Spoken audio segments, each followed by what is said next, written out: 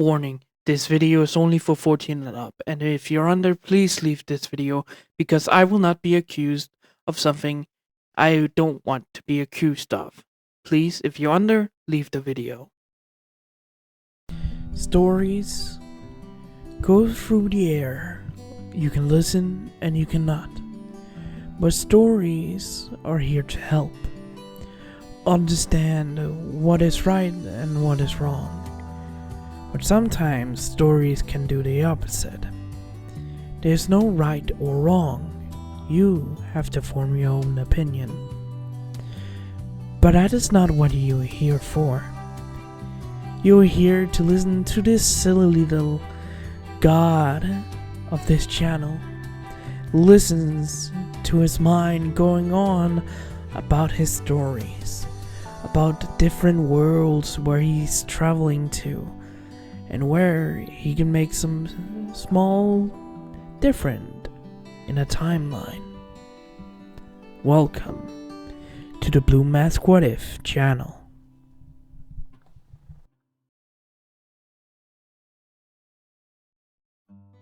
Hello everybody, this is Blue Mask and welcome back to my channel.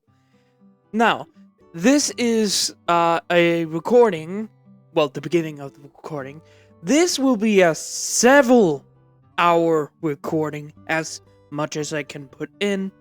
But you're probably asking, what the fuck are you doing? You literally have a series of, well, Deku being a monster hunter.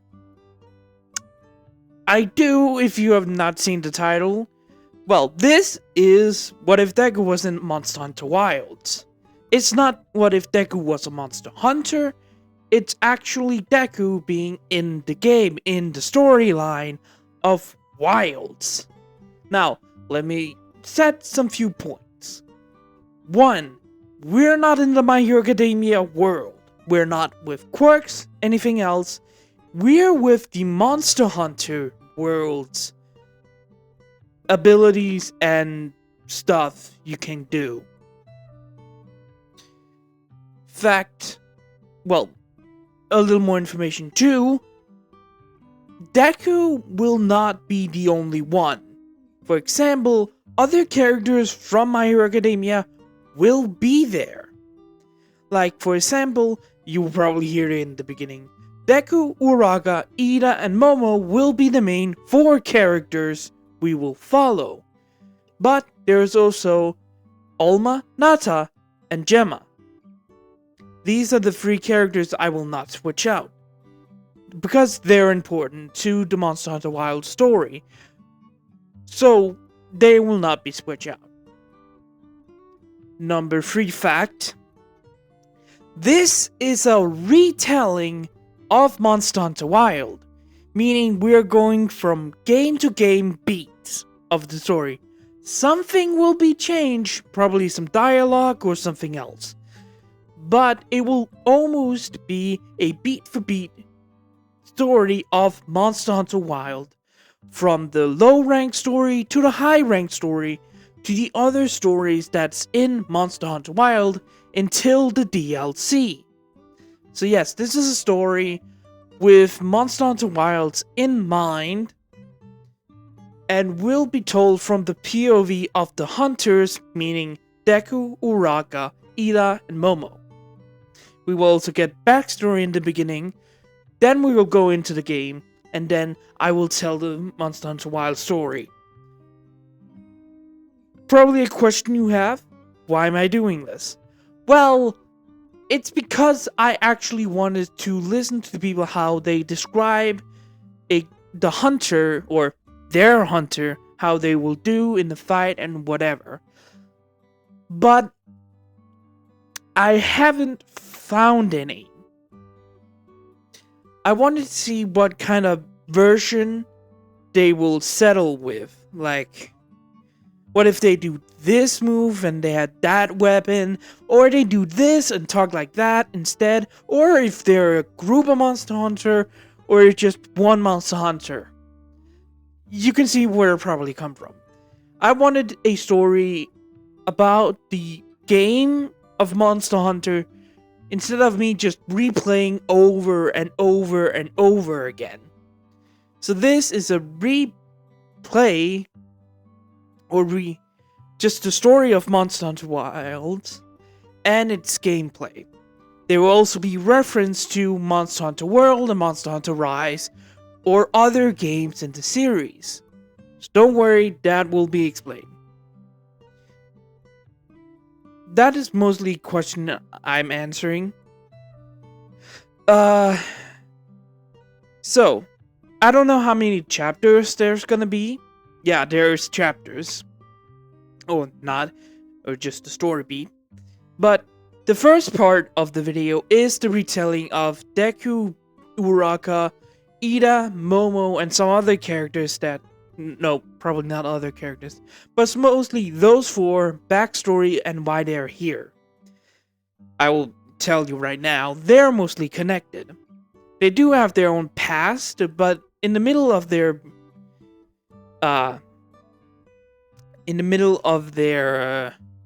life, they do meet each other.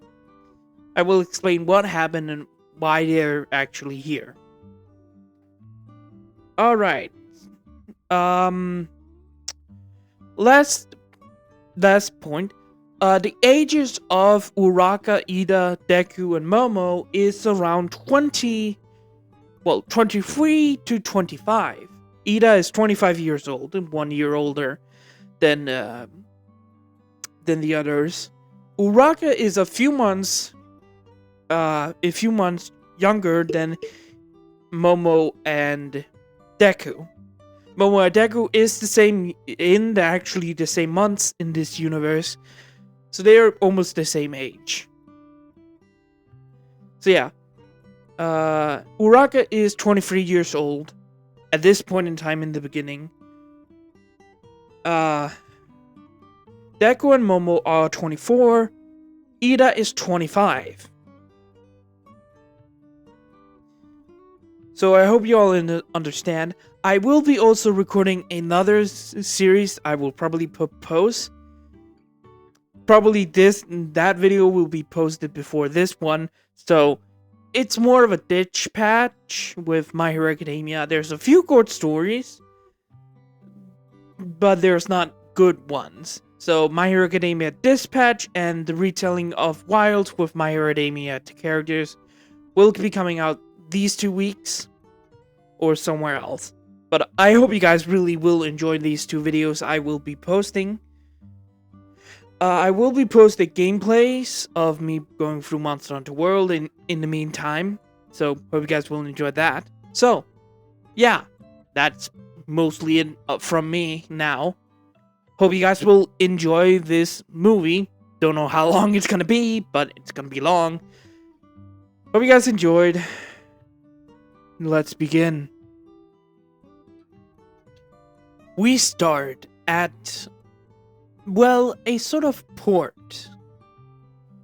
A group of hunters, researchers, handlers, and whatever there needs to do is setting up 2 ships. Yes, okay. Little bonus here, I will include 2 ships, not 1 ship, because it would kind of ridiculous if they only use 1. So, yeah, in this one, there's 2 ships.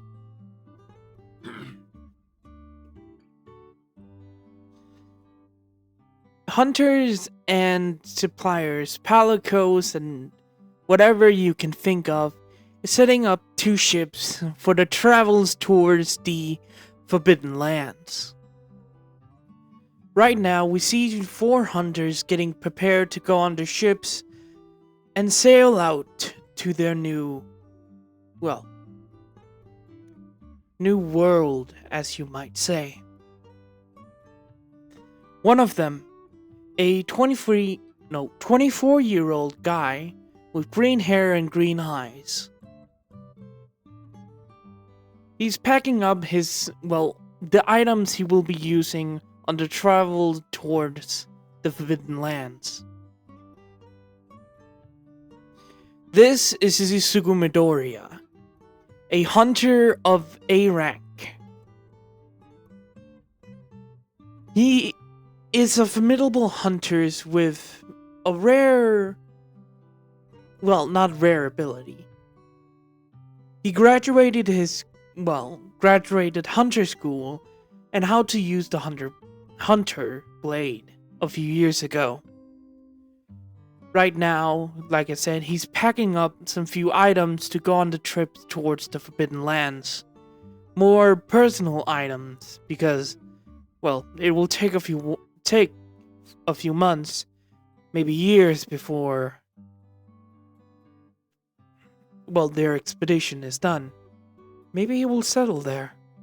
He doesn't really know.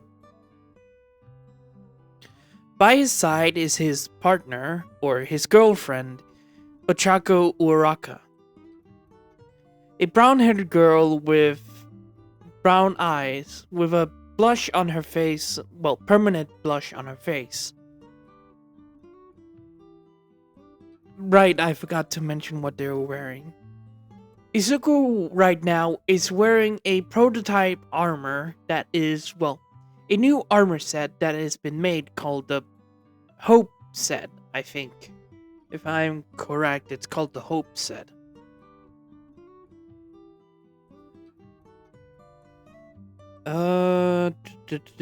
Give me a moment here. Monster Hunter Wild armor.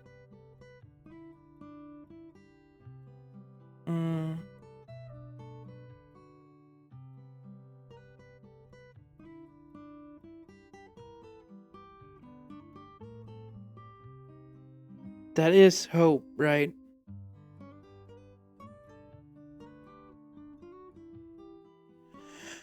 Oh, God, I haven't found.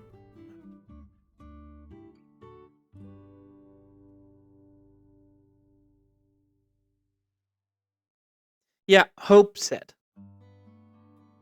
It's a new armor set that Smith has been made for this expedition.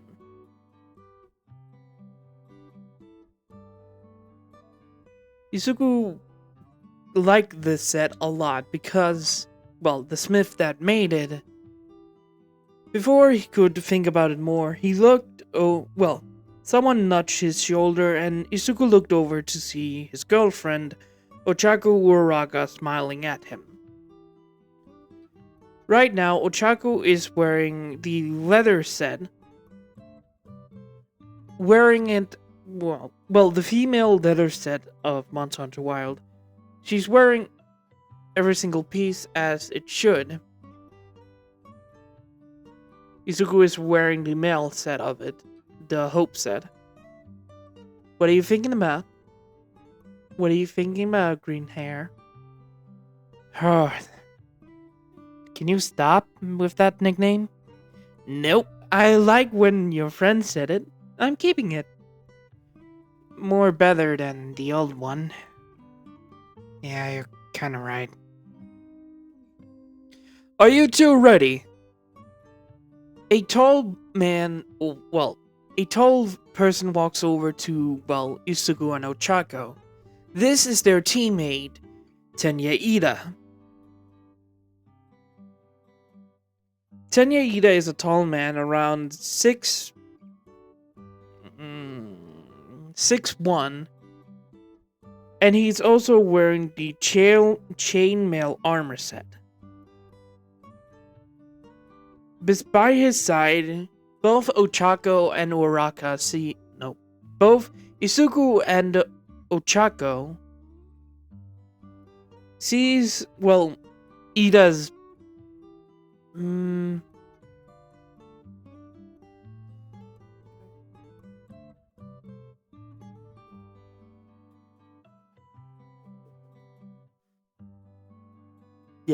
Ida's partner and best friend.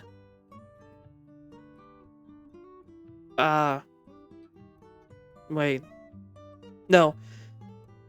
By his side, Ida is with his girlfriend, Momo Yariosu. She's also wearing the Hope armor set, but the female version of it. Yeah, we are almost ready, Ida. How about you two? We are all packed and ready. Great. Izuku went by his side, picking up the switch axe by his side, putting on his back. Being a new model of the, switch axe that he have gotten for the expedition. Ochako nodded and picked up her insect glaive, putting on, the weapon on her back. Yep, we are also ready here. A kinsect came, around Ochako's back and flying over to her arm, setting there comfortably. Great, I got all my ammo with me. Ida is also ready with his gear. Momo is right now having a light bowgun on her back, but she also prefers a heavy bowgun. But light bowgun is her main weapon. Ida, having the, lance on him, smiles and nods at his girlfriend's, words. All prepared with all the items I need. Yeah. So, Forbidden Lands. How do we feel? It's far from home, I can tell you that much. But looking back at the city there nearby, all of them watch the people, go around. It's kind of bittersweet, isn't it? Yeah. Almost 2 years ago, the rest of them left. How do you think they are? Izuku asked his friends, with all of them looking still at the city. They're probably fine in the new world. Hell, I even heard a hunter has gone up to, a G rank, Grandmaster. One of our friends? Probably not. He had different hair color, I think. White? Pure white with black highlights. Ah, I see.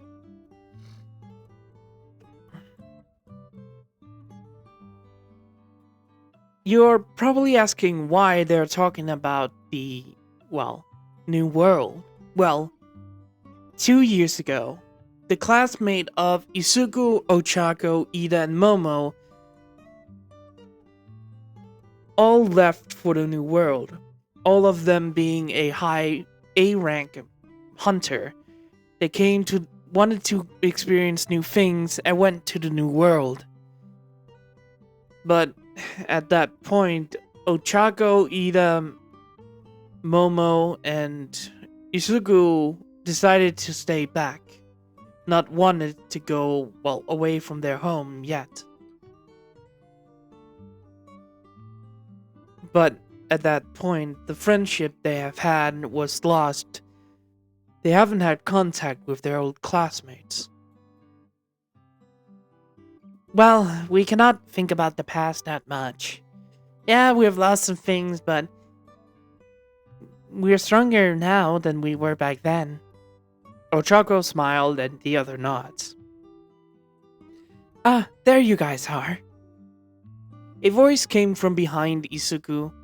Turning around, they see their new handler, Alma, coming up to them.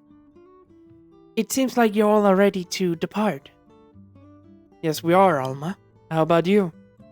I got all the item and personal stuff I want with me. It'll probably take some few years for us being there. You're probably right. Yes, you must be Miss Alma. We must all be prepared to be there for a couple of years. Maybe, in fact, we will stay there. Everyone nodded at Ida's words, and Izuku turned to Alma. Hey, the little guy is the little man gonna be alright? I mean, we are traveling back after, he was here around for years. Yes, he's quite ready to travel back to find his village. Remind me again, how did you actually find him? Oh, you were not briefed. I was, but it was kind of unclear. You said you found him, but when was that exactly? Well, 3 years ago, we found a boy outside of the, well, ancient forest near the tower. We found him, and when the desert, it seems like no one could travel that, so we were surprised when we found him. We have taught him some few words, if you're wondering about that. And, well, not few words. We taught him our language, and he did translate all of them to us. You did read up on them, correct? Yes, it's what, a month since we got the mission? We have read up on it and learned the language. I believe all of us did. Yes, that is actually amazing. We can maybe understand the people that's there. I see. But I might ask, but is, well, is he alright mentally? Sort of. It's not clear. He is a child after all, around 14, 15. Yeah, I see.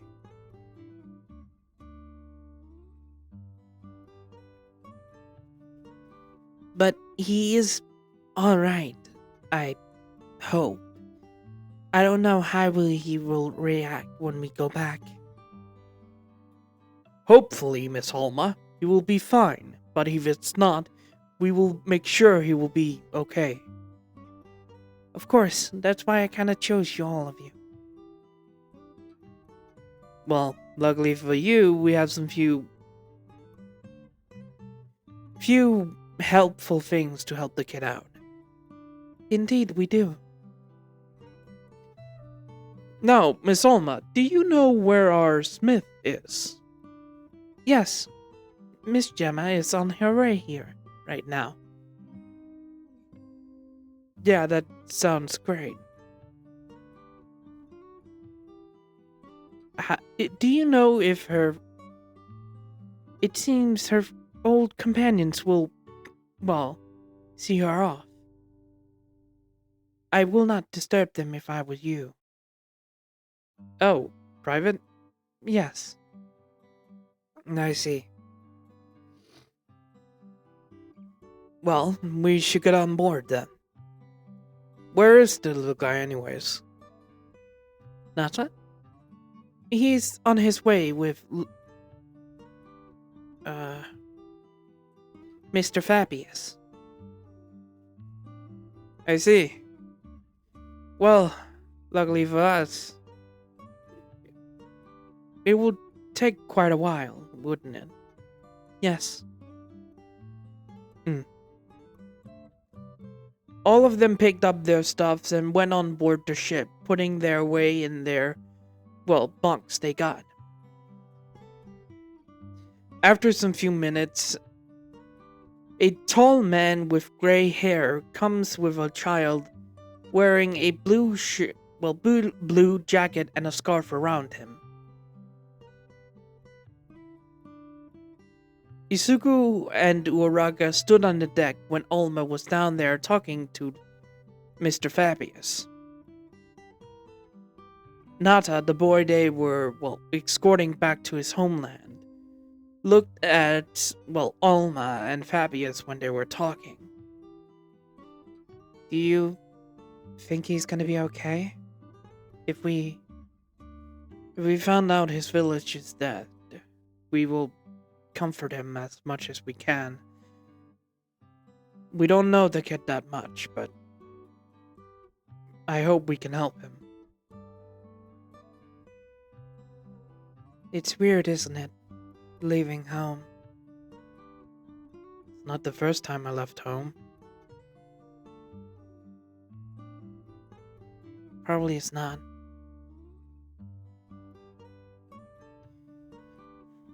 Did you say goodbye to them? I went there 2 days ago. The graves are still there. I did say goodbye to Mom and Dad. That's good. How are you feeling? None. I'm gonna be okay. Maybe I'll set up something for them. Good, good. Both of them smiled at each other when they saw Mr. Fabius nodded at Alma, walking a few steps back, with her nodding and grabbing Nada's shoulder and walking him towards the ship. Walking up the plank of the board and on the ship. Izuku and Ochako walks over to greet Nada again, saying hello and how was he. He was not, talkative at first. He just said some few words and still are quite nervous being around them. Both of them nodded at this and walked away to give the kid some space.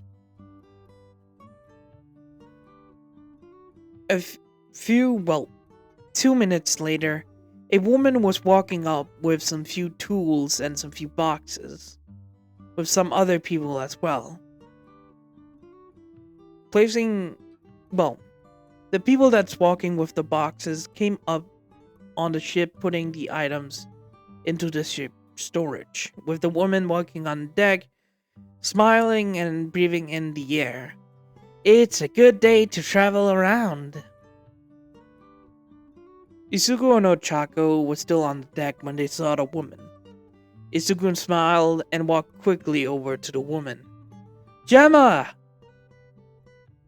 Gemma turned around to see Izuku, smiling as well, dropping her bag on the floor and walked over and hugged Izuku. It's good to see you. It's been a couple of hours. Well, it's been like a day since I last saw you, Izuku. It has. Say, how is the others? Oh, they're doing great. They just sent me off here. Let's see. How's Mr. Cavalier? Or how's the man, also? Ah, they're fine. The Cavalier is... Or if I'm correct, his name is Cavalier. He was kind of emotional, but I have been traveling alone for a few times over the years. So saying goodbye to him is normal, but I do catch up with him a lot of the time. I see. And Mr. Man? Do not believe that is his actual name. Come to find out, it is his actual name. His parents were kind of weird. But yeah, he's doing great as well. I've heard he got a great job at Dondorma. He didn't say much, but it was probably an upgrade to the weapons if Elder Dragon attacked. Yes, those ones. How... Wait. He's upgrading Dondorma? That's an honor!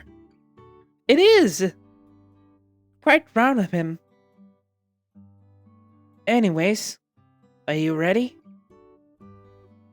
As ready as I could ever be leaving home. But probably gonna find a new home over there. Yeah, probably right. Anyways, are you ready, green hair? I just said yes. Right, sorry. Oh,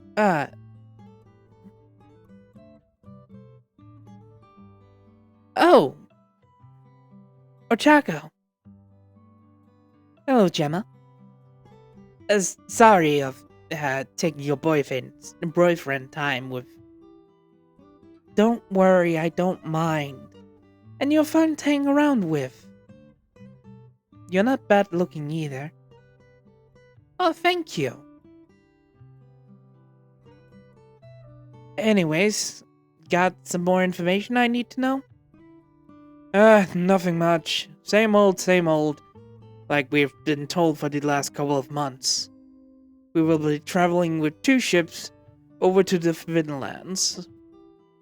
Well, near the Forbidden Lands, and going near the desert of the Forbidden Lands and then going inland. Then the ships are going to sand ships and all that neat stuff. Great. Your friends? They're also packed. And our handler? She's also getting ready. Alright. Then, when are we leaving? Probably 30 minutes? I don't really know. Alright then. I should get into my room then. See you two later. Gemma grabbed her bag and walked away, with Izuku looking at an old friend of his, walking down below. You know, you can stop looking at her. I wasn't... What? I said she was attractive. Yeah, but... You still have a crush on her, don't you? Do you blame me? We were kids when we met. Yeah? And now she's older.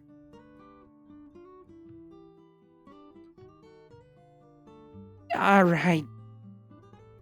I don't blame you. Like I said, she's attractive.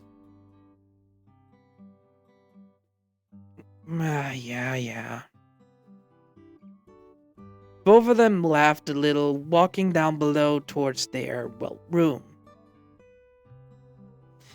When they walked down below, they found their room. Walking inside to see it was a room allowing 2 people to sleep in it. It was quite small, only having 2 bunk beds and a desk. Walking over and placing their stuff in it, Izuku lay down on the bottom bed with Ochako, not going on the top, but laying beside him on the bed. So, where do you think our new Palico partner is gonna be? I don't know, but we'll probably find him. Ooh, do you hope it's snow? Haven't seen the little critter in a while, but I hope so.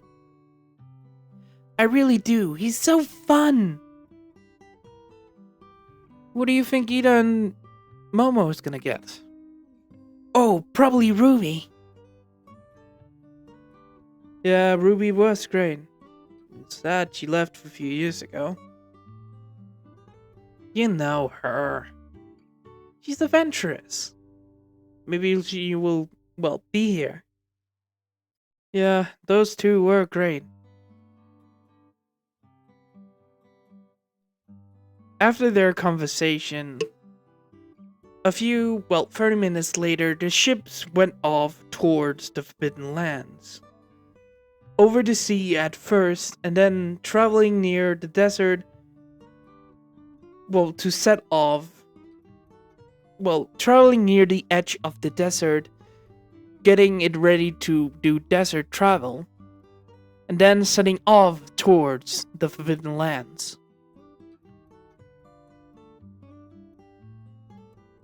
It's been around a week since, the expedition team has led off towards the Forbidden Lands. Izuku is stepping on the deck of the ship, walking across it towards his team and his group. Izuku sees them and Alma calls him over. He also greeted another group that's on the expedition as well. A young man with blonde hair a little bit older woman with blondish black hair, and two other people. Well, three other people actually. A woman with long black hair behind her, and a man with blonde hair a little bit straight up, but still not as long. Well, not the man with black hair that's covering most of his face. Izuku greets them and Izuku greets them and smiled at his old teachers.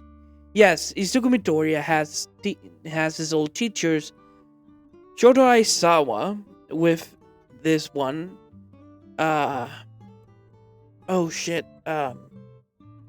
Izuku doesn't recall, well, his other teacher, President Mike, as his nickname is, so he usually call him that. And Nimuri, or Midnight, as her nickname is, another teacher of him. They have gone on the expedition with another group because they have to do something special. So they have left their old job behind at the Hunter School to come with them on the expedition to the Forbidden Lands. Izuku greeted them and walks over to the group, saying how they were and everything else, and staying beside his girlfriend, but makes eye contact with Nata.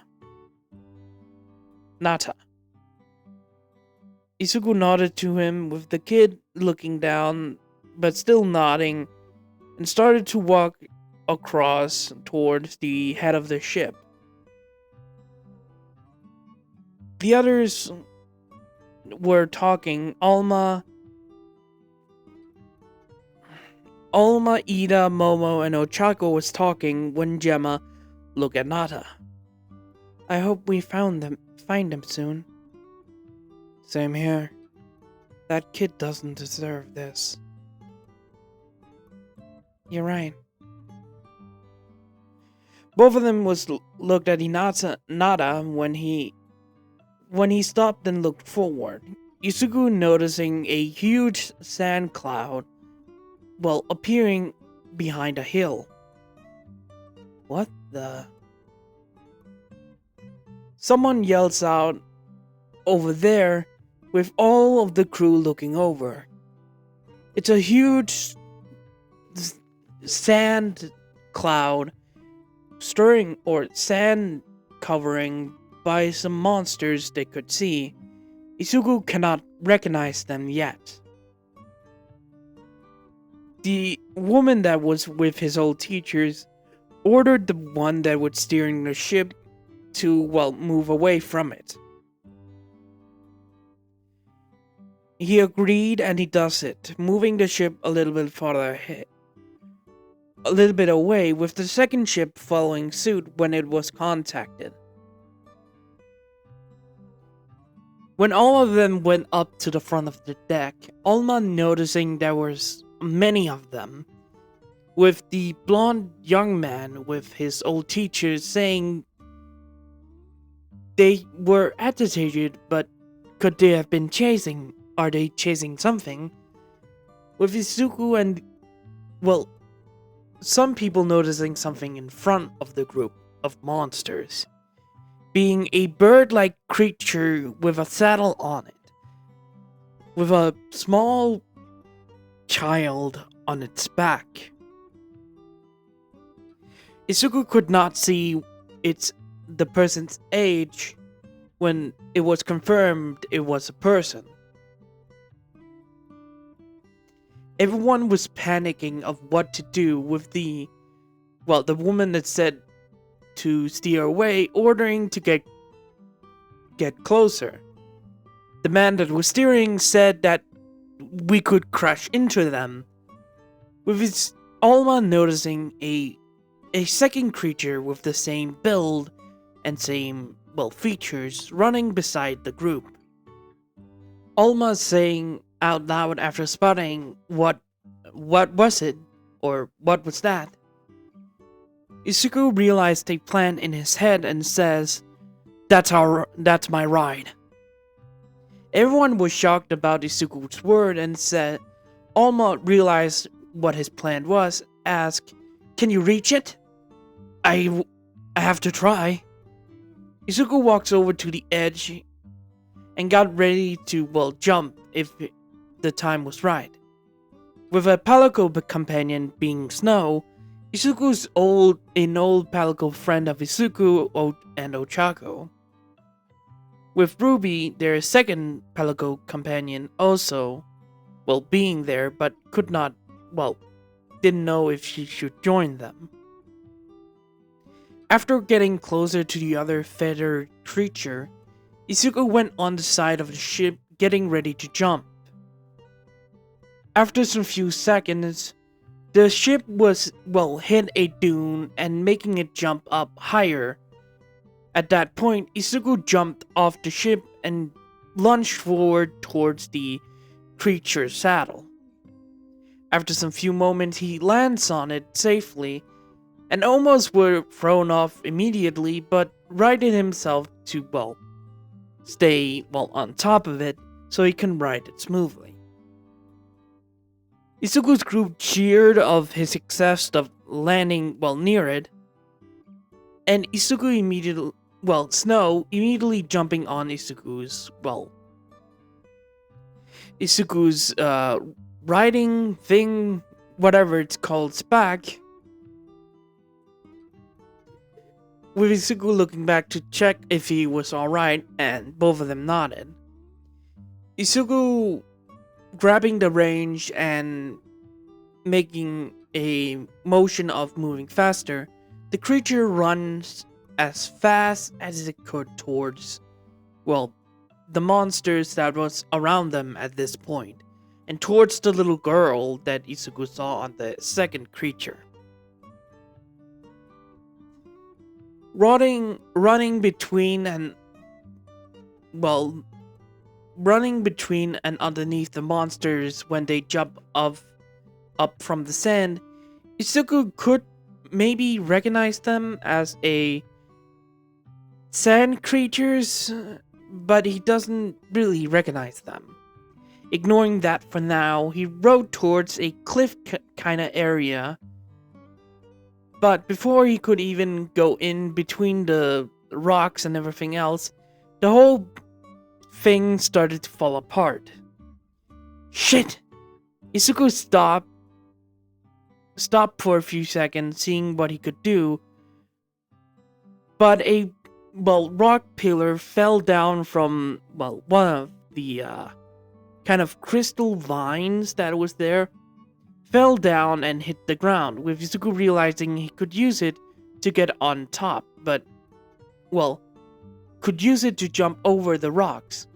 When he steered the creature over to it, instead of it jumping down towards the sands, it jumps on the rock, running up and then up top to other rocks that was still, in the pattern of lifting itself up. Shocking Izuku if it could climb really well with passengers. Alright, this is a great creature. Sure is. Now, get ready.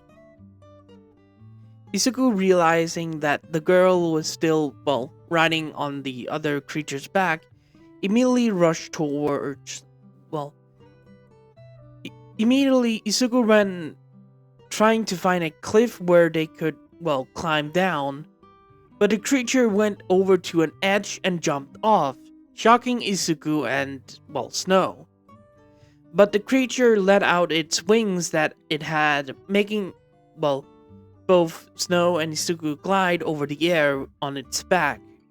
Landing on the ground, Izuku and Snow were shocked that it could do, but ignored it for now, riding over to the girl as fast as they could.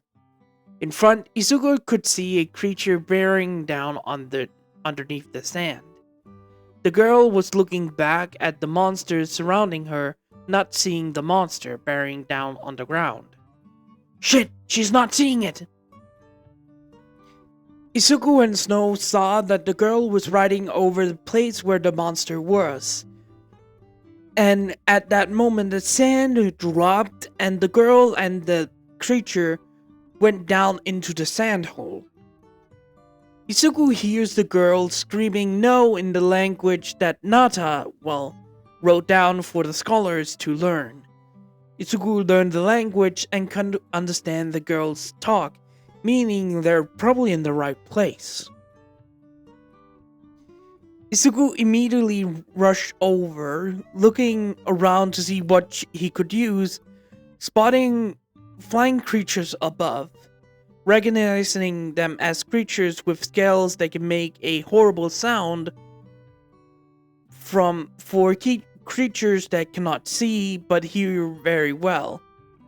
Izuku spotted on the monsters that it doesn't seem like it had eyes in this traditional area, so it most likely can only hear as great as it can hear better than it could see. Launching his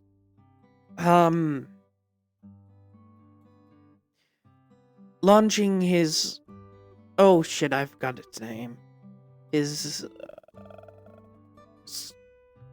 slinger. Yeah. Launching a gravel hook from his slinger, grabbing onto the creature and grabbing some scales, making it, fall to the ground. Izuku winced at that, but still, he had to use the scales. Looking down into the hole when he was above it, Izuku saw the creatures biting at the girl, but the other, looking down at the monster and the girl on the creature. The creature kept the girl safe as, possible as it could. Izuku immediately, aimed his slinger and fired off the concussion, sound. The scales landed on the, monster, producing the sounds, making it, fall away from the girl. Izuku immediately took his chance and jumped off the creature, Snow taking the range, and Izuku falling down towards the girl and the, other creature.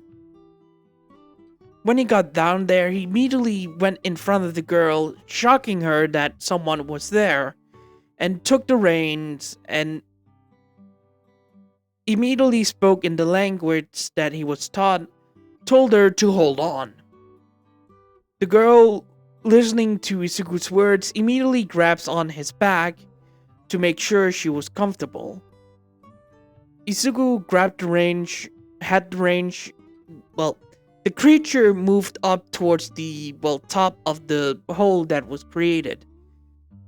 It immediately going out of the hole, and Izuku and the others immediately sprinted away from, the hole. Unluckily for them, more of the monsters showed up. Izuku looked back and saw that they were being chased by around. He couldn't actually see how many. But Izuku looked back at 5 monsters almost nearby, launching the scales at them, hitting 3 of them, making them fall into the other 2. Looking to the other sides, other of the monsters were there, Izuku launching, the scales at them as well. Continuing doing this, firing off these scales that make the horrible sound around 3 more times before he ran out. Looking up to the sky, he spotted a pack of these birds flying over him, launching his grapple claw, grabbing one of them and its scales, making it fall down on the ground. Luckily for it, it was grabbed by his friends. Izuku, still using the new scales he got, making the monster pack fall away from, the chase. When Izuku looked in front, he saw a monster running up one of the pillars, a pillar in front of them. In front of him. Izuku immediately launched the, sound scales at it, but it was not effective. It immediately looked at Izuku and lunged forward towards them. Izuku moved the creature away, or the small wyvern away from the monster, making the monster miss them. Rushing forward, Izuku could see another one going up a same kind of pillar, but it was falling apart when it went up. When it was looking at them, Izuku could see it was unstable, launching the gravel claw at the rock and pulled a rock from the pillar, making the rocks fall on the ground. Izuku looked back to see that portion has actually knocked away a lot of the monsters that was pursuing the girl. Rushing forward, Izuku looked down to see that he has no more scales he could use, and there's no other birds around them.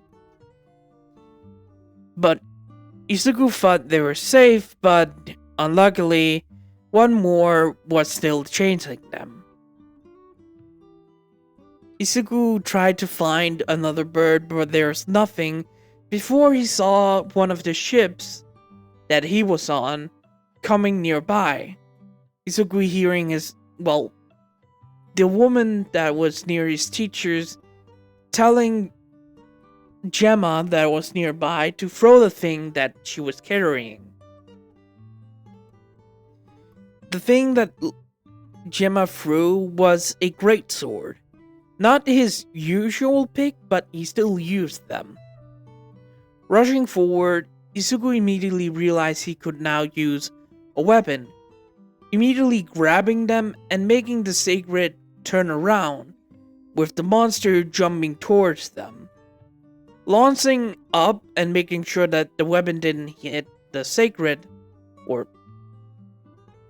the creatures, or anything else, or the girl, especially, make sure that the greatsword didn't hit them.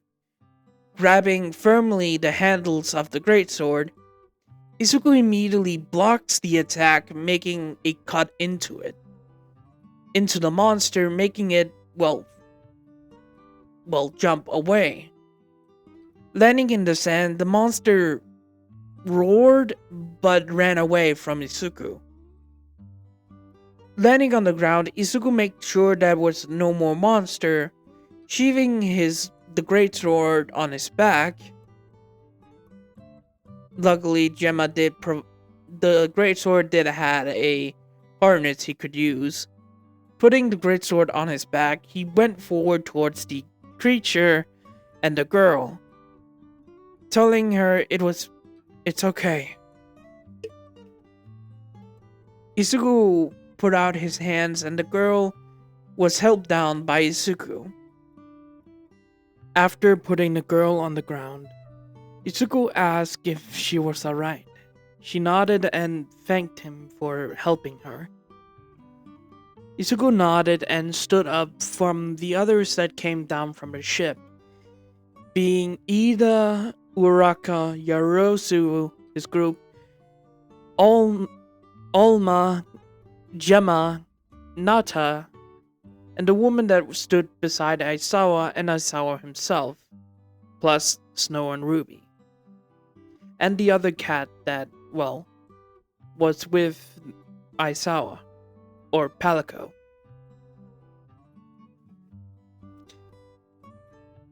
Everyone walked over and Nata said to the girl that she was safe and alright. The little girl nodded at this, and Izuku greeted Gemma's yo. Bell heard from the other woman that was beside, Aizawa. He really needed to learn her name. He didn't interact with her a lot, so he really needs to talk to her to get her name. Another person, the blonde-haired boy he didn't actually see come down, was over at the creatures and made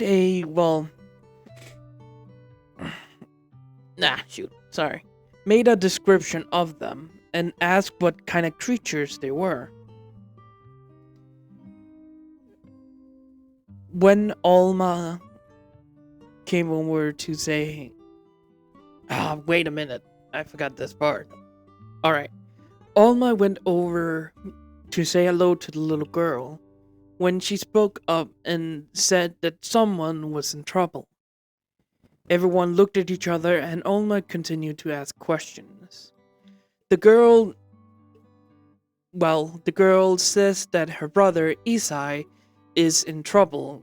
They were attacked by a monster nearby, a little bit away from here. When Alma asked where she know her brother is, the girl pointed at the creatures and said, "The sacred, they can smell him out." Izuku finally got a name for the creatures. The sacred. Got it. So the sacred can lead us to your brother. Yes. Okay then. We have 2 of them here. I'm not gonna put a little girl in danger, so... Got it. Alright. Izuku turned to his friends, him being the official leader, even though all of them split when they have a plan. Kind of let the person that have a plan be the leader for the moment. Alright. Momo, I think I need your help here. Got it. Ida, Uraka, I need you to stay behind with her. Also keep an eye on Nata. I can also help with that. Izuku turned to Gemma and smiled. Thank you. Please do. You 2 are more responsible, so... you 2 are more, responsible at caring. Ochako, Ida. We understand your plan here. You need range, so you ask Momo.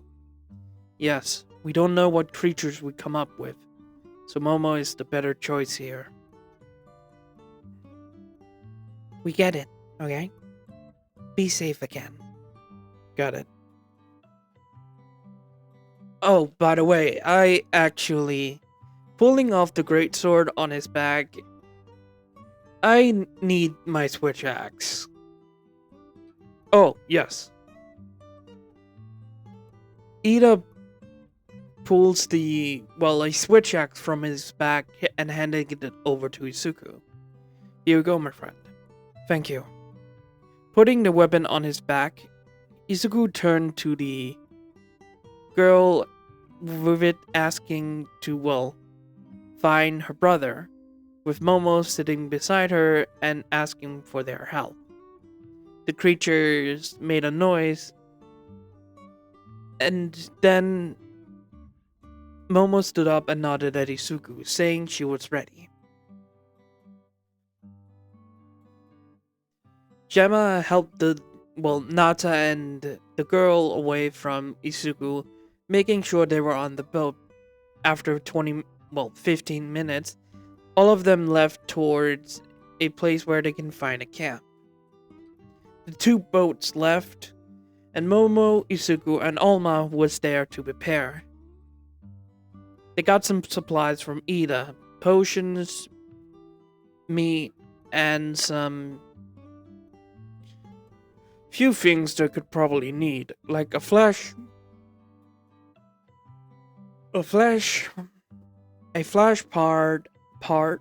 pod, and some few, might seed and a Duran seed, I think it's called. Alright, we got 4 of them, so... He handed 2 to Momo and have 2 to him. We have some fuel boost. Momo, I want you to be up on a higher ledge when we get to wherever it is. Got it. Izuku walks over to the sacred he has and jumping on it. It looks back at Izuku, looking at him, but It crooned in excitement of, well, having a rider. Thank you, if you accepted me. Momo jumped on the other one with Alma sitting, well, jumping, helping up by Momo's to sit behind her. They had to have a, well, handler with them. Ruby and Snow was the two Palico partners they have joined them, jumping on, well, Isuku's sacred's tail. The sacred's tail for, well, riding. After they got ready, Izuku, well, made sure that the sacred could moved along to find the little girl's brother, Isai. After traveling for 5 minutes in the desert, they reach a cliff area that led them towards towards a opening into the cliff. After hearing some yelling from it, both of them knew they found something. Both of them rode inside above a certain, well, ledge down into a cave area.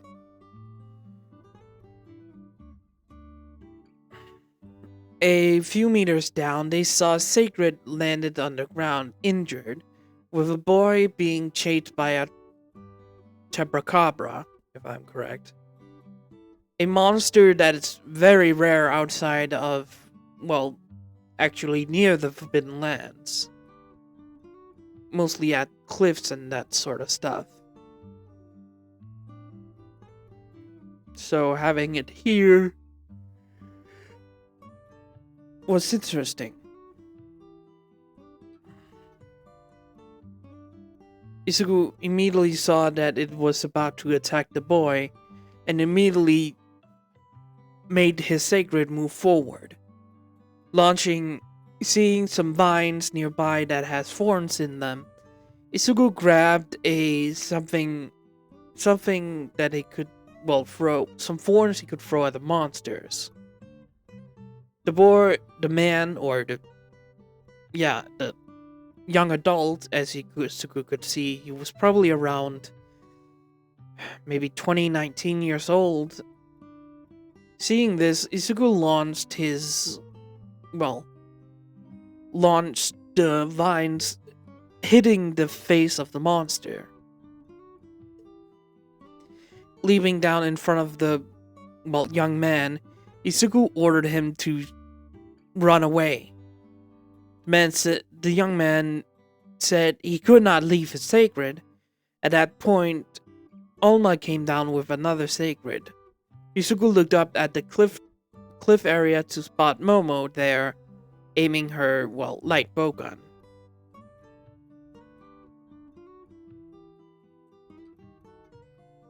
Izuku nodded at this, employed his sword with, well, Snow pulling out his hammer with Ruby pulling out a sword. The monster immediately roared in anger and went forward towards Izuku, trying to smash its fist into the ground. Izuku immediately, well, dodged to the side and attacks the monster with his switch axe in his axe mode, hitting the top of his axe underneath the toad, hitting it. After that, he started to swing his switch axe side to side, attacking the monster and hitting it in its face when it turned to him, side to side to side. The monster got angry and went down to jump when he got hit by some few bullets from Momo. The monster roared anger, but at that point, Izuku immediately switched to his axe mode and started to cut inside. Well, cut the monster. But After some few minutes of doing this, dodging from Isuku hitting with bullets from Momo, the monster could not handle it and immediately, well, was slain by Isuku and Momo. After sighing of relief, Isuku, well, pulled his his switch axe on his back. Sighing at it, with Momo immediately coming down from the cliff face and walked over to Isuku, nodded at their good thinking. Both of them went over to a cliff, a pocket area where Alma and the guy was, saying that all was clear. Alma went out first with the sacred she was with, the guy coming out with his afterwards. He breathed a sigh of relief and turned around to thank Momo, Isuku, and Alma when he spotted the Chupacabra. Yeah, Chupacabra, I think. Slain in front of them. Momo and Isuku has already cut into it, getting the parts they got some parts from it. When the guy asked if they actually slayed it, Alma said yes, that's their job. Oh wait, no, that's not the interaction. Ah, shit. Give me a moment. Sorry about that, I kind of made a mistake. After getting out of the cave, the guy, still sigh of relief and turned to ask, but stopped when he saw the creature.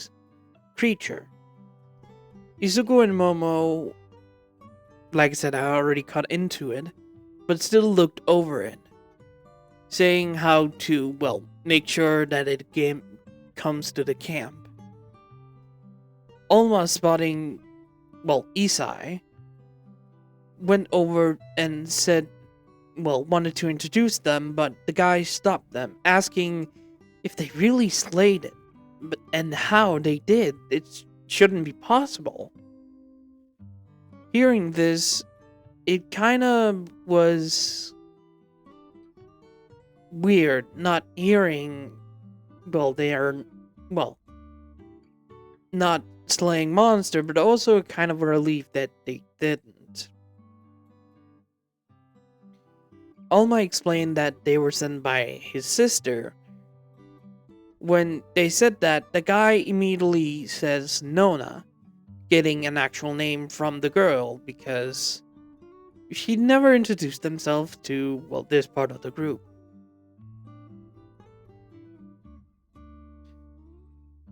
Alma says that she's actually with their camp right now. They can, take him to her. Hearing this, the guy, Issei, nodded at this. Anyways, we should probably get this one packed up. You sure? Yeah, we shouldn't let it rot out here. That'd be a dumb idea. We can't set a flare because we don't know where the hell the camp is. And if there are other people out here, they will be wary. So right now, it's better to drag this, beast, this monster, back to camp. Nodding at this, Isugu got, luckily for them, they had some rope on them, and used the sacreds to drag the body away. After half an hour of roaming, a flare was sent up with them spotting where to go, climbing off the cliff a little bit farther away.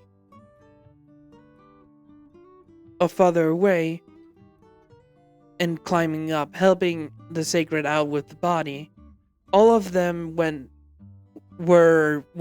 the camp with the blonde-haired boy and the woman still there. After sitting down of it, Isuku helped out taking the rope off. Momo greeted the woman and said hello to her, with the guy that was with her, well, looking at the sacred.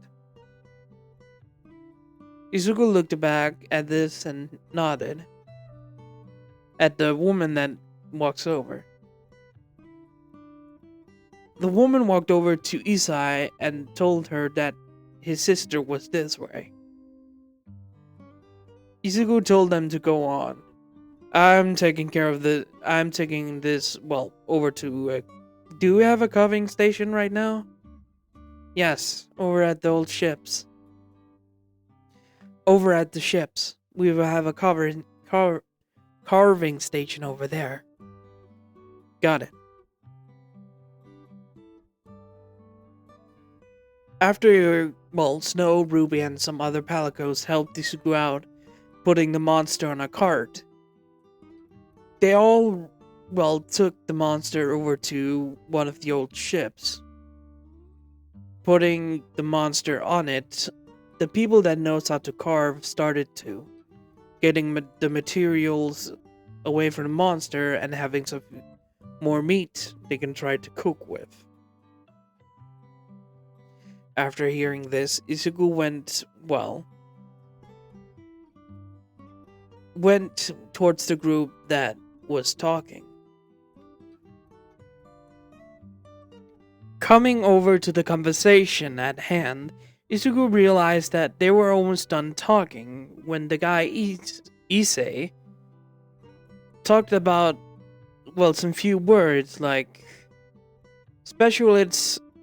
specialists, tools, and permission, and say he doesn't really know and it was kind of new to him.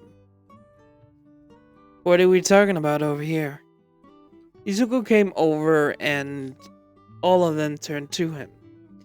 We were talking about Tuisai and Nona here, about if they know about, well, the keepers. Olma said. So, for Nata's expressions, there's nothing, right? Sorry, I don't know. That's fine.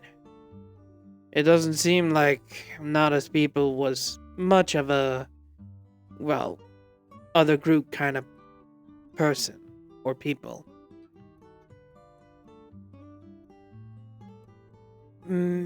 I do think one of our elders know, maybe. I don't really know. Alright then. Then Snow asked if they could, well, walk around the base camp to check out everything they needed. Izuku nodded and told Momo that the items they got could be used for, well, armor or weapon pieces now. Momo said thanks for the information and, well, Issei was led away by Olma and Nata to get his wounds, well, checked on.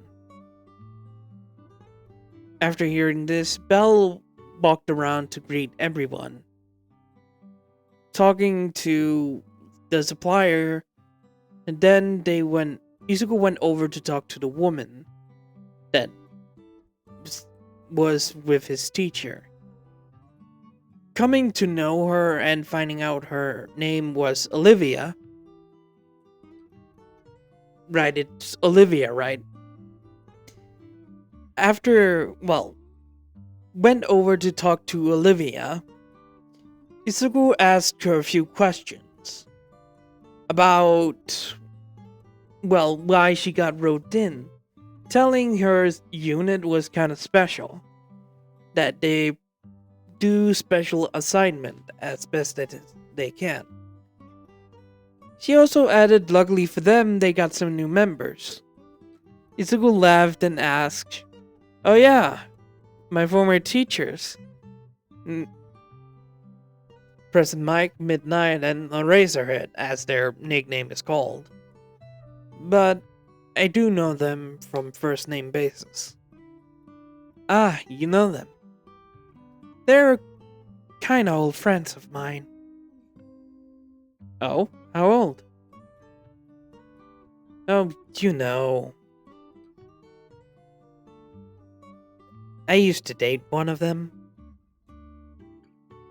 Really? No, I'm kidding.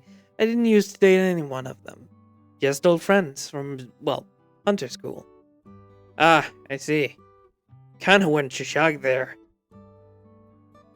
Oh? Well, I didn't.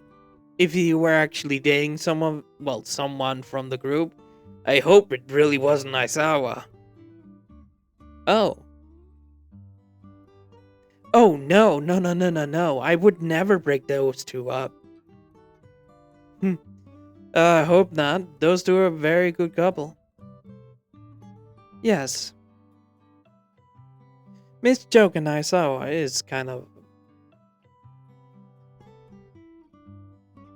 Eraserhead and Miss Joke are a cute couple. Even though Miss Joke is more of a researcher than a hunter. Oh, so you also use their nicknames as their actual names? Yes. Except for Mr. Except sometimes I just use Aizawa. I get it. Now, may I ask? I've heard some few things about me and my group on the ship, but I want to confirm it with you. Hopefully it's not something bad. Oh, it's middle of the row kind of situation. It seems like your group was actually a part of two other hunter groups. You split off and you formed. Best team around, they said, but you mostly kept to yourselves. Solitary. But you will always come ahead to save people. Ah, yeah. That is our group. Even though it's only 2 years old, we're the best of the best. It seems so.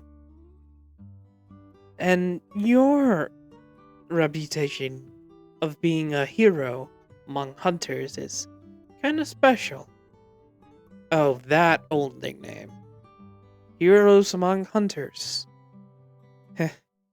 Still, it seems like my heroic things are still here. It seems so. Anyways, have you checked out the training arena? Oh no, I didn't know we had one yet. Oh, we do.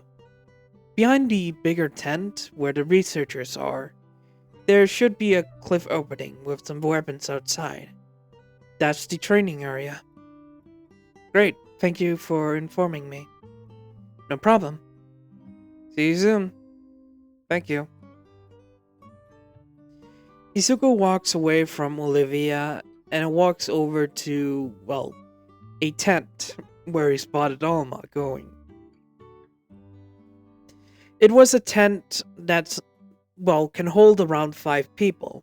It's, by the way, I will inform you, guys, the tent will be bigger instead of just fitting one person. It's a tent that's bigger. The area of where the base camp is also a little bigger. I want the maps to be a lot bigger, like 3 times as bigger. So it makes more time instead of just, well, barely no. But the tent is bigger, holding around 4 people inside. No, they can hold around 6 people. It's long and it's a long tent. There's a lot of tents that's long that's been set up. Walking over to where the, well, overhang outside of the opening of the tent, where Izuku found Alma, Issei, and Nona talking. Seeing this, Izuku looked over to see, well, Uraka talking to, well, Nata. asking about when he crossed the desert. He told of his experience with it, and Ochako said that he was brave, walking all that way alone. Nata nodded at this, and Isuku walks over to them. Seems like you two are getting along. Ah, Isuku! Ochako stood up and went over to hug him. Isuku hugs back, greeting Ochako as well. Walking over to Nada, he said how was he doing. Nada said he was doing fine. So, I heard a little about the walking through the desert. Didn't want to, well, ask again, so what do you like? And we're not talked that much. What I like? Yes, like hobbies, things, reading, wooding. Oh, I enjoy the tea all my mates mix me. Ah, that makes sense. He makes a good tea. Anything else? No. That's fine. You can find something out eventually. Talking of asking a few more questions to Nata, Isugu walks over to where where a smithy was put up for Gemma, walking over and greeting her. Gemma! Oh, hey Isugu. How are you doing? Ah, everything's set up as much as I want. So, what do you need? Just came to see what the monster parts can be made. Oh, I got some few armors you can use. Pulling out a paper and showing it to Isuku. He scrolls through it and sees the armor. Sorry about that. Isuku looks at the armor that was shown. If you also need ores, I have some you can use. Handing it over showing the ore Gemma could use, Isuku looks at, the armor set. I don't think I have enough materials for it. Well, maybe the mask, but I don't need that yet. I will probably skip over this. Maybe Momo can use the parts for something. Yeah, we do have a large bowgun. Yeah, maybe that would work for her. So what? Are you not gonna ask? About what? Oh, come on! You're literally not asked about the jacket. Oh, isn't that from the former Cavalier? Damn it. It looks good on you, Gemma. Don't worry. It's just, I've been around you, the whole group, so many times. I recognize that jacket immediately. Ah, man. Well, yeah, it's Cavalier's jacket. I hope I'm actually saying his name correct. He gave it to me after I got a huge contract with the guild. Of course that old fool would do that. Yeah. Anyways, I want to ask. Sure, go ahead. Isuku looks at the paper, the drawing of the armor, and started just to look at it. Did you guys really have a fight? Isuku stopped and looked at Gemma. What? No, me and Choco didn't have a fight. I wasn't talking about her. I meant Bakugo. Oh. I've heard some rumors that you, Ochako, Bakugo, and in some words, Ochako's ex, was in the hunting group. Yeah, we were in the same group. It's kind of hard to talk about. It's okay, it's okay. I just wanted to confirm. Yeah, you can talk to me about it if you need to. Oh, yeah, totally. Izuku put the paperwork down and said that he should probably get to the meeting. Yeah, he should probably get to the meeting that's gonna be held. Gemma, noticing the topic change, agreed. Both of them moving away towards the, giant tent.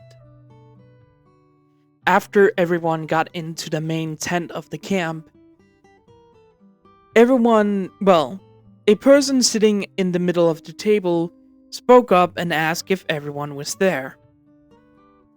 In the middle of the, room sat a green-haired woman with a smile on her face. This is Miss Joke, aka her real name in My Hero Academia, because I kind of forgot it. She is the head researchers of, this expedition, about the region and everything else. She's a Wyverian. A very old Wyverian. But she still looks great for her age. After, everyone says they were here, they started to talk about, figure out where Nata's and how much progress they have had.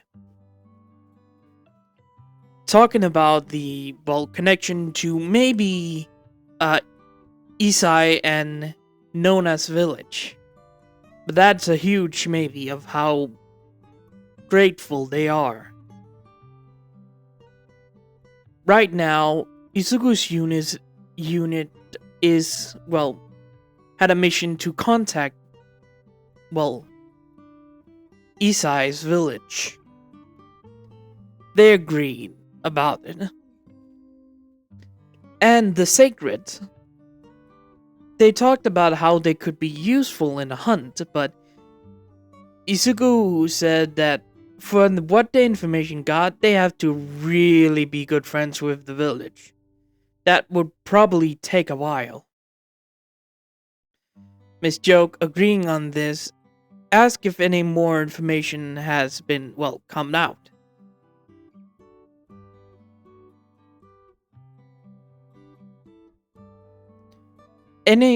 Sorry about that. No one spoke up, but the head chef told them that he is missing some few, ingredients, and the support unit that should have arrived a few hours ago, left a few hours ago to find some, is not, here yet.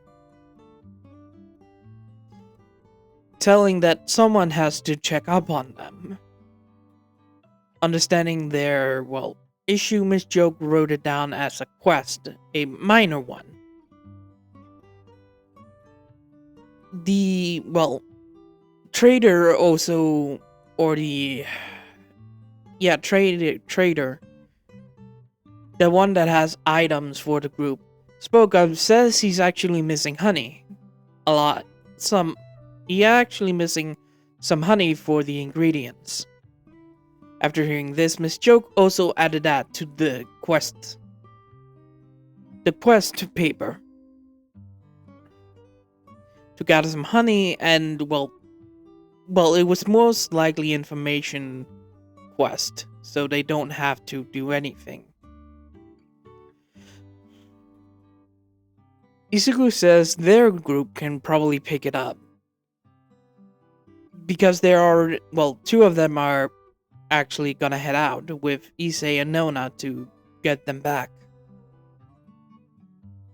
Miss Joke agrees on it and hands the paper over to Izuku. After everything was discussed and what else, the group left the tent and everyone started to walk. Nata said that he was thankful for help, but he didn't want to cause trouble in the meeting, looked nervous because all of them told her it was nothing. Watching Isugu and the other hunters that's gonna help him, he feels like he was causing trouble. Alright, Isugu stopped at their tent. So, Isai, Nona, yes? Isai stood up and looked at Isugu.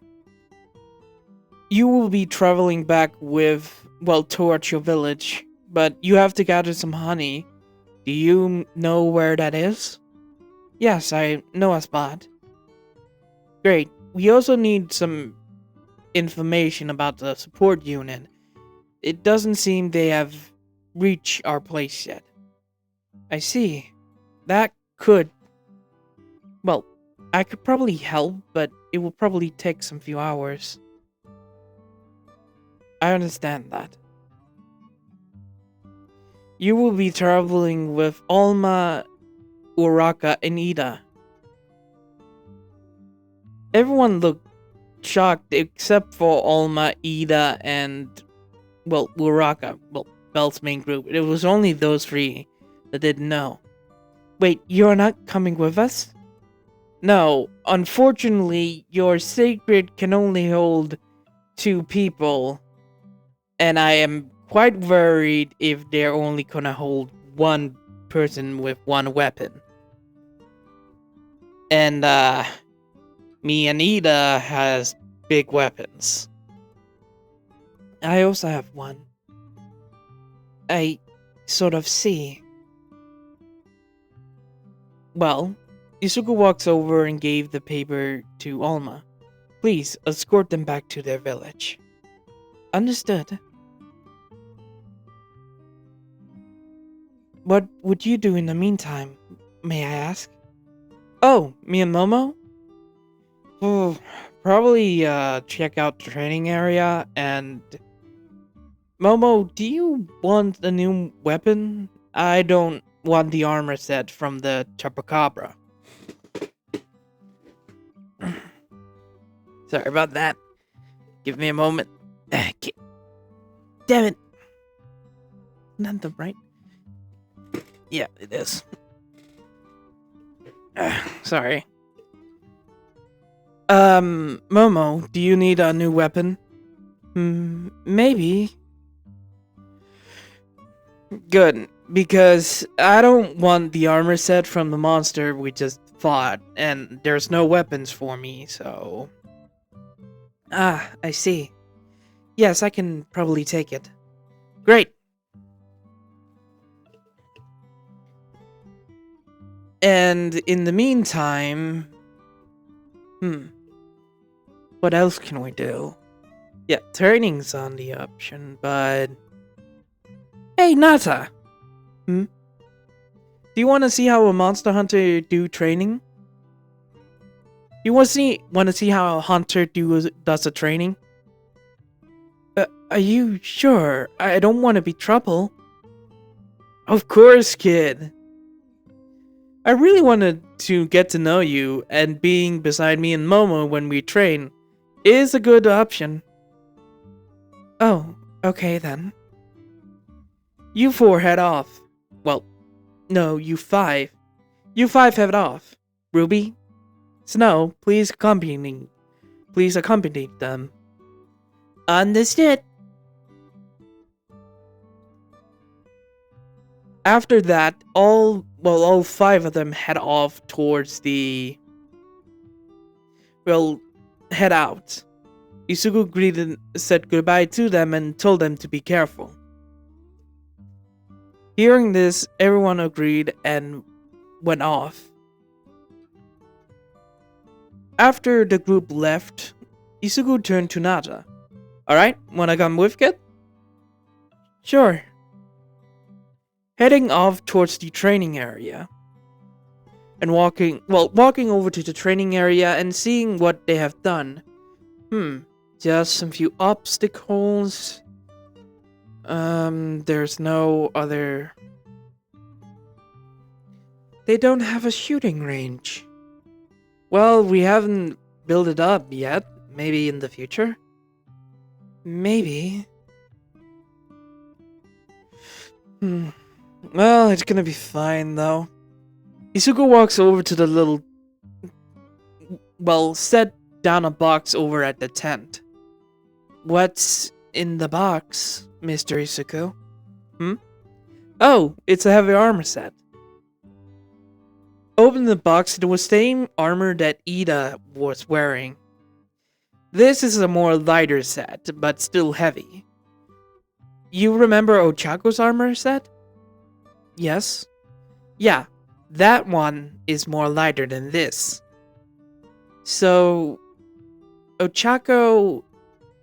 Ochako, is wearing light armor. Me and Momo are wearing medium armor. Lighter, but still better than leather. And Mr. Ida is wearing heavy armor. Well, chain armor, actually. This is called Hope armor, and the one Ochako is wearing is still called leather armor. I see. I wish I have my more heavier armor, but had to sell it. You had different armor set? Oh, yeah, I did, kid. All of us did. But we had to get some more supplies and food for the journey. And we don't know which kind of element that's here. So wearing a armor set that we had from the old world would probably not work. So you sold all of it? Yep, every single weapon and armor. Even our duels and everything else, that's kinda hurtful that we had to, but we had to get food with us. Wasn't the guild supplies enough? Yeah, but Ochako is kind of a glutton, same as Ida. They really need a high bunch of food. Me and Isugu are kind of the same level. Why is Ochako and Ida different? Well, mostly because Ochako is a high-speed, high-flying, well, insect glaive. She used flips and everything else to cut into the monster and stay in the air as much as she can, and hitting the monster above. But she needs heavy amount of strength to do that. Me, for example, I'm just carrying a weapon. I have to do the impact of mine and everything else. I need denser muscles and more heavy protein. That's why we sold all of us armor. I kinda see. Well, we should probably get training. Isugu puts on the armor and, took his weapon, went over to the, machine that was there. Oh!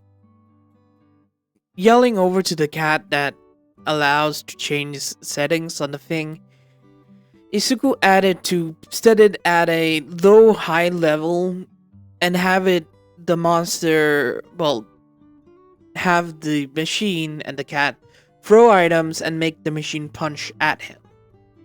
Hearing this, the cat agrees and told the other cat to do it. The cat agreed and set that mode. What is he doing?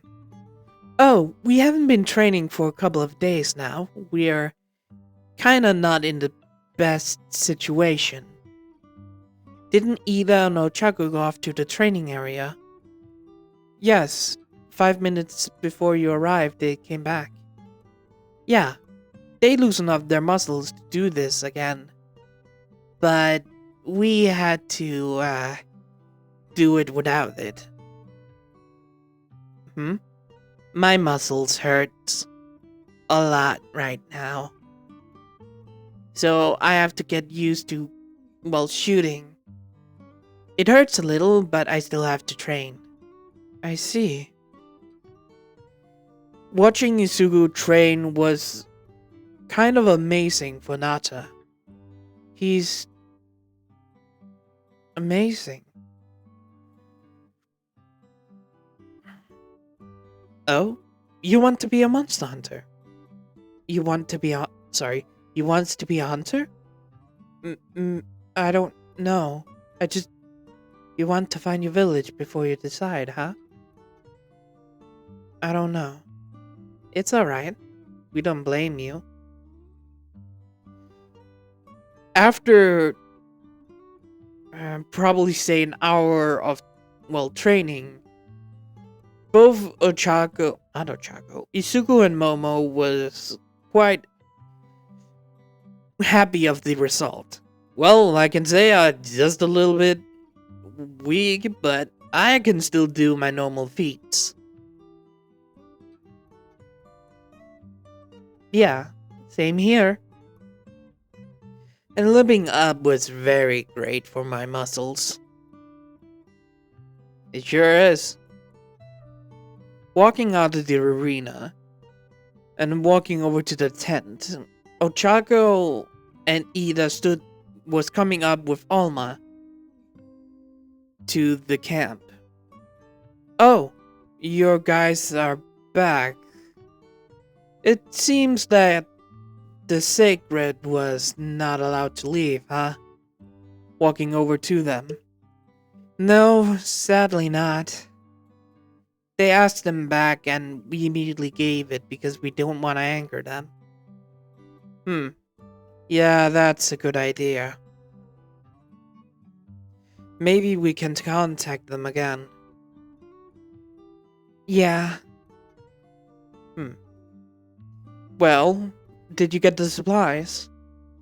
Yes, but we couldn't find the, well, searchers, so that's still on. Alright, that's fine. They walked over and handing over the honey they gathered to the, well, trading guy. After he got it, he thanks them and, well, stamped that part was complete. What now then? Well, we can go out all of us to find them. Do you guys not want to do that? I mean, Momo and us have already defeated the monster. Itsuku, it's fine. Alright, next time we find a monster, you two fight it. Isuku, I want it to be equal. Come on, Ochako. Fine. Fine. Great. Before they could talk more, a flare came from outside of the camp. Well, I think we found them. Yep, we need to hurry. Ida and Ochako immediately ran out, with Momo and Isuku rushing over to the tent to pick up their weapons. Damn it, I didn't change out of this heavy armor. For right now, we have to go. Forget about it. Fine. Nata. Rushing past Nata that was kind of panicked. Stay here and inform Olivia. Who was that again? She's from the other unit. The woman with the green-white armor. Oh, okay. Izuku and Momo rushed out after, 2 minutes after Uraka and Ida left with Alma. After running over to a cliff, they thought about it and, fuck it, we're jumping. Jumping off the cliff that right beside the camp. Izuku has already jumped with Momo behind him. Landing on the ground, both of them roll to dampen the fall. Okay, maybe a bad mistake, but luckily we can handle that. It's not the highest place we have fallen from. You're not kidding. Rushing over to where they could saw the flare. It took around 5 minutes. No, it took around 10 minutes to arrive at the place to see Ochako and Ida already fighting a monster. Rushing over to Alma, they asked what happened. 5 minutes, 5 minutes ago, they saw the party being attacked by this monster. So, going in front of it, both of them started to defend them, attacking the monsters and everything else. Izuku and Momo nodded at this and went over to find the, squad and, round them up.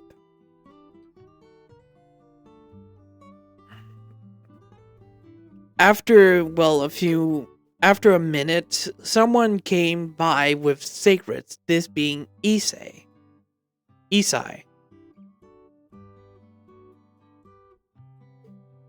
After seeing that there's 4 secrets now, shocking all of them. 5 actually. 5 secrets coming with Isai. Izuku immediately jumps on the one that he actually rode the first time. Petting it and saying hello to it, with it squawking in, happiness that they met again. Jumping up on it, Izuku immediately ordering the squad,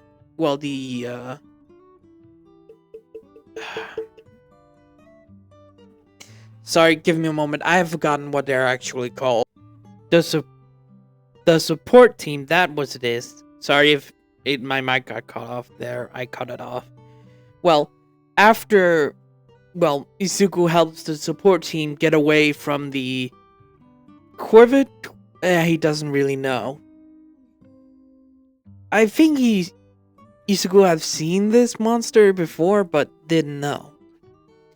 Helping the support team away, he arrived back at the battle, seeing Ochako and Ida taking care of it. Riding over to where Isai, Momo, and Olma was, he stood there and watched the battle. That's amazing. Right, isn't it? I can't believe you can fight these monsters. Yeah, it's kind of the whole job of being a hunter. We help the environment if it's get overpopulations. That can ruin ecosystems or take down dangerous monsters. I see. It's then good that you're here then. Yeah. After seeing Ochako leaping up into the air and sending her insect glaive out to get some, I think, boost from the monster. Sorry, insect glaive users, I'm not that guy. I don't know shit of how that works. Same with Lance. I should really find someone that fights with the insect glaive. Seeing Ochako going up into the air, sending her kinship bug out to attack the monster to give her some boost, landing on it, she started to use her carving knife to stab into it. After some few moments of, the monster also trying to get Ochako off and Ida hitting its face to stop it, Ochako carved an injury and used the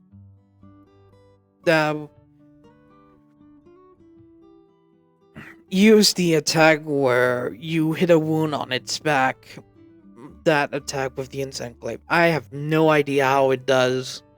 I've never seen it before, I'm sorry. After Ochaku did that, the monster fell over in injury, with Ida immediately rushing in with his weapon, stabbing into the monster. After getting hit by Ida, it stood up to try to retreat, but Ida immediately went forward and hit the monster in the face, knocking it back in anger. But Ochaku immediately came from behind and cut into the tail, knocking, the tail off of the monster, hurting it. Ida, in the final strong hit he could, hit the face of the monster and killed it after hitting it. The monster stood in shock its muscles stopped and twitched before it landed on the ground dead in front of them. That is amazing. Yeah, it is. Jumping off of the sacred, Izuku went over to Ochaku and Ida that was, getting their carves. So, new monster, how are you two feeling? It's, not the strongest we have fought. But us having weaker armor set is kind of, still hard to defeat. Yeah, I know. So, what are you guys gonna use this for? I don't know yet. Maybe armor set? That would be highly recommended. Maybe. Well, we'll see at camp.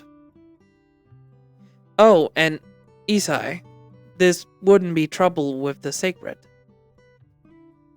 A little, if the, I've forgotten his name. The leader of our,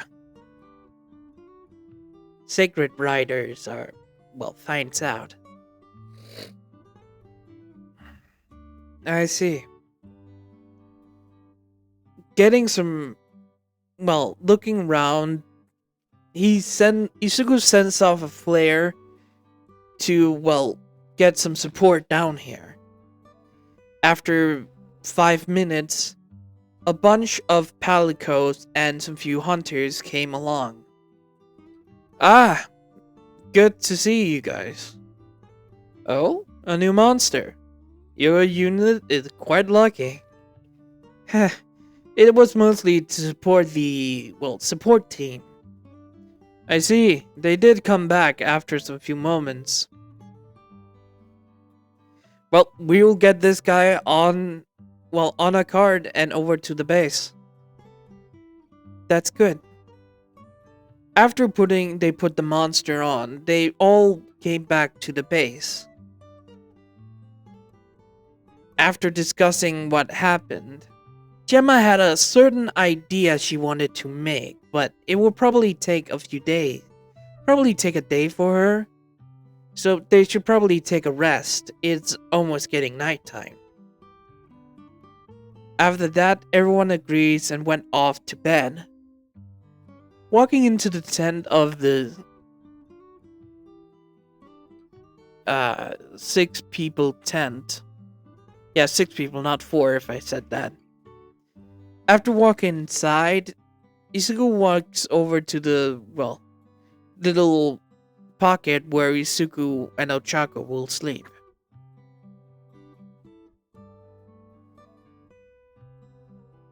Momo and Ida walks over to theirs, and Alma and Gemma walks over to them.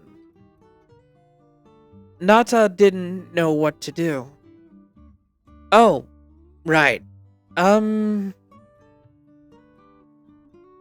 Walking... Oh, right, Nata.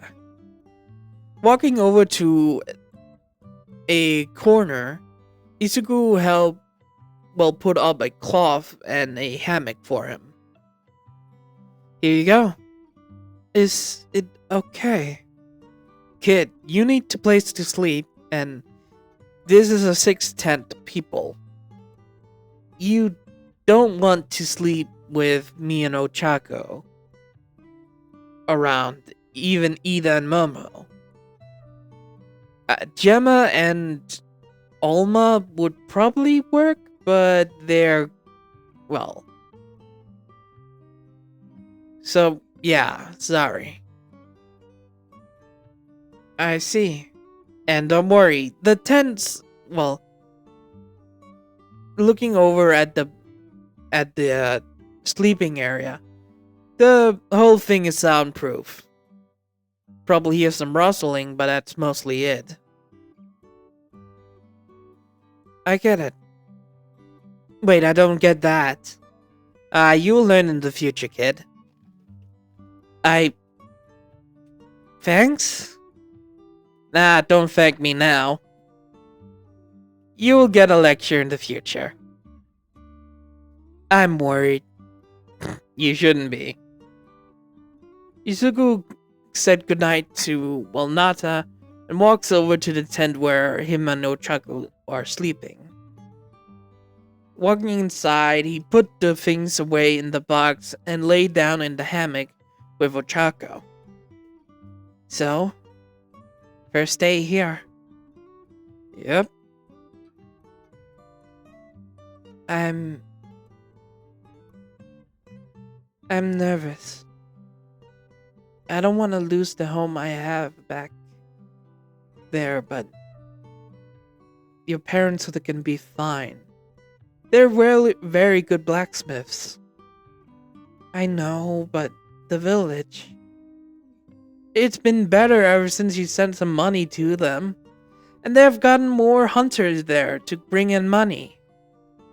Ochako, everything's fine back home. I know.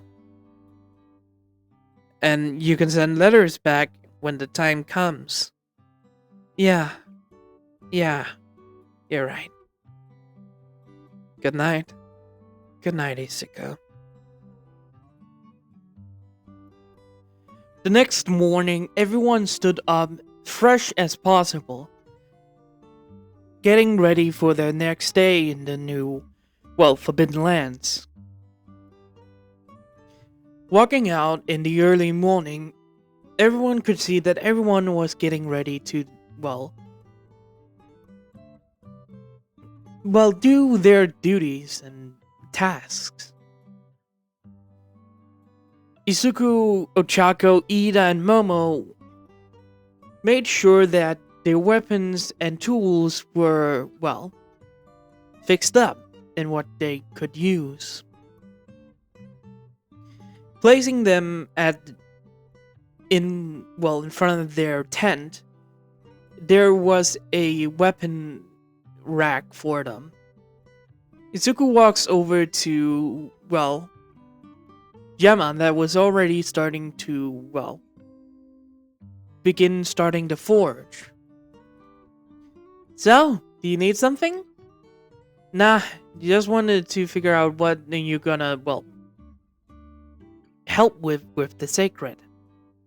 Oh, Isai gave me an idea. I want to improve it and make it better. Oh?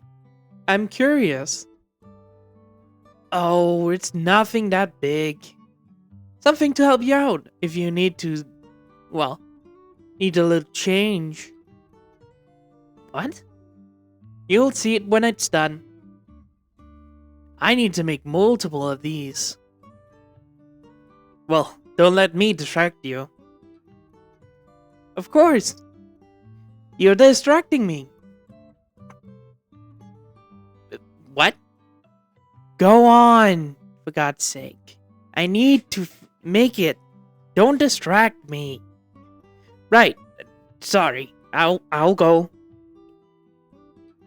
Izuku walked away and went back to the camp to talk to, everyone. Walking over, he talked to Alma about, their supplies. They have around 25 potions on them. They need some more supplies, but they don't know everything. So, we need to go out and find stuff, huh? Yes, that's most likely situation. Alright then. I'll probably go and find something. Hmm. I can take one of the secrets with me. But I think I'm gonna go and search out the area. That will take all day. Do you need me? No, no, no, no. I'm more better kind of alone in these situations. Need my mind to run fast. No one to interrupt me. You sure? I'm sure, I'm sure. Izuku went over to his sacred and saddled up. Inform the others I'm out to search the area. Also, say to the researchers that I'm gonna come back with a map I drawn. Alright then. Izuku went off and jumped. Izuku went out of the area and started to search. It took around 6 hours for Izuku to come back. Everyone was worried about what had happened, but when he came back, everyone was, happy that he wasn't injured, but Ochako was pissed. When Izuku went on the ground, Ochako went over to him. You idiotic boyfriend of mine! Oh shit, she pulled out the boyfriend. She went over and poked his chest. Don't ever leave without telling me. I'm sorry, but I just needed to. Do you understand? Fine, okay, I understand. Please stop poking me. You're sleeping outside the tent. What? No, you can't. Sleeping outside of the tent. Yes, ma'am. Understood, ma'am. Izuku did a salute to Ochako and she just sighed. Just don't, okay? I understand, but I had to go out to do something. You know, hate me standing still is kind of pointless. I know. What did you get? Oh. Izuku pulled out a map of the general area. No secrets or anything else. I went around to check everything. It's a huge area. It took a little time to get to each corner. Haven't found anything, secret yet. I see. This is just running around? Yeah, it is. Also, got some more supplies. More honey, blue beetles, or blue bugs, white blood bugs, and some healing supplies. Not a lot of them. Ooh, I also found some bones and some crystals. You did a lot. Sorry. I'm not gonna let you sleep outside. That's just dumb. Great. Now, get this to the researchers and everything you found, alright? Yeah. Oh, here. Izuku pulled out the bags from his sacred. You can make the items, right? Of course, me and Momo are great at it. Even you are good at it, but not as better than me and Momo. Yeah, I know. Izuku waved off after, going over to talk to the researchers.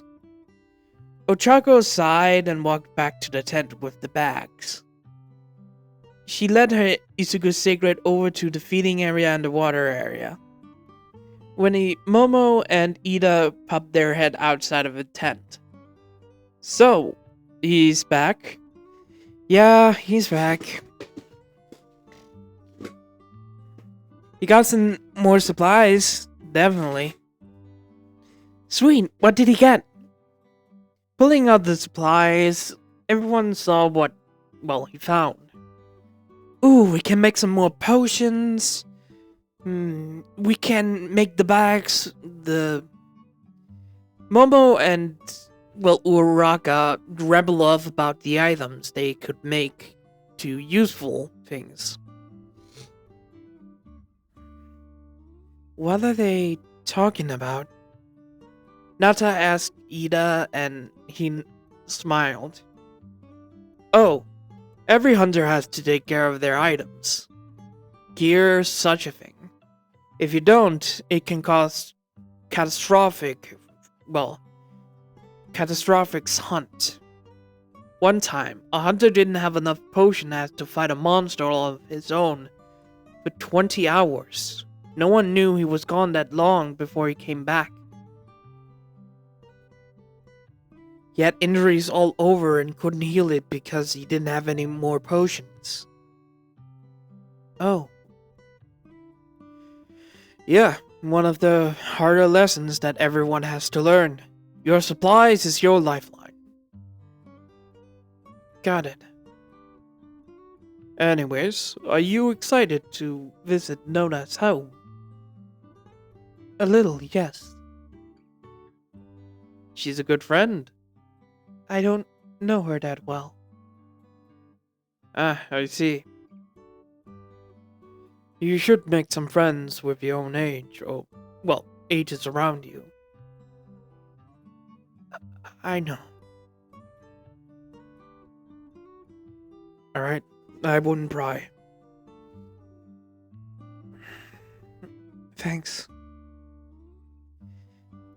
After half an hour, Izuku came back to the tent. Alright, I got information from Gemma that the thing she made is done. We just have to bring the sacreds. Alright, that sounds amazing. After all of them got out of the tent, they walked over to Gemma, and she started to fix something on, well, the bag. Fix something on the sacred saddle. After pulling away, she says, "Ta-da!" On the side of the sacred is a bag that can hold a second weapon?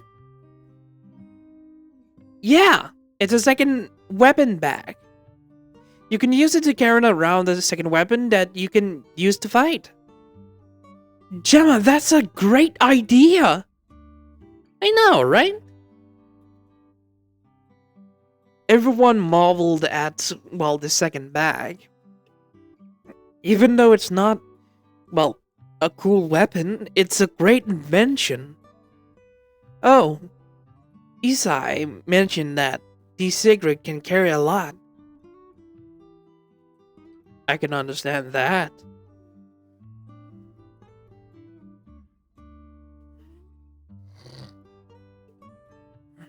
Sorry. He told me these sacred could carry around 3 people without any trouble. So, maybe a second weapon could be allowed. Yeah. Alright then. So, need any weapons? Yeah. I think I'm going for dual blades. Ooh. Longsword here for me. I just need a light bowgun or a heavy bowgun with me. A lance and a gun lance for me. Got it, and got it.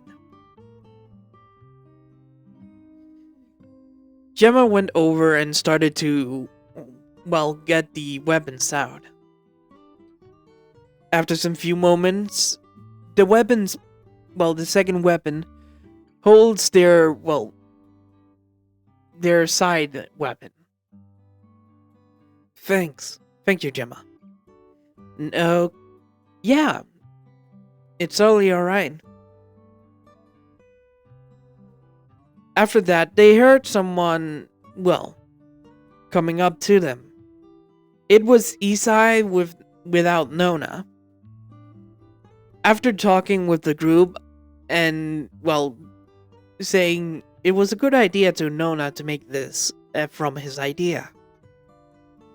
But he also invited six of them to go to, the seven, actually seven of them, to go to his village.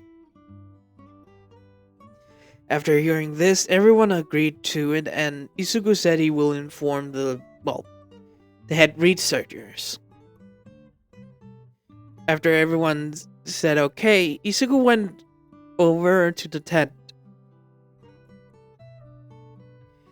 Ochako looked at Isai and asked him some few questions about what they should expect and everything else. He told them to, be respectful and don't interfere that much right now. It's kind of busy.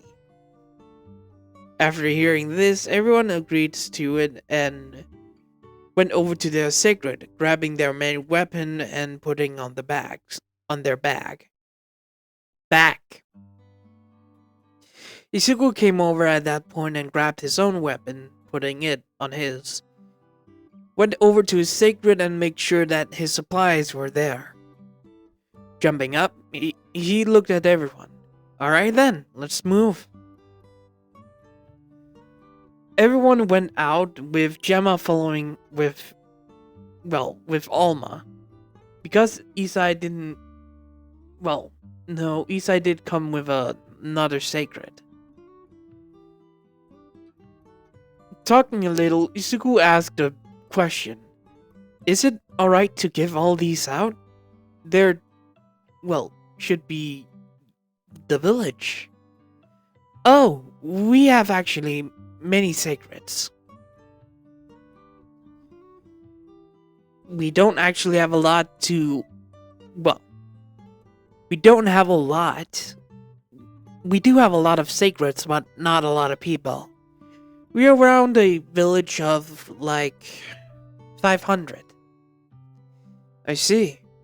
So, how many No, we have a village around 150. I see. Yeah, we have around 300 sacreds we can't, almost keep handle on. I will expand upon this because I don't believe that few of the people could have survived that long.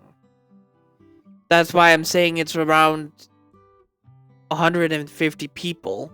Because, to be honest, I think there's only 20 people in that village. So, yeah, 150 people lives in that village. With around 200 sacreds. Most of them are in a cliff area. Like the main... around the main...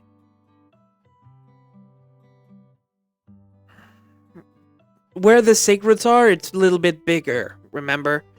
The town, everything is 3 times as big.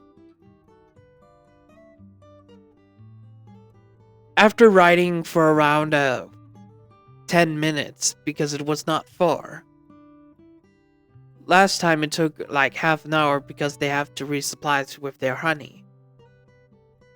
After coming nearby the village, Isai asked for permission to let them inside with the gate guards. They gave the permission. Walking inside, everything was weird of a sense. There was some jingling in the air, sounded like music. Everyone went inside and went off their sacreds, walking around the, village. Seeing younger, older people and, children as well. Hell, Isugu even saw some of Nata's age.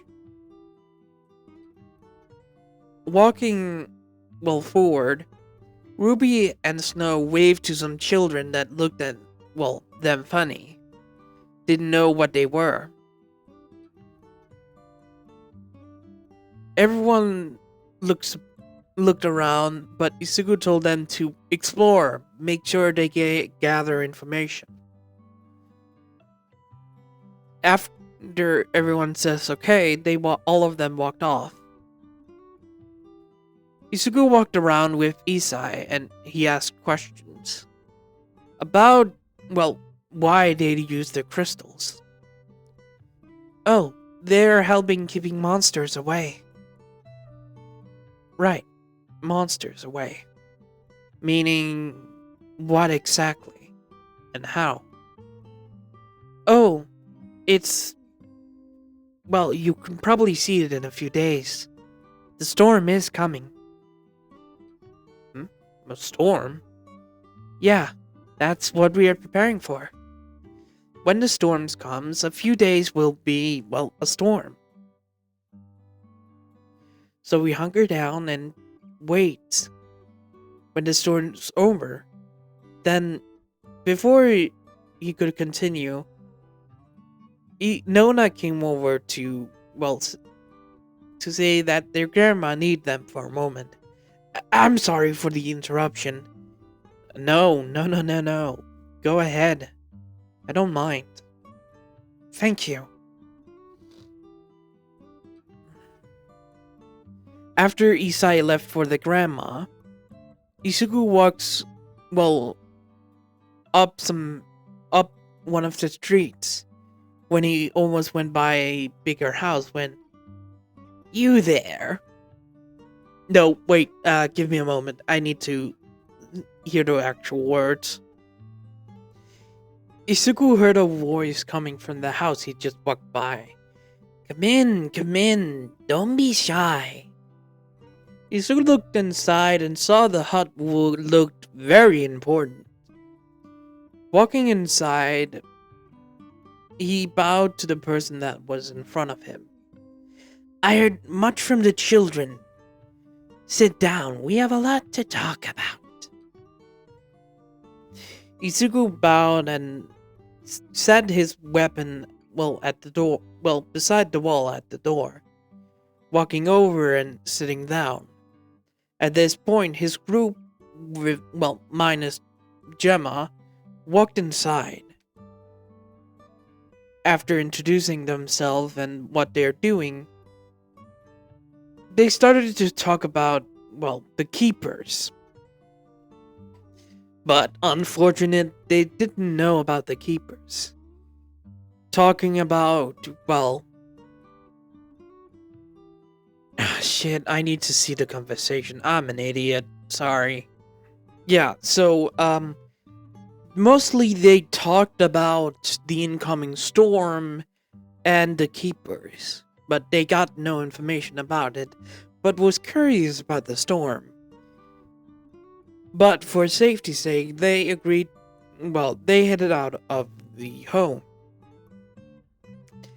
Ochako was walking, well, down the street where, from everyone, they went over and wanted to, well, to meet Isai. Walking past a woman that was throwing...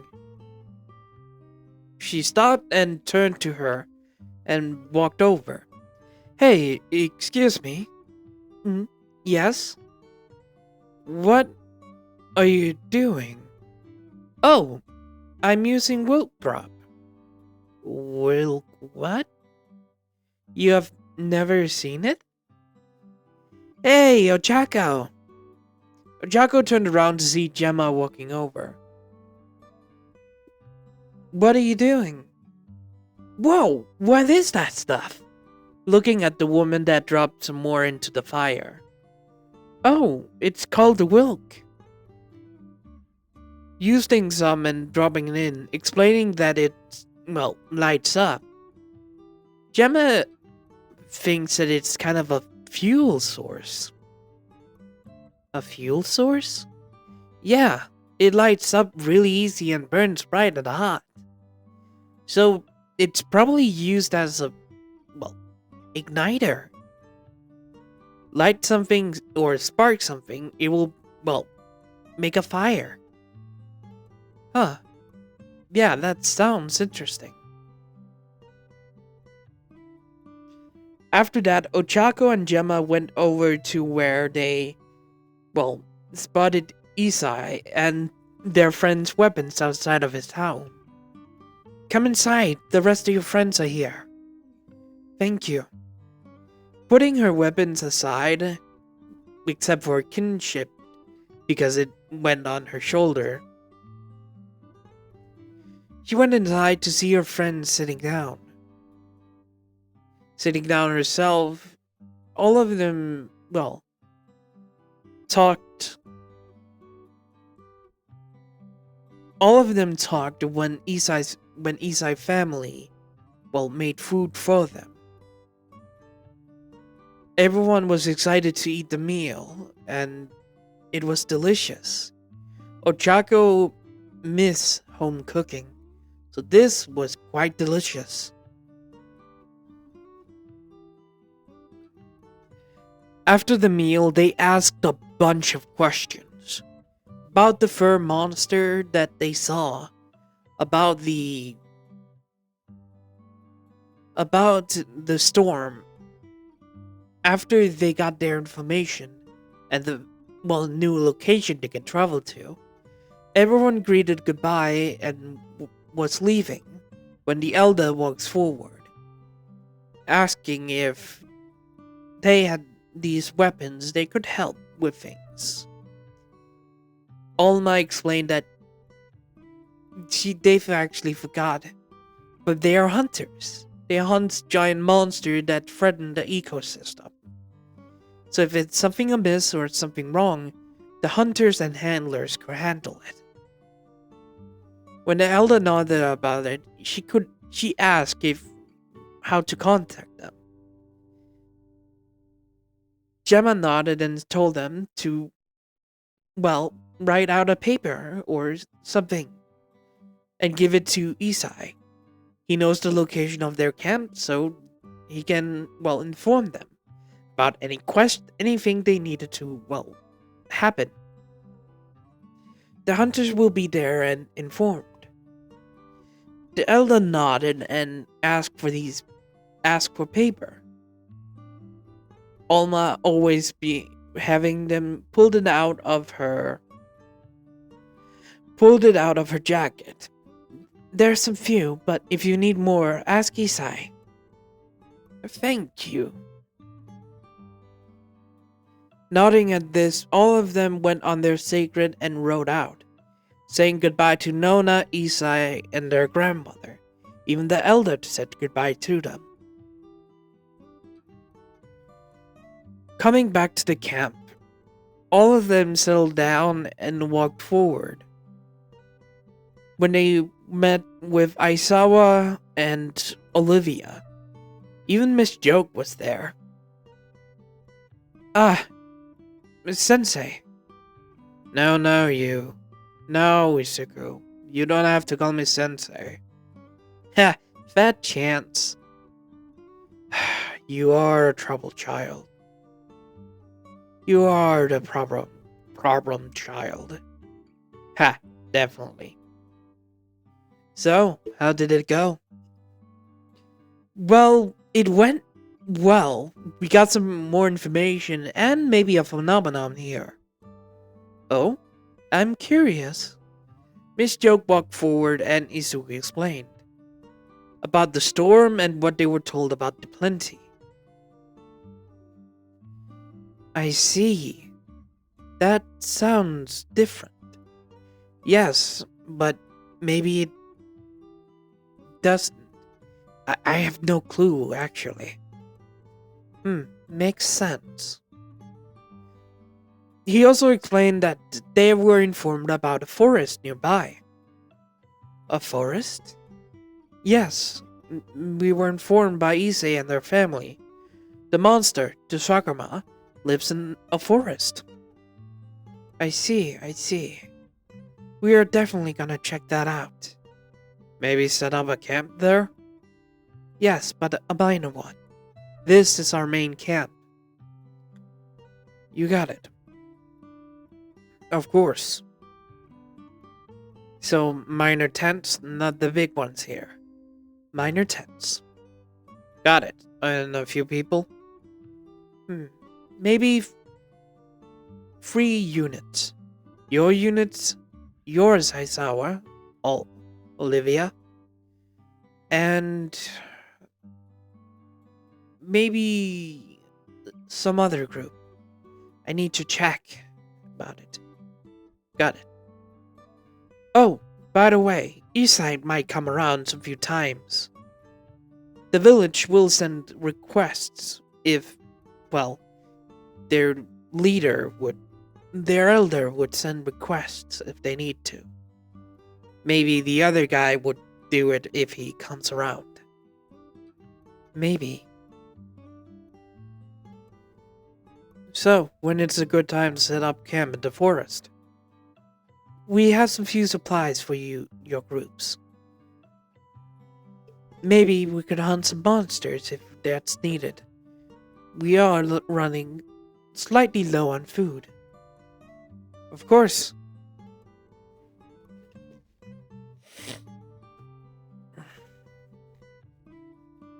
It's a time skip. It's been a few days since they arrived in the Forbidden Lands. By the way, I will kind of go things along a little faster, but the things I deem more important will be told. A few days ago, they arrived in the forest that Isai talked about. They set up a little camp in a cave.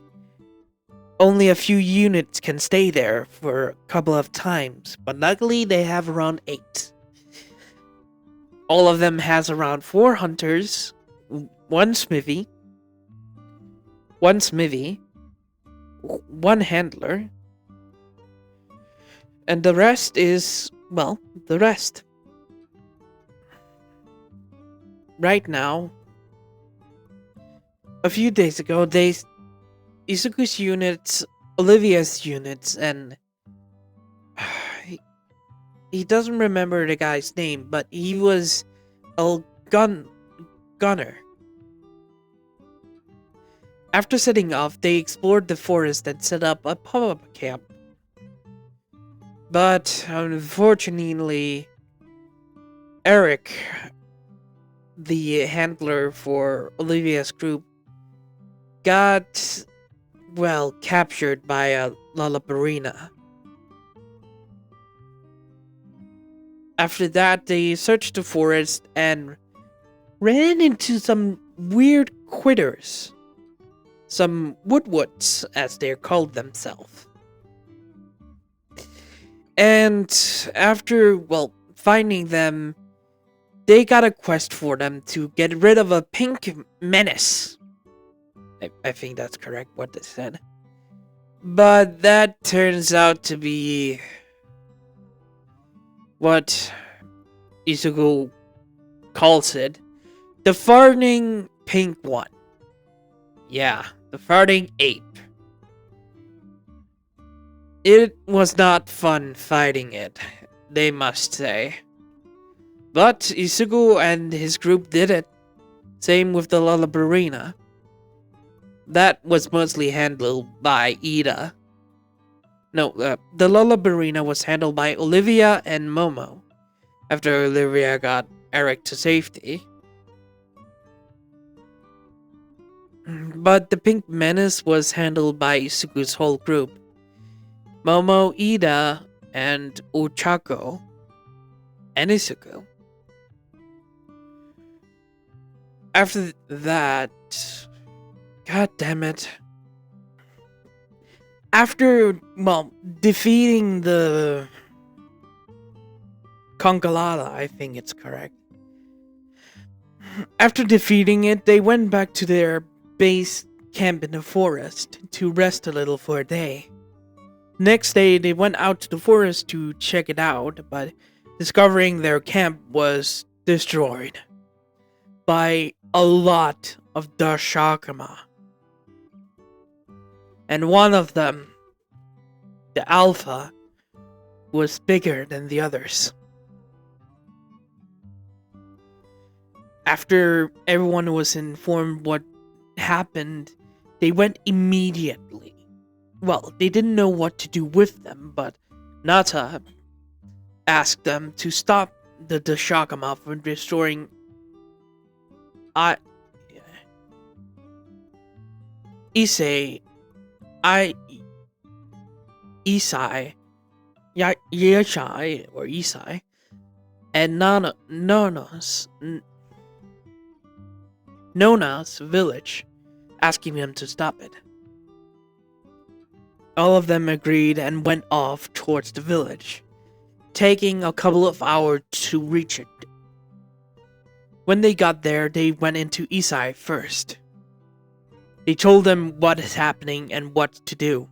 They have to evacuate the village because this group is big. Isai didn't know if they could convince the elder. Maybe if you get Sands were alright, got his name. Isai exclaimed, Sato might convince her if you inform him. Where is he right now? Out in the desert with the water bears. Or whatever. You can ask him and inform him. Alright. Isuku immediately settled up and went out with his group with Alma in tow.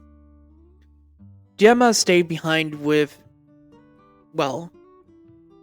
Nata. After, getting out of the village, it took them 2 minutes to find 2 villagers running back, informing that Sato is out there, being chased by the desert snakes, as Isuku remembered them. Nodding, all of them went out there to find him. After, 10 minutes of riding out, they found him. In a battle with these creatures, and harder work to dodge them with his sacred.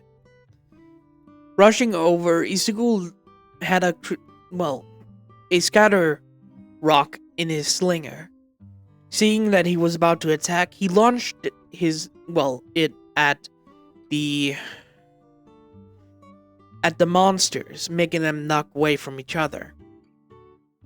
After he rode over, he asked what we were doing here and informed him he could not do it alone.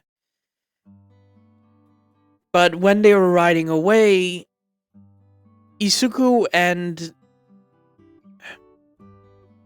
Sato got split up by the group, going into a sand hole. 2 of the sand monsters was in front of them, roaring at them, so Alma gave them permission. She also went off to find Isuku to give him permission to hunt.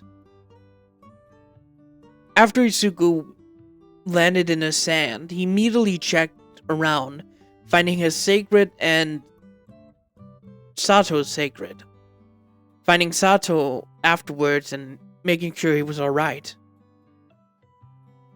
But one of the monsters fell down in front of them. Isuku protected him but could not attack without permission. Luckily for them, Alma found their way inside, informing him that he got permission.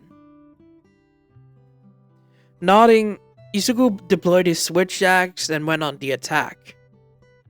It took around 10 minutes for Isuku to defeat his, and around 5 for the others. After grouping up, they informed Sato about the imminent attack. Running back to the elder and informing her. It took some convincing, but she agreed. Unluckily, at that point, the Shakama attacked. Everyone was in a panic, but the hunters held out, making sure that everyone was getting out. Finding out that Nata went off of his own, trying to find Nona, but Nona was inside Isai. All of them immediately split up to find their ward, or their, person they have to take care of. Searching around and around the place, Ida was the one to find him, while trapped in a closet, afraid and scared. Pulling him out and making sure he didn't have a panic attack. But the Shagama was still in the village, so they have to lead them out. Izuku apologized when he saw that they were after the livestock, releasing them, and they ran out. They chased them and, well, fought. Well, make sure some Shagamas was thrown off towards a cliff, not killing them, hopefully. After arriving at the barren lands, they saw that the Shagamas was attacking other creatures. Landing down, Izuku informed them to get the Alpha's attention.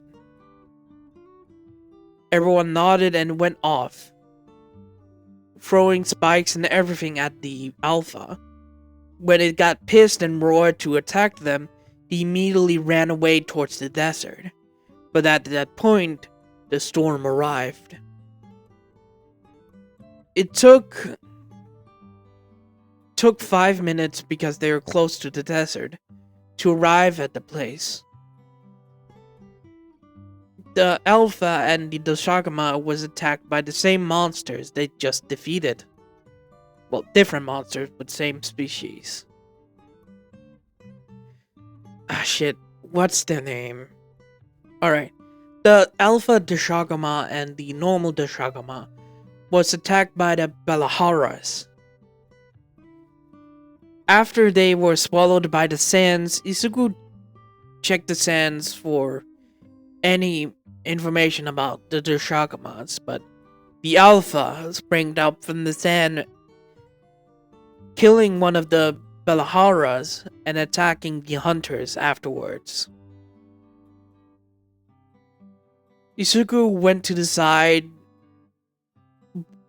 trying to dodge the Deshagama, pulling out his, switch axe, and started to fight it with Alma's permission. After dodging around, his friends...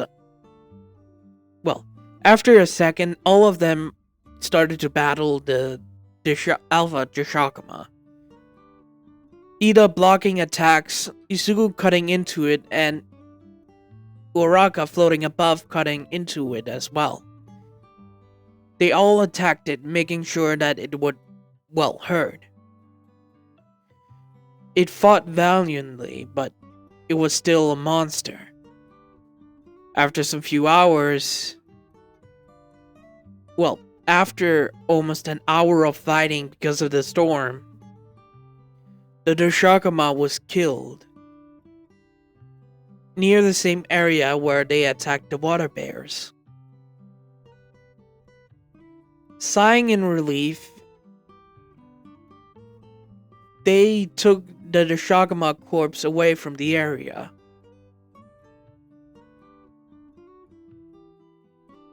It took a few hours to get back to base camp, but when they did, they held out, taking the Alpha Deshagama up to their base and cutting it open, giving them supplies.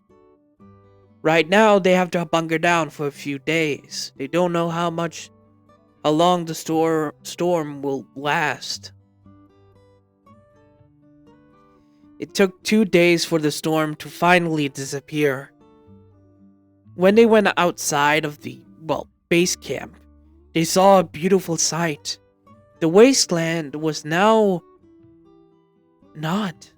Waters flowed clearly. Grass was there. The sky was shining. More than usual. This was not normal. After that, they went out towards the grassland to find some of the villagers capturing their water bears again. When they went back to the village, they apologized for letting their water bears go, but it was the only way. But the elders said it was fine.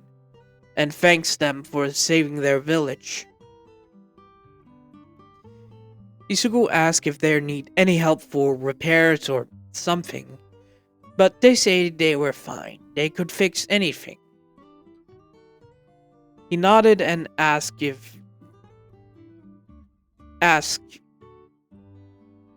Isugu asked if anything was amiss or they need something. Right now, they just need some few food supplies because they're kind of running short. Hearing this, Isugu said that he had has some few meats. The Deshogama they hunted, the Alpha, and 2 dead normal Deshogama they found in a Balhara lair. Luckily for them, there was no one there, so they brought them back. They have some few meats they can have then. Shocked they actually eat the meats of monsters. By the way, I truly believe that the hunters and everyone in that world eats monsters. Because why the fuck not? So giving them some few, rolls of meat was surprising for the villagers and the elder. After informing them that that's all they can give without them running out, they were heavily thankful for it. They say that, their group will probably go back to the forest after this, but Sato stopped them, saying, "I must gratitude for the help, so I will allow you to take some few sacreds with you." Really? That wouldn't be a problem. Nonsense, it wouldn't. Sacreds, takes a month. It takes 6 months for the hatchlings to grow up. Even though they grow fast, they stop slowing their ages when they're adults. His was around 50, his sacred was, his older brother's. A long time ago. His sacred's actually around 50 years old. Shocking how old these monsters live, they thank them for the sacred they will give to them.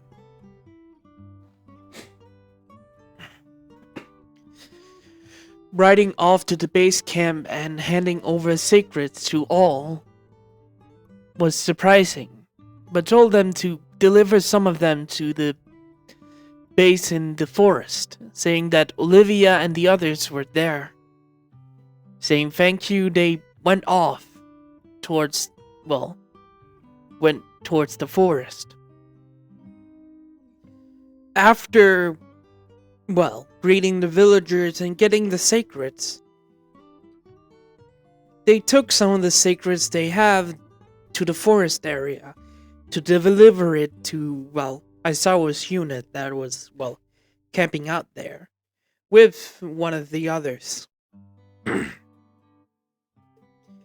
Arriving, they didn't find, Aisawa or Olivia at all. Only Werner, the, smithy of the group. After greeting him, they asked where Olivia was, but he didn't know actually where they were. They kinda just left after a dam, he said. Then,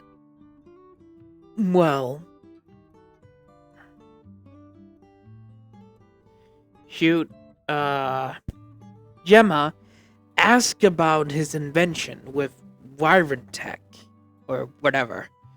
He was the one that came up with the concept of it so long ago. Isugu asked how old he was. Just to know, because he looks very young, in the mid-30s or maybe early 30s. He was actually 45. Yeah, he was 45 years old and invented that technology when he was very young. So it kind of makes sense that, Warner was with Olivia's group. She's around 39. Even though Eric doesn't look like it, he's actually the same age as Olivia. By the way, I don't actually know their age. Warner being the helper of that technology, I don't really remember it. I think he's around 45 or 41 years old. But he looks like one in his mid 30s or early 30s. Or late in his early 30s. But I can probably guess around 45, maybe 41. It's not 50, but 40 seems like the right answer. Olivia doesn't seem older, but I think she's around maybe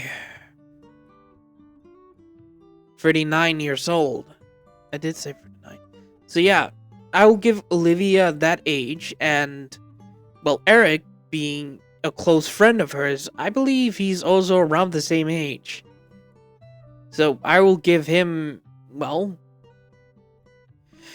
I will give him the same age as 39, but he looks very young.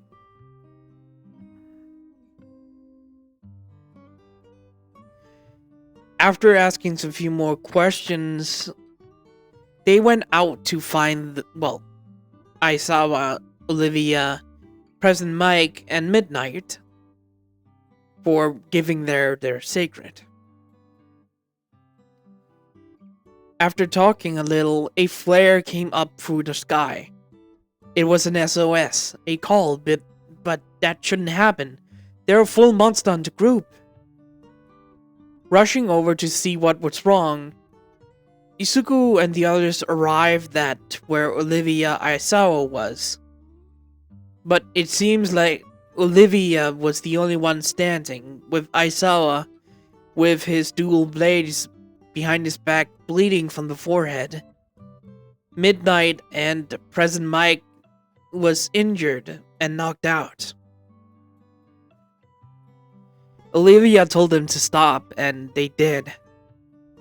Waiting a few moments, a big dark red monster came out of the water. Olivia knocked it back and asked Nata if it was the right way, white wraith, but it wasn't. Knocking it, Olivia attacked it and asked them to take her teammates away. Isuku informed. At this moment, he thinks and made a decision. Momo and Waraka will stay to fight with Olivia. Him and Ida will take care of Aisawa and the others. After doing this, Ochako and Momo nodded, jumping off their secrets after Olivia was thrown back by the water. Luckily, the rest Isugu and Ida went over to Aisawa with some secrets, helping Aisawa and Eric on some, and helping, President Mike and Midnight on the, secrets. Making sure that they were on, Aisawa and Eric, Eric stayed behind because he's, the handler. Aisawa went back to the base camp. Izuku and, Ida went with them. Gemma followed them afterwards, and, Ochako and Momo stayed behind with Olma and Olivia, and Olivia's cat. Snow and Ruby also stayed behind. After Olma allowed them to hunt it, repelled it, it took around half an hour. The kind of shield that it has protected the monster from damage. But luckily, Ochako damaged it above and Momo struck it with paralyzing shots. Olivia knocked it back multiple times from Momo, making sure it was fine. But it also retreated a lot to a different water area, then shockingly to a dam. Momo and Ochako was mesmerized, landing near the fighting it on at the bottom, almost at the waterfall. Then it went on top. After getting there, all of them was fighting the Uduna when it retreated away from them. Sheathing their weapons and walking away, while getting away from the area, they ran into Isugu and Nata. Arriving there, Isugu told them that he came to see what was going on. The others are back helping out Midnight and Present Mike with their injuries, so he came around. Gemma was also there, by the way.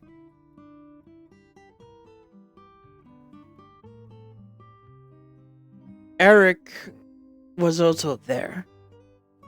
Talking little, all of them was about to retreat when they heard a roar. Rushing over, they saw the Ufduna being attacked by something with chain, like appendages.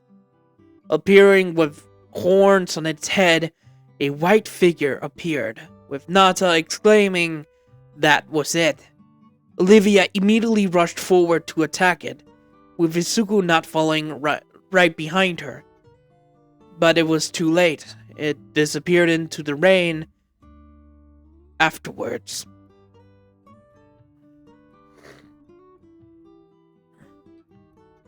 After seeing the right wave, Nata was not in his right mind, so they wanted to retreat, but called in a squad to take the Ufduna away. After arriving back at camp, they talked to, their friends about it. Arriving back at the forest camp, they talked about the white wraith. After discussing it, everyone went their separate ways.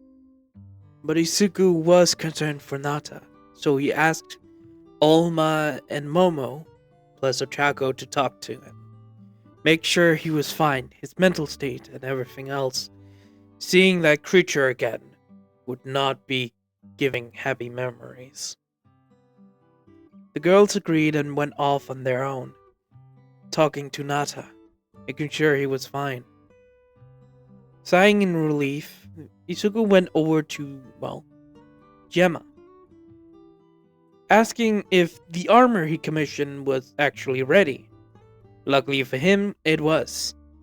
The Shakamas was a great armor set he could use, and the weapon was also fine. So he commissioned Olma to get it after hunting the Alpha and getting a few parts from the dead ones they found. Isuku also asked if the monster they, got could also make that a switch axe. Olma said it, Gemma, not Olma. Gemma said it could, but she needs more parts. Isuku sighed, said that was reasonable.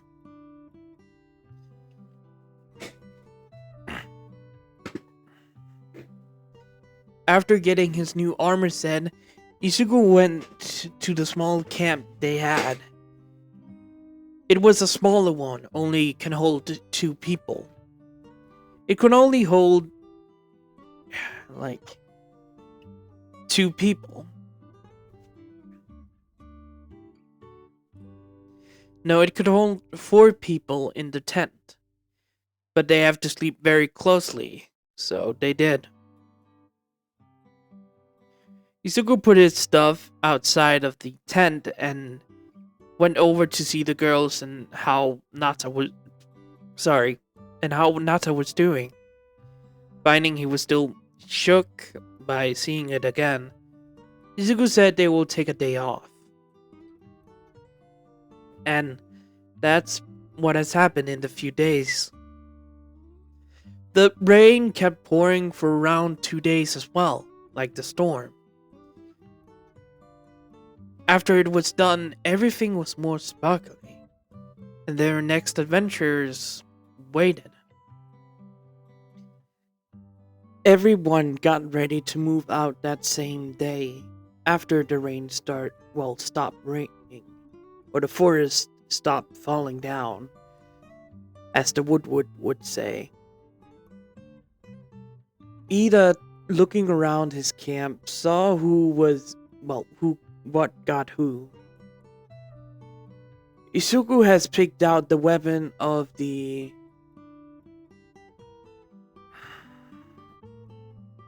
uh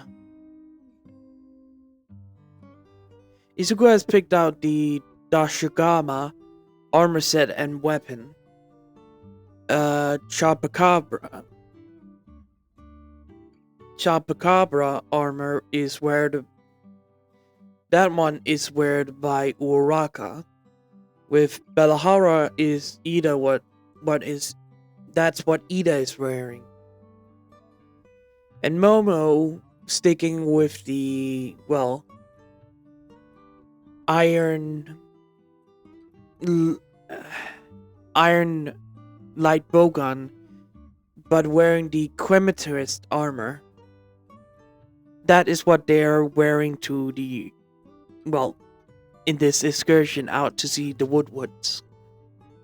When everyone got ready and put on their armor and set their second weapons also in, it doesn't really matter what the second weapon is. They will mostly use their main weapon in the story. When all of them settle up, everyone nodded and moved out into the forest.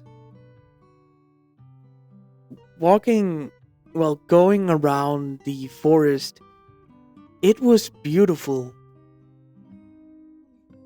Ida looked around and saw how beautiful everything has gotten.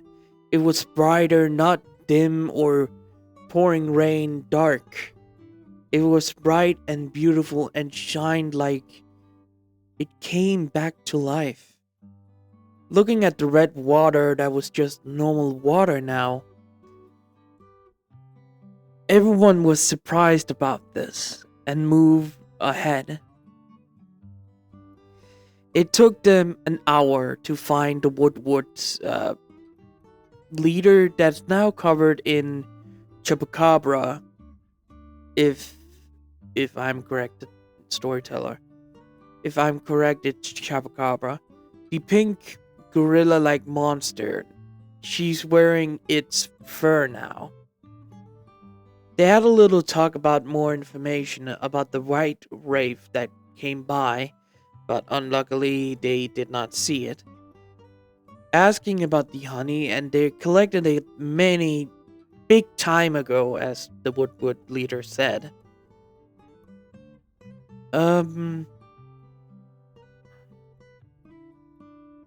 They also asked what that leviathan was that covered itself in water, and it was the apex of this region. Everyone nodded at the information when they heard people coming, down the path. Turning around, they saw that it was a group from the village, from the plain biome. Give me a moment. What's his name again?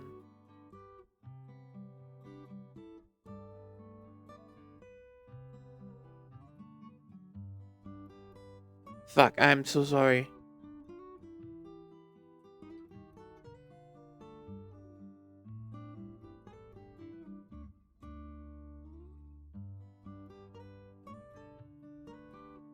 I am so sorry. There it was.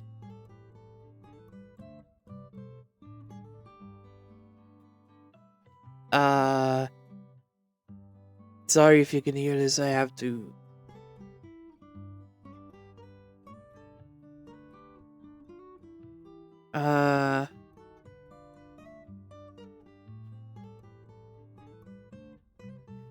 Damn it, damn it, damn it, damn it, damn it, damn it, damn it, damn it. Sato. That's his name. On the carriage that was going through the Woodwoods went over to stop them.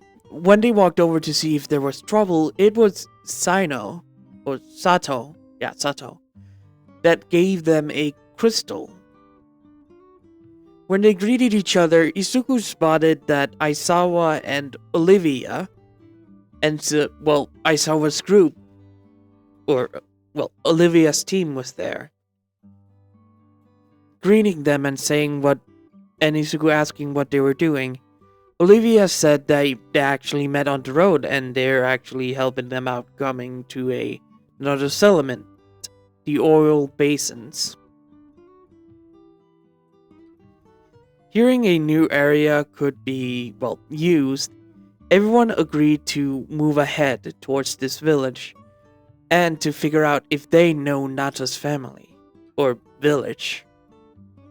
After hearing this, Nata got excitement and said he will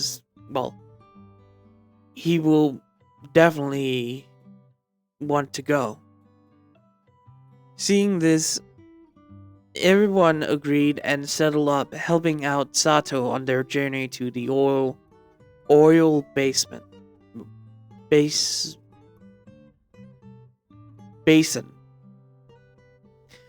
After going with the people that's going to the oil basin, they talked about the travel time between them. Saito told them it takes around two to 1 day of traveling with sacreds. That's why mostly they traveled to the oil basins, not the oil basins traveling to them. For them, it would probably take around 4 days. Understanding the situation about, the sacreds, the group continued on and protected the caravan from monsters and alike. Mostly smaller monsters. They did have to stop for a moment to let a Lullabarina go by, making sure that Eric doesn't follow it. Everyone moved on towards the oil basins. After talking about how the road is mostly safe in the oil basins because monsters cannot actually travel through, everyone sighed in relief that they didn't have to fight a monster. A few hours later, they arrived at the entrance of this city. After going down this elevator thing, or an up and down machine, everyone got off and they saw how this city works. Everyone was moving around like they knew what to do. Ida, looking, saw that smith of all kind was there. Leatherworking, iron melting, even all that was surprising to everyone. All of them settled when they were talking about how excitement this is. Ida and his group went towards the, leaders of this city, being around 2, but there was a third.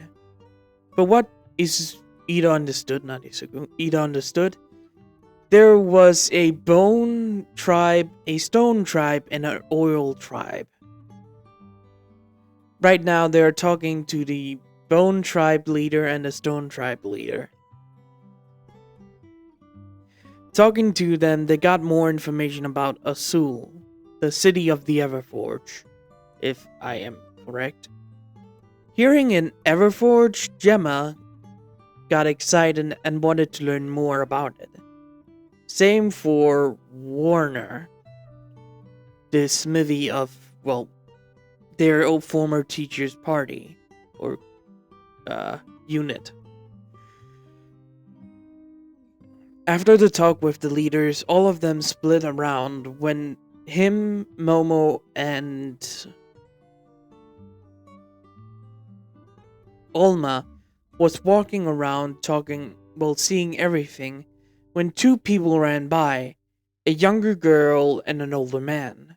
But most it seems like the man was around 18 and the younger girl was probably a year or two or the same age as Nata. After they ran by, they were kind of confused. Sato came over and wanted them to introduce to the leader of the Oriole tribe. They met the man, a older man, when they asked, multiple questions. Shit, I have to listen to that conversation again. Give me a moment. After, they talked to the older man about the. Sorry if I don't remember all of the NPC characters. They talked to the older man about, the girl, the keepers, and the Fire Spring Festival. The Fire Spring Festival is a festival that produces a ore called orichalcum. What they say a sus specialty. But the oil folks has not gotten good oil. They asked about the girl, and that was a girl that wanted to see their tribe doing great. So they went off, and, the two of them, were brother and sister, what Ida believe. Also, I believe they're brother and sister. They went off to find better oil. They asked about the keepers, but he didn't know them, but probably it was the ancestors of the people that had great technology back in the day, or in ancient times. Getting the information from him, Ida and Momo suggest that they go after those two. The man said that he will not send someone that's guessed to their death, but they convinced him and he let them go. Ida and Yarosu got ready for the fight when Uraka and Isugu came over. Where are you going? Two people went off into a monster den. We're going after them. Oh, alright. Good luck, you two, then. And keep safe. We will. Don't worry. Great. We will stay here and protect Nata and, see what we can figure out here. About the right brave or anything else about the keepers. Thanks. Momo and Ida went off with Alma behind them. Traveling for half an hour into the Oriole Basin, they went down to find where the old man told to go, finding one of the barrels of the two people on the ground. But at that moment, a monster appeared and... Hey, Ida? Yes, Momo? I don't like this monster. It's not bad. Ida? Yes. I don't like this monster. Wanna knock it out or hunt it? Alma? You're allowed to hunt it. For the safety of the two people we don't know where is. Alright. Both of them pulled out their weapons. Momo with a light bow gun, and Ida with his, lance. And the fight started. Ida blocked some attacks and protected Momo, and stabbing the monster in its sides and its face and slamming into it. Momo went around quickly with a light bowgun, shooting the monster with different bullets. jumping over with, well, Momo actually jumped on the back of the monster and started to stab it at one point using her sacred to jump on it.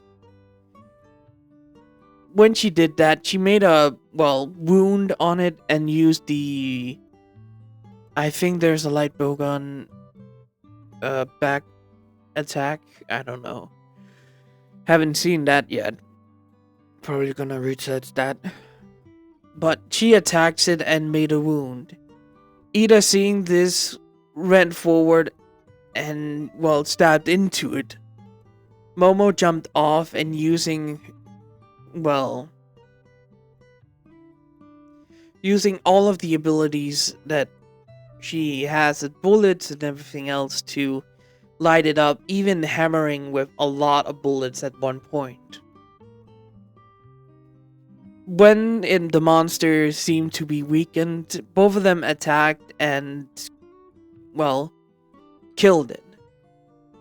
Momo got the last shot in its eye, killing it, making it fall to the ground dead. I said that 3 times. Sighing at this, Alma came back with the bag and they searched around for the 2 people. When they did find them, the girl was kind of anxious and the, well, man, the brother, said that he was fine but injured. Ida helped him walk. When the man tried to walk on his own, he kind of pulled something. Ida sighed and helped him over to his sacred, putting the man on the sacred's back, saying that they will be going. They arrived back at the, well, Asus with the oil when Isuku and Uraka came over to ask what happened. Given the information, Isuku pondered. So there's gonna be fire monsters most likely here. Yes, most likely. And the only way is water weapons. Yes.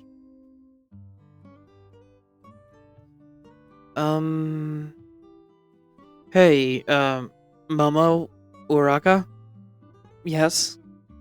Do you still have the parts from that, Leviathan you fought? Yes, we still do. Can I use those? Why? I mean, it's just for safety's sake, but I think a water weapon will be better that 2 of us have them at this point. Sounds like actually a good plan. I don't think there's a water weapon for me. With the, well,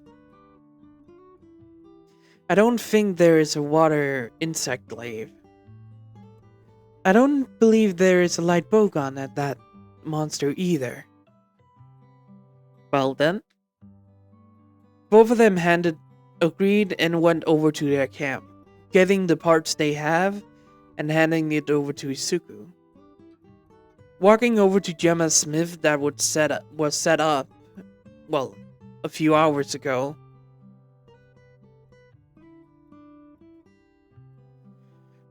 After it was set up a few hours ago, Isuku arrived with the... Ida went with Isuku to Gemma when Isuku gave her and asked for a switch axe weapon of the Leviathan. Checking the parts, Gemma nodded and said she can do it, and started to smith. Talking with Gemma and Isuku about random stuff, it took around 2 hours for her to be, well, done with the weapon. Handing it over, Isuku saw it and it kinda interested him. Huh. Interesting weapon. Hey, is there any armor parts? Yes, but I can only get few parts. Mostly the legs and the skirt or the belt part of the armor set. There's not enough part I can see for other things. I see. Don't worry, Gemma, it's fine. Yeah, Sure. Isugu grabbed the weapon and some of the parts he had left. Both of them walked back to the six part tent that was set up in Asuo. Isugu tried to give the parts back to Momo and Uraka, but they refused. So Isugu kept them for, well, just having them.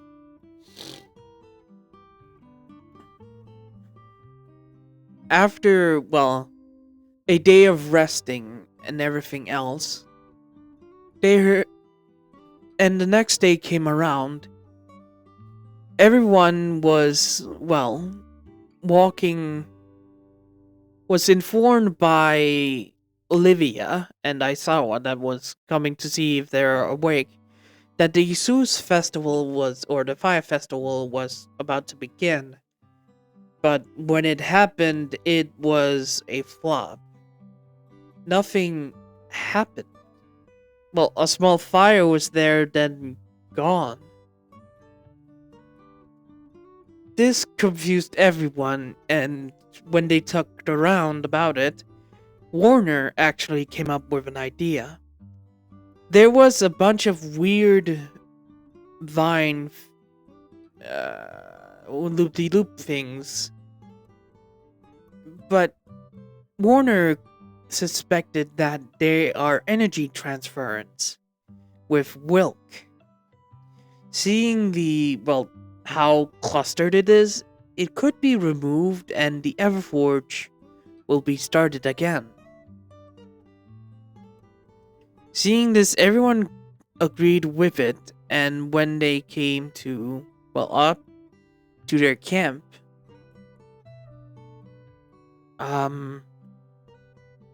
Sato was informed that the storm or the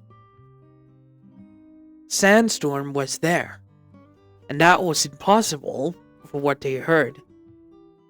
Everyone was shocked, and Nata came over to ask to go with him.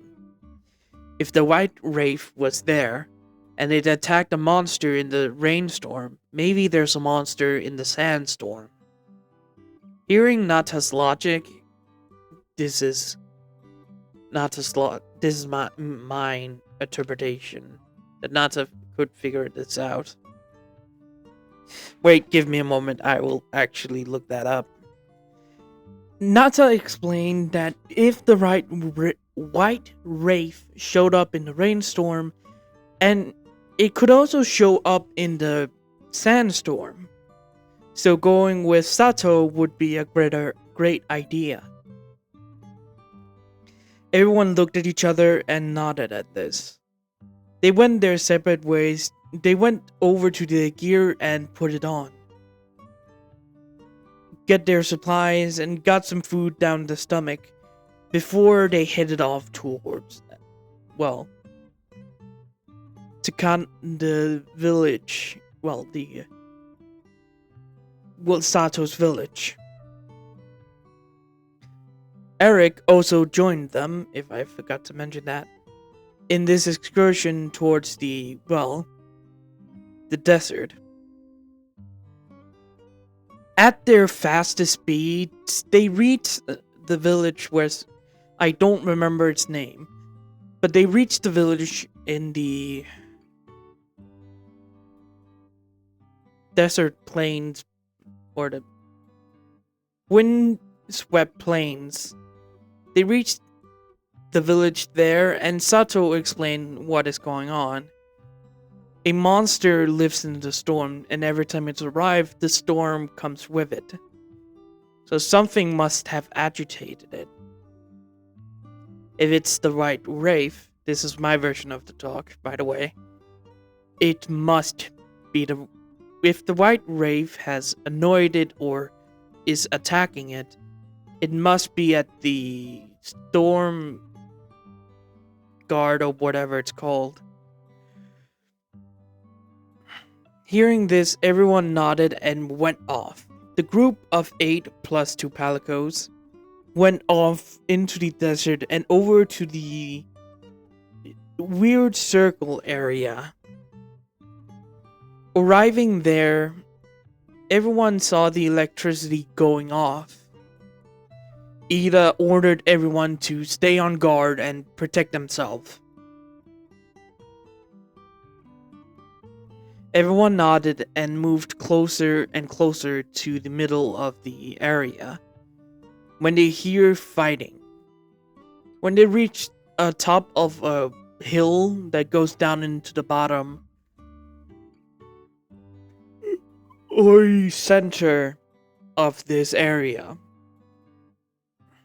seeing it, and all of them saw the white wraith in the middle fighting a yellow creature. Everyone was shocked and seeing that Nata was correct. The two of them started to fight and clash as hard as they could.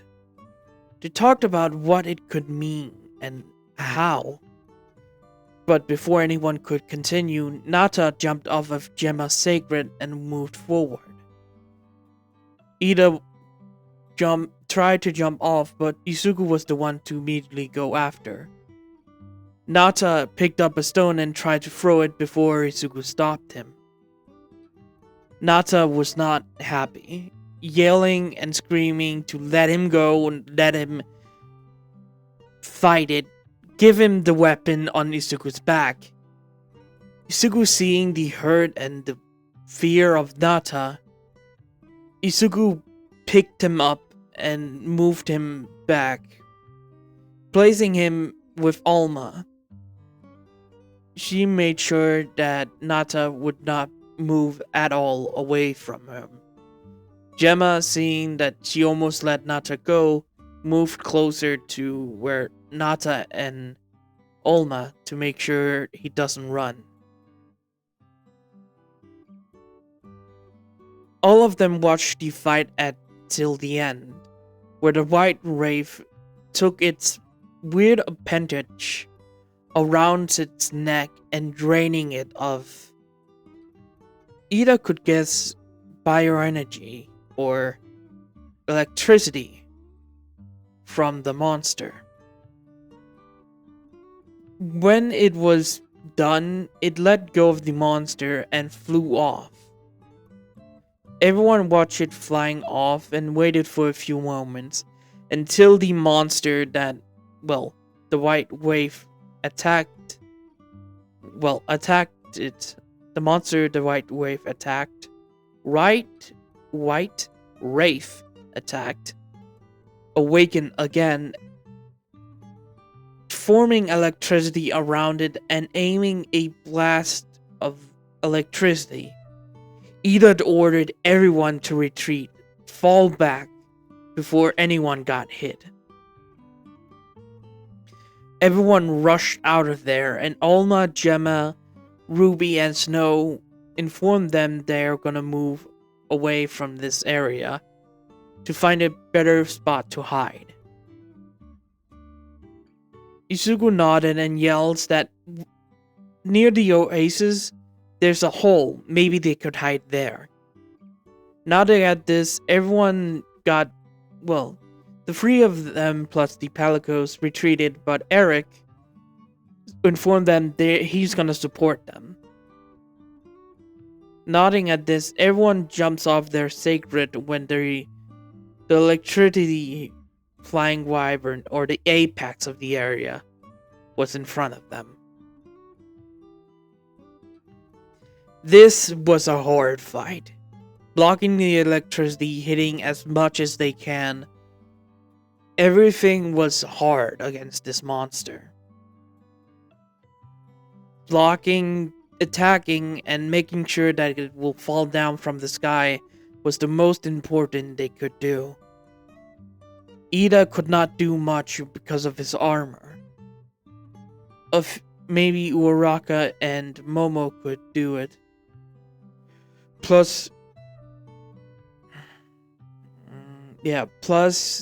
No. All of them did as great as possible, knocking, breaking anything they could.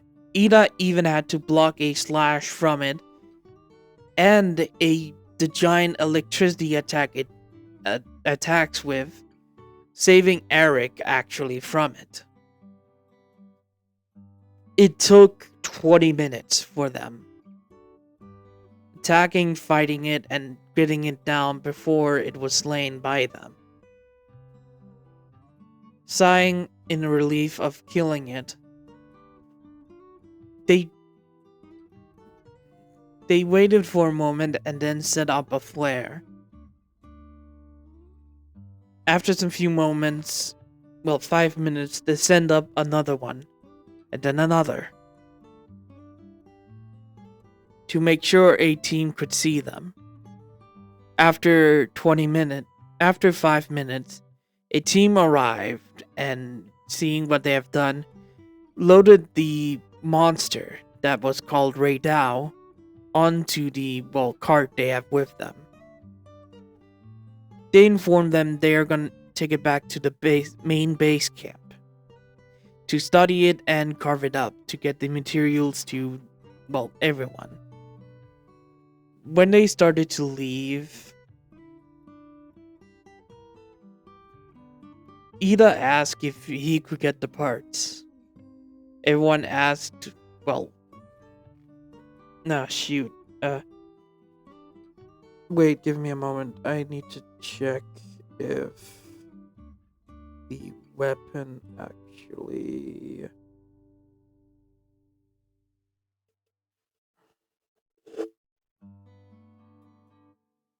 I just needed to see if there's a weapon of Radao in the lance.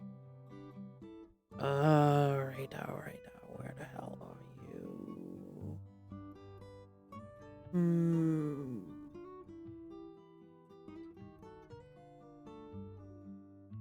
Yeah, there is a weapon for Radao as a lance. So, and...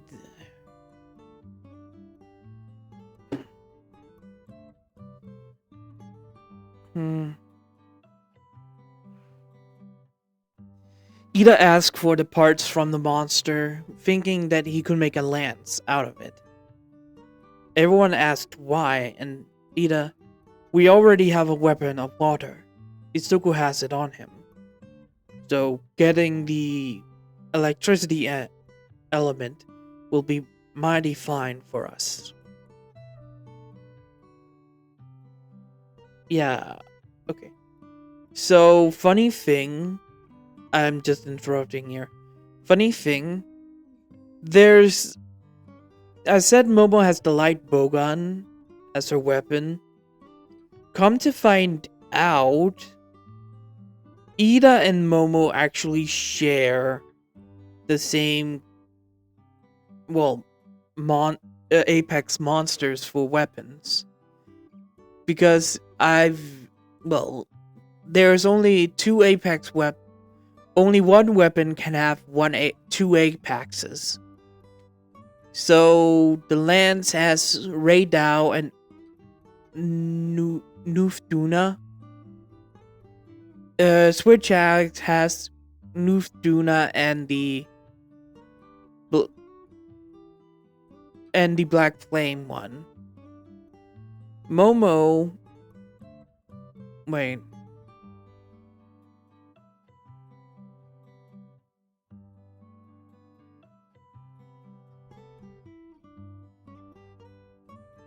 That also means that... Yeah. Momo and Ida shares Radao and Nana...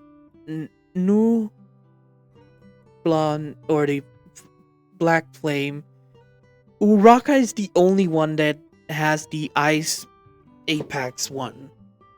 So you can probably guess what my plan is. After everyone looks at, Izuku's weapon, everyone nodded in agreement, giving Ida the parts for the weapon.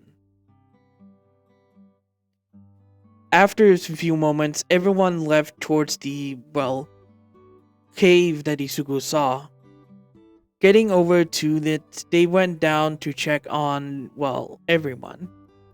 Luckily, they were all fine.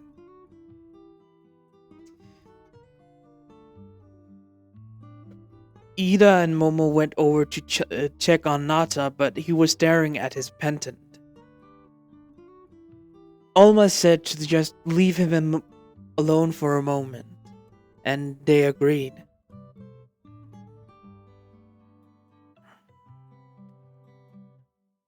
It took, well, it took a few hours for the storm to calm down. But when it did, the lines that was down there, the same as in Azul, was glowing when the storm was active, but when it wasn't, it calmed down, like it was a machine, but that cannot be possible. Everyone thought this was weird, and going back to the village, they were thanked by Sato for their help taking down the monster. Getting back to the main base camp, they got more information about information about everything. Every monster, every species as they have seen. Thanking them of this information, everyone took a day's break. When they went, Gemma made the weapon for Ida. Made the weapon for Ida that he requested, getting it and looking at the armor, but unluckily it wasn't complete yet.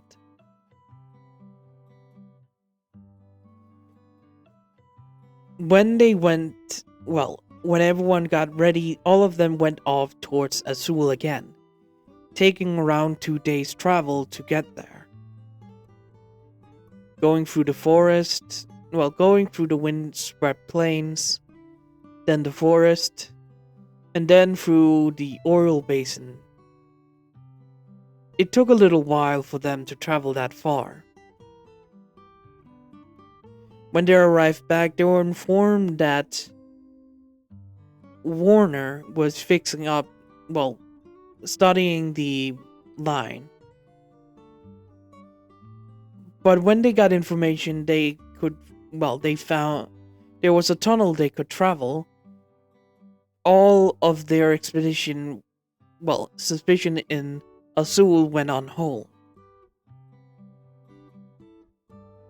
All of them was guided to the, area. That took a while. 5 hours of traveling through the oil basin and its confusing halls. Seeing how it was amazing. But they got to a tunnel and saw,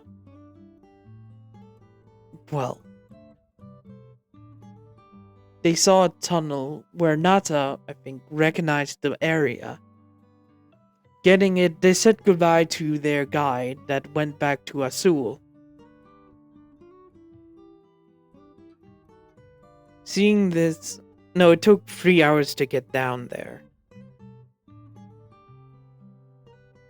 Seeing this, everyone got ready and went off into the tunnel. It took hours of traveling through it to get to an area where it was getting cold. Luckily, Ida picked up some fire plants that can make hot drinks. They took it and put on some cold-resistant, warmer clothes for everyone.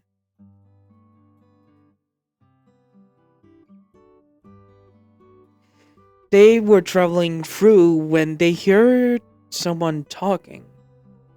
Running up, they saw a spider crawling across on the ceiling, webbing up someone. It was a woodward that could actually talk perfectly. Not the simple speech, but complicated words. And rhymed and it was amazing. All of them saw it was a Nucilla, I believe.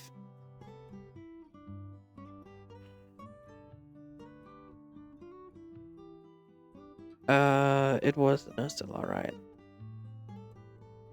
Yeah, Nucilla on the ceiling. Oh, great, this motherfucker. Isugu cursed. No, Uraka cursed at this. But everyone got ready with their weapons at hand, going over and attacking the Nucilla to get the Woodwood down. It took a little while for them to defeat the monsters. By the way, I'm sorry if the fights are short, I mostly want to talk about the story. Fighting Nucilla off, fighting the Nucilla and its children that was there, they were actually being attacked by them by accident. When they were in its nest, Ida blocked most weapons with his new blocked the attack from the Nucilla, making sure that no one was, well, getting sleep poisoning or will sleep. They also attacked its legs and hurts its body much as possible. When it jumped towards Uraka, she jumped up and cuts into its face, killing it on the ground. Everyone sighed in relief and, well, dragged the Nucilla, started to cover it up, getting all the materials they can. Gemma arrived to help them out, carving out the parts they could use. But they could not eat the meat of the Nucilla, because it was a spider. When they got out, the Woodwood introduced itself as Ralph, or Ralph. Well, the smart Woodwood talked about that it's traveling far from home to learn about stuff. And he had settled out here.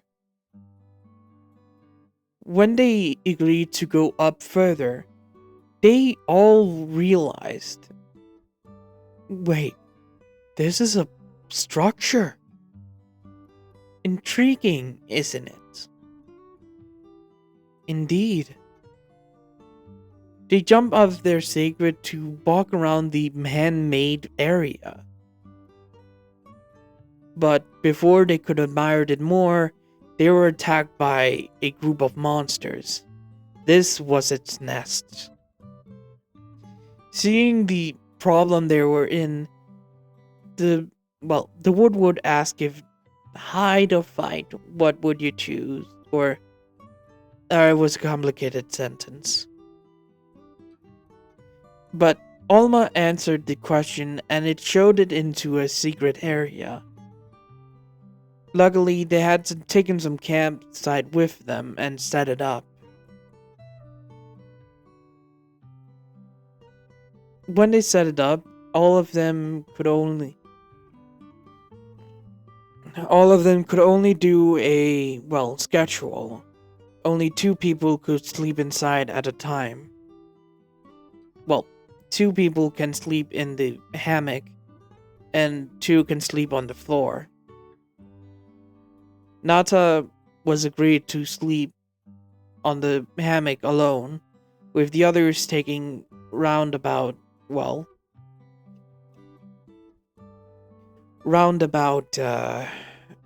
watch if the monsters attacked them. They warmed up in a fire they created with some few, areas. But a few hours in, Nata was acting weird. Snow, that went over to check on him, said something was wrong, and Alma confirmed it was a fever. Being here was the worst option for him.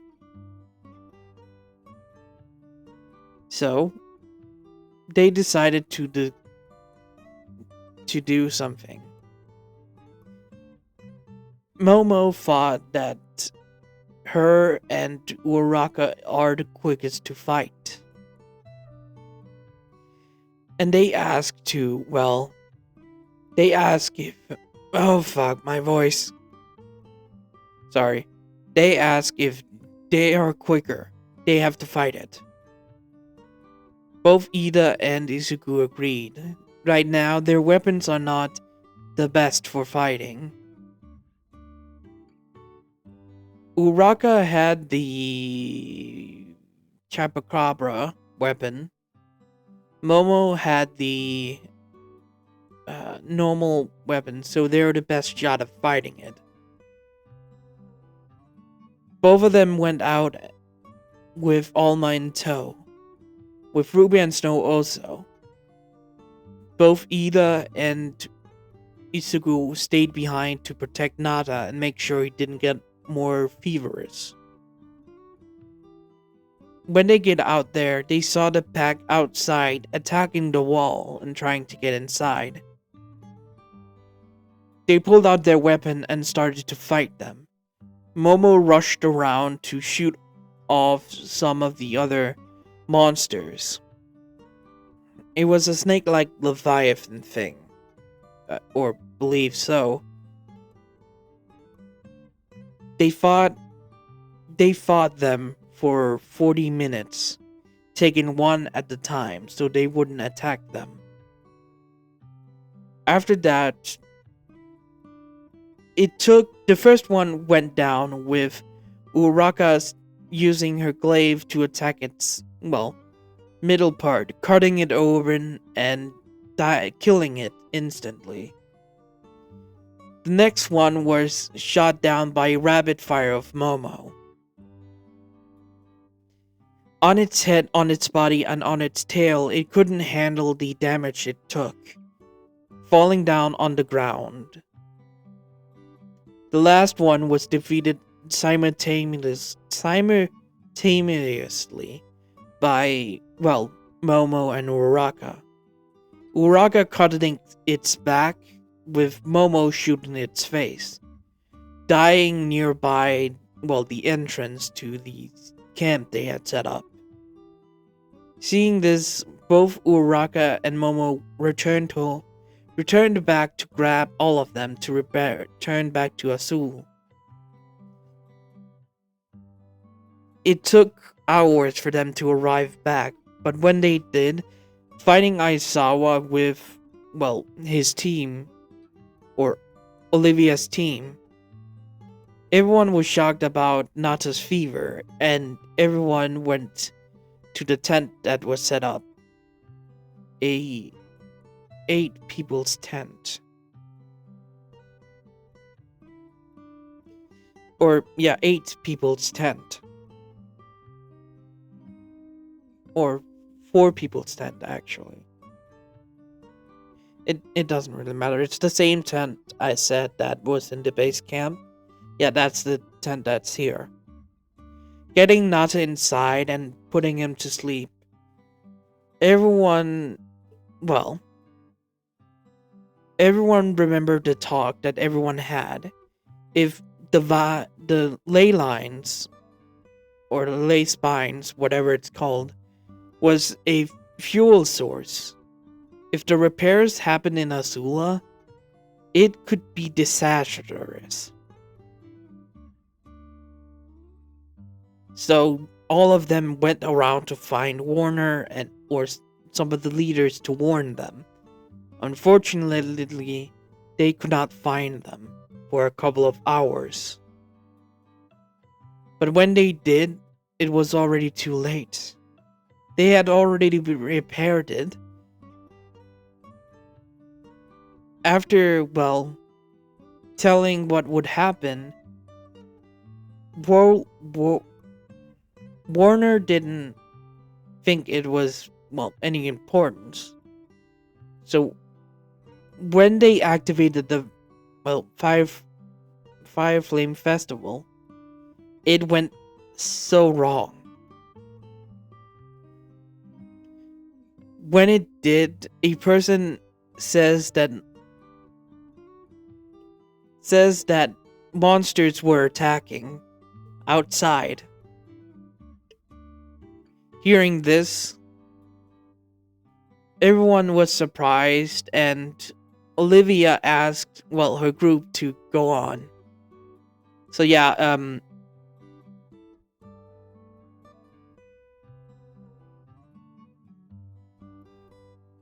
Olivia's group was talking about what to do when Isuku and Uraka asked to join them. It's better for the two groups to, well, work together.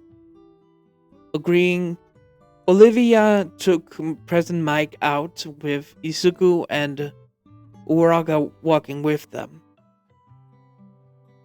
Momo didn't know what would happen outside, so she helped out with the pipes and everything else. It took 45 minutes for them to return. But at that point, it has calmed down a little. But unfortunately, the apes returned a bunch. When all of them saw it, they were surprised and terrified of what they're gonna do. When a black, oily figure came up and attacked the monsters. It attacked them, and realizing this was the apex, well, predator. It attacked and threw the monsters around, killing some of them actually. Dragging them away from the, well, fire festival. The old man explained that was the creatures from them calling the black flame. Everyone thought about what to do when all of them agreed to, well, hunt it.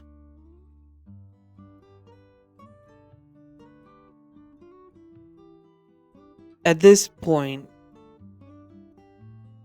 Momo wanted to help, but seeing that it was not worth it, Ida and Isugu decided to hunt this one. The girls took care of the other one. The team took care of, well, the last apex predator. Now it's Ida and Isugu's turn to take care of this one. Seeing this and seeing their determination, the girls agreed to it. Ida and Isuku went over to gather their supplies and getting the food down they need. Everyone else worked on, well, fixing Azul's, well,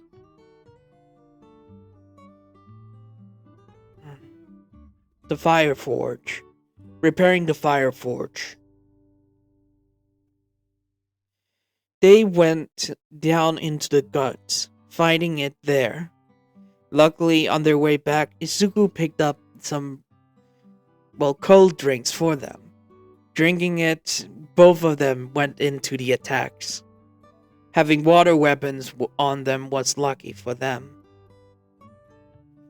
Both of them fought it off, but the multiple limbs always hit them. And they had to drink a lot of healing potion in this fight. Hell, Ruby even slips on its legs when he tried to jump on it. Well, she tried to jump on it. But stabbing its eye and cutting up its limbs was a great idea. It took it a half an hour to fight it, killing it in its, well, believe its home. When they did, they collected all the parts and called down a, well, pickup team to carve the parts. And goddamn, Isuku and Ida was burnt. Coming back, the girls were scared of their, well, injuries. But getting the parts were up, Ida wouldn't actually want this creature as a weapon. So Momo, seeing it and seeing how useful it is as a fire weapon, asked Gemma to, well, make her that weapon. But that would take a while. Isugu and Ida went back to their tent and taking off their armor. They were burnt all they were burnt and was getting wounds from it. Nata seeing this was afraid of it, but Ida and Isugu told them they always got injured. This is their jobs, to protect people. Nata, seeing their resolve, nodded at this. Isugu went into his own tent with Ida sitting outside with, well, Momo helping out with some cream she had that could help the healing process. Alma came inside with some few more healing items, handing it over to, well, Uraka and Gemma that is helping out Isugu in, well, the room for Isugu and Uraka, handed them over to them, and Alma went over to Momo and, well, Ida. I'm surprising that all of you can handle these monsters. They're supposedly apex predators. Yes, they are, but might say it's very exciting to hunt these. That's not just elder dragons. Oh? You have a problem with them? No, it's just that we do not understand something from our past. You know the story of us, right? Radophiles? Yes. You were a part of a class that was close to each other, but most of your team left, right?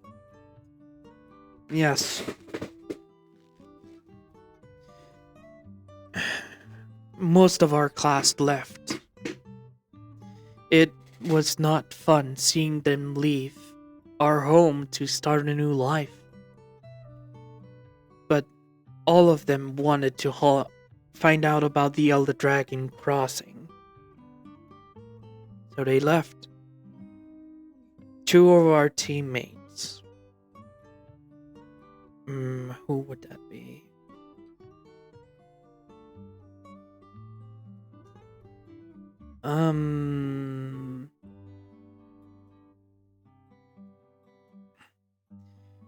A guy named Shoto Todoroki left with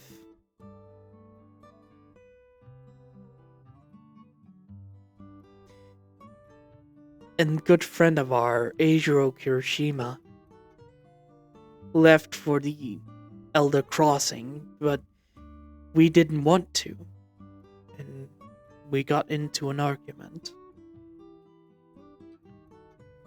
Some words were exchanged between us that wasn't great, and it kind of ruined it.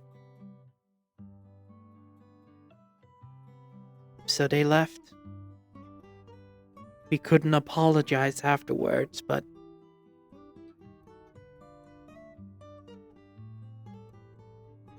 we did the same thing, didn't we? Left our home. Our new home. You cannot blame yourself for that. We know, but what else should we think?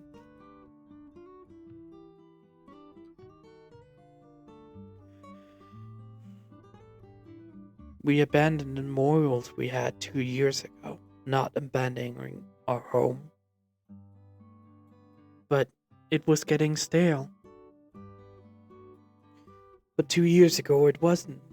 We had not any other creatures. We didn't hunt all the creatures there.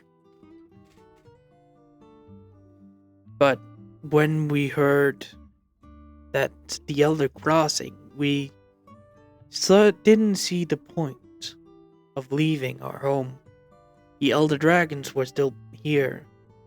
Maybe there's new ones there, but who really cares? You're not fans of elder dragons?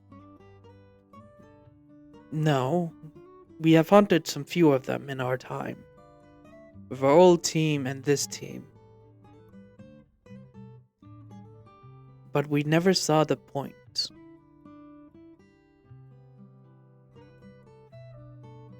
Then, what about Isuku and Uraraka?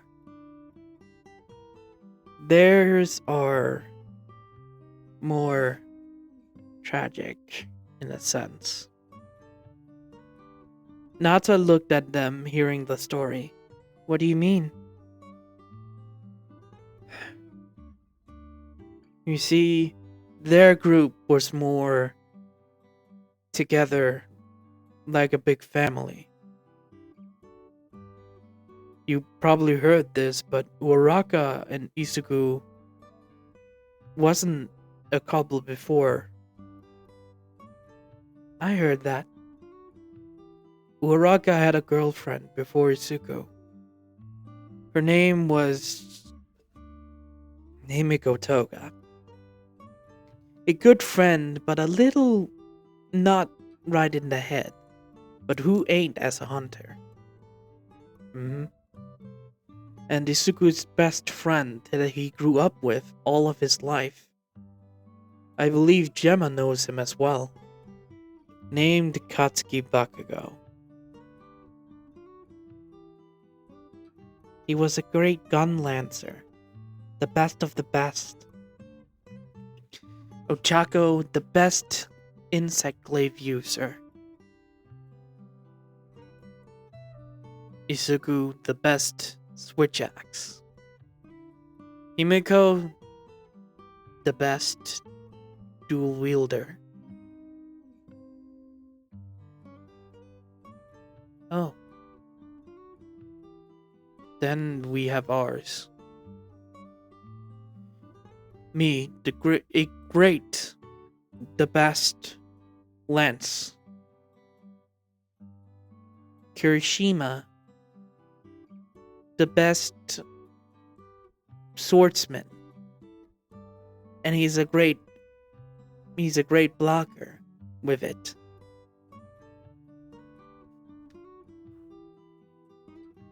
Todoroki, the best of heavy bowguns. You chose all of their weapons. Isuku chose Himiko's weapons. I chose Bakugo's. I chose Todoroki's.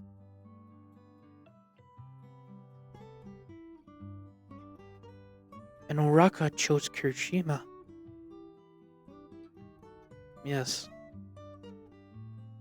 We trained with them sometimes. And they taught us about their weapons. What happened to Uraraka and Himiko? It was more of a breakup. It wasn't going good at the end.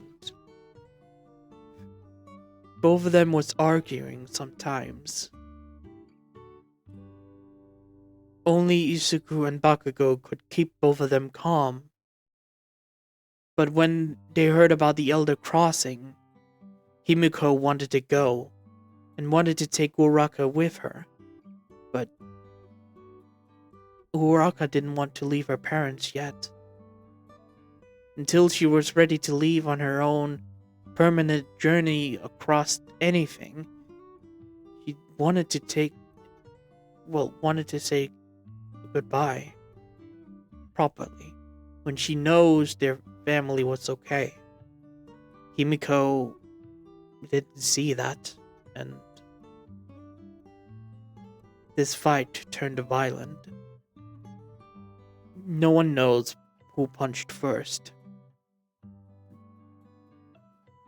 But Isuku and Bakugo interrupted them. Hearing the argument on why, Bakugo agreed with Toga, and Isuku agreed with Uraraka.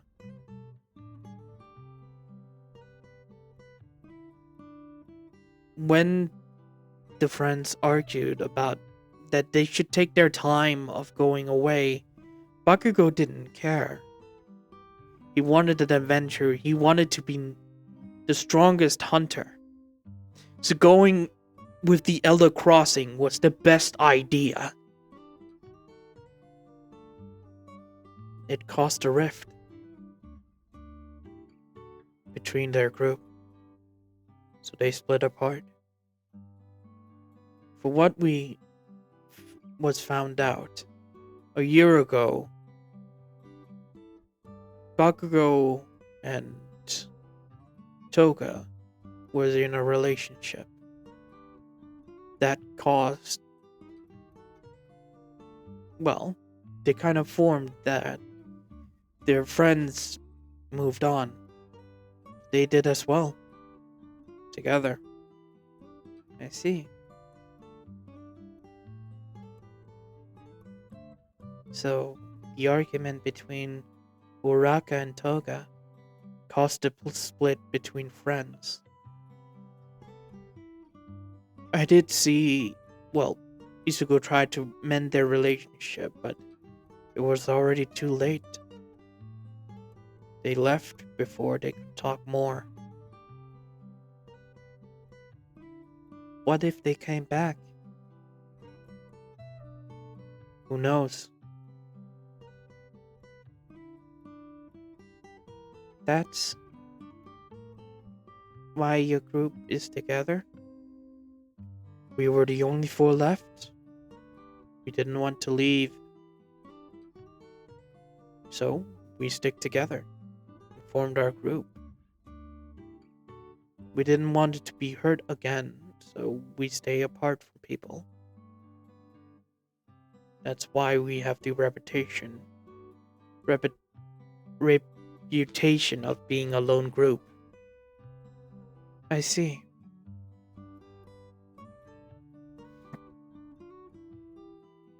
Everyone went quiet, and after, well, the cream was on, well, Ida's wounds was being healed, everyone went to their beds and fell asleep. The next day, everyone got out and, well, did their morning routine. But something was different in the air. The past of Isuku and his team was out in the open for the rest of them. Well, the rest of their unit and Nata. But what Isuku understood, Ida and Momo told about how their team were formed. How he lost his best friend because of an argument. How Ochako lost a girlfriend because of an argument. I don't think I actually explained why Kirishima and Todoroki left. But I will make it short here. Kirishima and Todoroki left because 1, Kirishima wanted to fight the Elder Dragons and figure it out. 2, Todoroki wanted to get away from his father, that's a master rank hunter. That's almost as strong as a hunter as his rival, Toshinori Yagi, is also higher ranked. He's a higher ranked master or grandmaster hunter. But he retired and actually taught in the Hunter Academy where Isuku, Bakugo, and the others were. Toshinori Yagi, by the way, Toshinori Yagi is still All Might in this version, so he did train Isuku about his special skills with the Switch Axe. That's why Isuku mostly used the Switch Axe. But Todoroki left for the New World to get away from his father. That kind of split the team apart of their ideals. Momo wanted to stay in contact with her family until she could actually leave. Ida wasn't actually interested. It was an interesting concept of the Elder Crossing, but he couldn't figure out how important it should be if there are other, unit over there in the new world. He thought logically at this point. It was an interesting concept, but Ida wasn't interested if someone was there. So that was the ideal, and that's why the group split up. Also, a fun fact, Yarosu actually had a crush on Todoroki, but after he left, that kind of destroyed it. And now Ida and Momo are together because they actually love each other. So yeah, they also told that to everyone.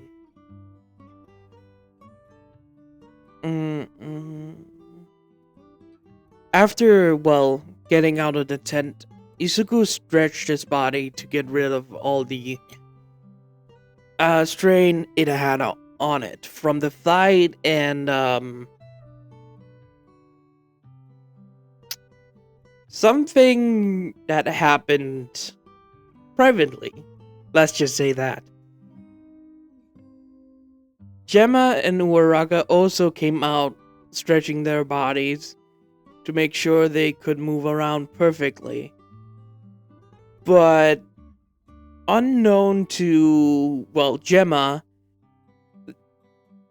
there's a higgy on her, and both Ochako and Isu kind of light blushes at this. Yeah, you kind of know where this is gonna get. They also had a kind of conversation about, Gemma's experience here. About a conversation they had about the girl that was from the Oil tribe. Where she asked Izuku actually asked if Gemma was proud of her, the little girl that looks familiar to her. Izuku knew who it was. So when she said she's happy and joyful at hopping around, Izuku smiled and something else happened afterwards. Izuku and the others talked to each other about what to do with the Nutra? Or Nutru? I don't remember. Parts and the, armor pieces of the other one. None of them wanted the gorillas, weapons. They weren't interested in it. Maybe the armor pieces in the future, but they're not. If they get to a point, they will find a better, armor set. After they have the conversation, Momo actually asks for the Apex Predator's weapon, and all of them agree she will take it. Walking over to Gemma's forge, she asked for it. Asked for the light bowgun version of it, the Apex Predator of the Oil Basins. Sorry, I have it. Shit, give me a moment.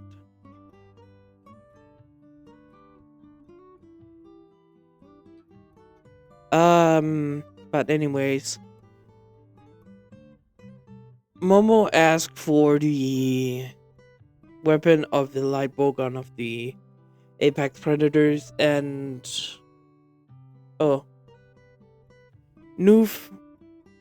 Noon. Okay, I'm gonna copy that. What the fuck does it say?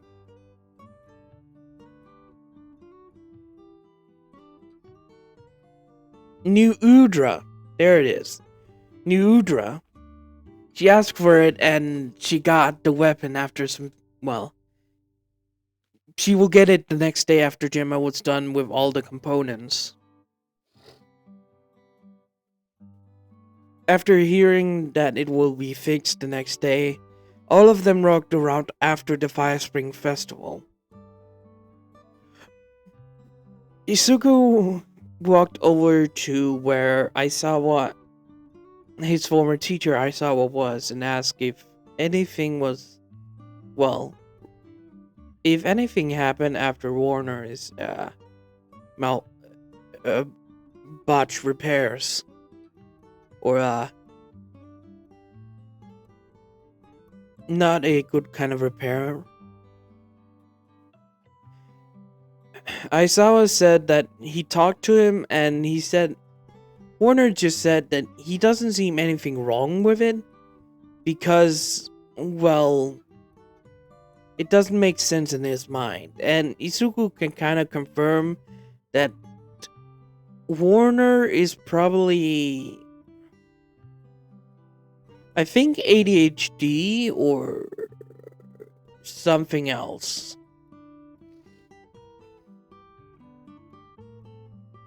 Or is hyperfixation of his work, but can easily forget something. But Aisawa told Isuku that he talked to him and he did tell him what he did wrong, not gathering more information about, well, the ley lines and anything else. Warner understood that he made a mistake after was told that it was. After that, Isugu talked to everyone he could about Nata, Olivia, and Eric. But after some few hours, a messenger came from the main base camp in the wind-inspired waste. If I'm correct. I think it's correct. I'm sorry. I can never remember the name of that place because it can have so many names. But yeah, after being called back to the main base, everyone didn't tear down their tents, asking if the villagers could keep them if some of them returned. But they have to go back to main base to confirm informations. They said it was alright, that they will keep them perfectly clean when they are leaving. When they are leaving away, they have it cleaned for them and others. After saying thank you about it, everyone settled up and took the stuff they need with them. Luckily, Gemma was already done with Momo's weapon at that point. Sorry. Gemma was already done with the weapon when everyone returned back, started traveling back to main base. It took around 2 days, or probably 2.5, 2 or 3 days to return back to base camp. It took a day riding over to the camp in the Scarlet Forest, or a day and a half to come over there to, rest up there. And then it took 2 days and a half it took a day to return to main base. After they did, everyone settled down for a couple of hours before the meeting was called for everyone. Walking inside, Miss Joke was sitting at the main table with books around her. She started the meeting where asking to give all the information they have gathered for these couple of days. Scarlet Forest,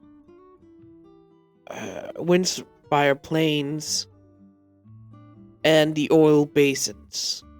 And and the frostbite peak, or no, the ice area. Isugu was Isugu and his team was the first one to explain what they found in the ice realm, or the ice area. After they were explained what is in there, they were shocked that a Woodwood was there and actually can talk intelligently and mysteriously. Sorry. After, well, hearing this and what two monsters they found, they were kind of worried.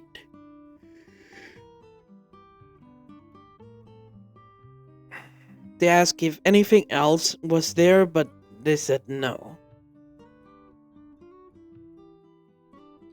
When all of them asked, well, after all of them gave information of how many things they have done, Isuku actually found out that Olivia actually gave the leaders of the oil basins the paperwork to send a message to the guild if monsters are, well, disturbing the environment or other things. Luckily, the people that mostly stays in the forest also gave the information to the, well, Woodwoods to hand over papers if they need help. But the pink one was actually the one to write them when they have a problem. After, well, after the information was given, one of the members, I think Griffin,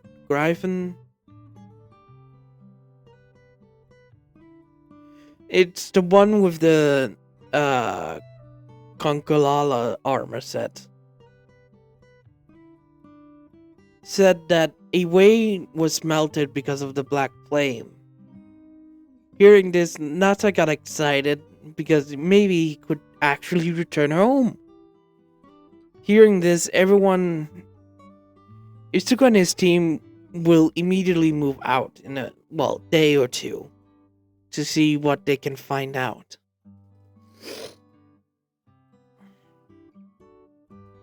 It didn't take long for all of them to pack up and started to move out.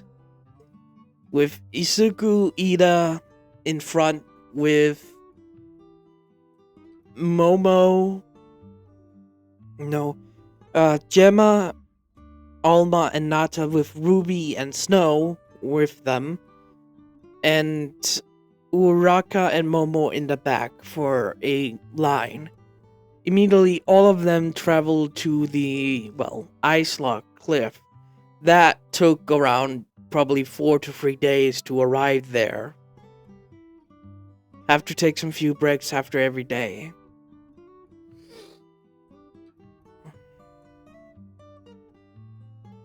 When they got there, underneath the ice waste there, they saw the path was melted away and Nata got exciting and everyone started to travel through that way.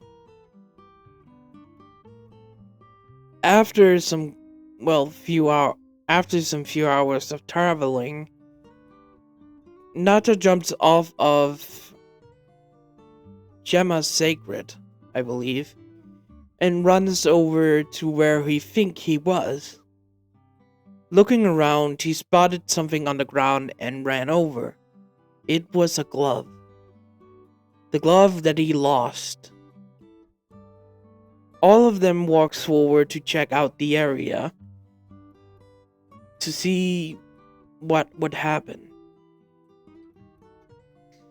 When they arrive in an area of, what Deku could see was a platform of some sort, with a wall and a roof, and a little bit further ahead a ramp above, or maybe a staircase above.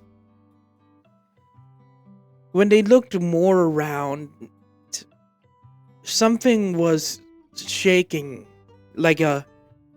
before Deku, I think I was about to say Bell. Before Deku could continue his thought, two monsters ran through the wall, both of them to be revealed as the Shakama. But they were wrong. Not brown or yellow, but white and purple. Seeing this, Izuku immediately ordered the three others with Snow and Ruby to protect them to run away to find a campsite. Hearing Izuku's order, all of them did, running away from the fight that was beginning. To be honest with Izuku, it was easy to fight the Sakuma. Even though it took 20 minutes to take it down, it was still the same monster with added movements or attacks. Like as Momo calls it, the Wilk Blast, or the Wilk attacks, that can cause, what Momo said, Wilk to appear when they attack with a glowing white light. Izuku agreed with it, same with the others. The one that took it down was Ida, piercing its lower body with his lance, killing the Shakama in its place.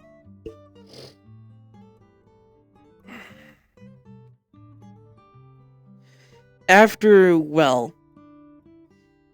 seeing the Shakama go down, all of them cut it up, but the meat was wrong. It was blue, and it was not. Izuku didn't trust the meat at all. It looks rotten or man-made of some sort, but that couldn't be possible. The blue meat is not normal. But it makes sense in other monsters that actually have blue blood. This was the Shakama, right? After, leaving and finding the camp where the others were, Nata got excited and told them that the village was actually nearby. Hearing this, all of them settled up and went away. Went to where, Nata said it was. It was actually a 5-minute ride over there. It seems like this area was smaller than others. Yeah, it would probably take like 10 minutes to go over to the other side of the wall, where Izuku could see it, but it wasn't like an hour like the others. Izuku looked down from a cliff area to see it goes downwards. It will probably, for Izuku's counting, take hours to go down there, but across it will take minutes. Down, maybe a few hours.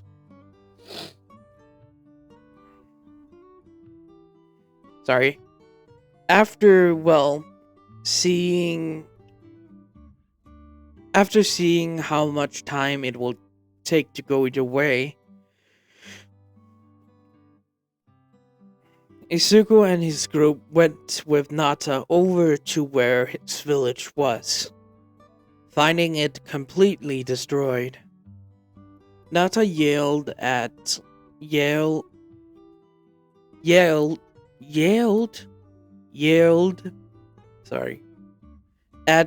Tashin, the man that raised him from some time.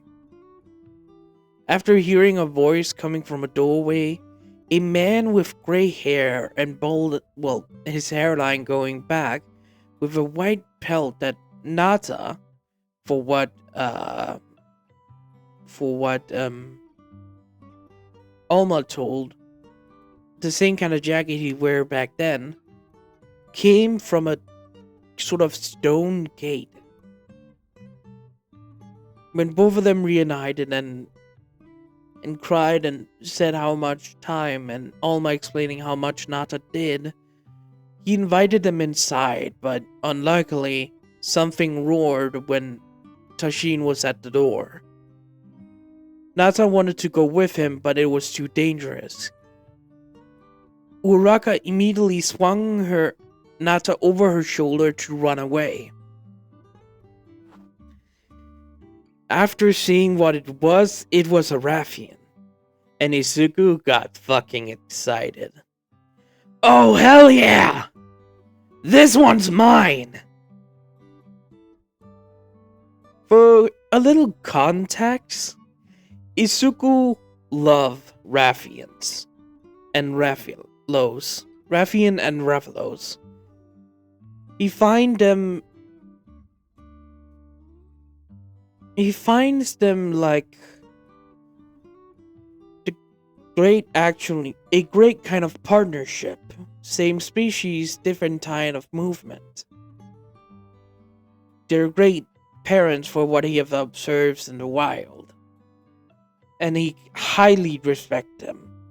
So every time a Raffian or Raffalos goes kind of muck and is being dangerous to others, he always goes out in the old world to hunt them, to peacefully take them down. And he has a full set of Raffian weapons, Raffalos or Raffian weapons always. Those were his two favorite monsters and weapons. So seeing one of them here excited Izuku.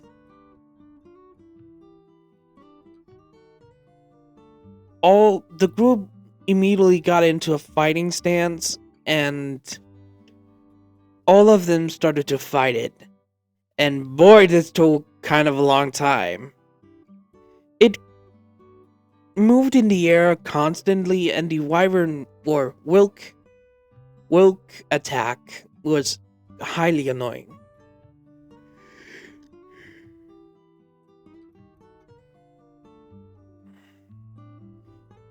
It took for them, I believe, like half an hour to defeat the monster. Actually collapsing near the village. Izuku was the one to take it down with his water weapon, striking its head with his, when he was on its back, and plunging it into the head and activated the elemental blast from his weapon. He killed the Raffalos, I think Raffalos, to take it down. After that, all of them caught the monster and actually handed all of it to Izuku, because their team knows he loved them. In his old world, fun fact, Izuku has the regular version, the more stronger version, the blue and pink one. He also has the silver and gold armor set, and had all his both Raffian and Raffalos weapon maxed out as hell. So yeah, Izuku loved these monsters.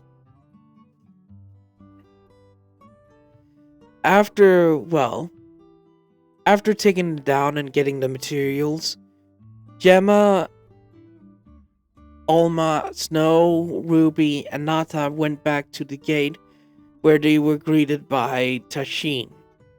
Shocked that they could take it down, he invited them to their village. Walking into the gate, all of them saw a kind of destroyed area of some sort, but not as bad destroyed, like from the outside.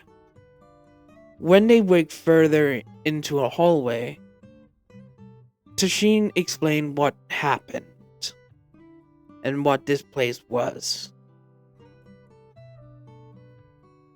When they got to a book area, Tashin asked he kind of regretted to leave Anata alone to fend for himself. But luckily he survived. Coming back to the, village, villagers were excited to see Nata alive and well, it's been, I would say, 3 years, if I said that in the beginning. 3 years since Nata left the village.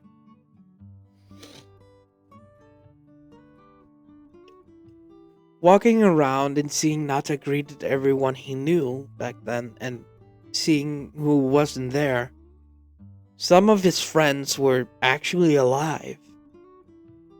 A two siblings, a boy and a girl, and two other boy and a girl. Isuko saw them and saw how happy they were to see. Nata was the oldest of them at 15, or 15, 14 at this point. I believe I didn't say this, but I don't believe Nata is around 10 years old. So I believe Nata is probably around 15. The two siblings were an older sister around Nata's age and a younger brother, probably a year or two younger. Then a boy the same age as, well, age as the boy, around probably 12 or 13.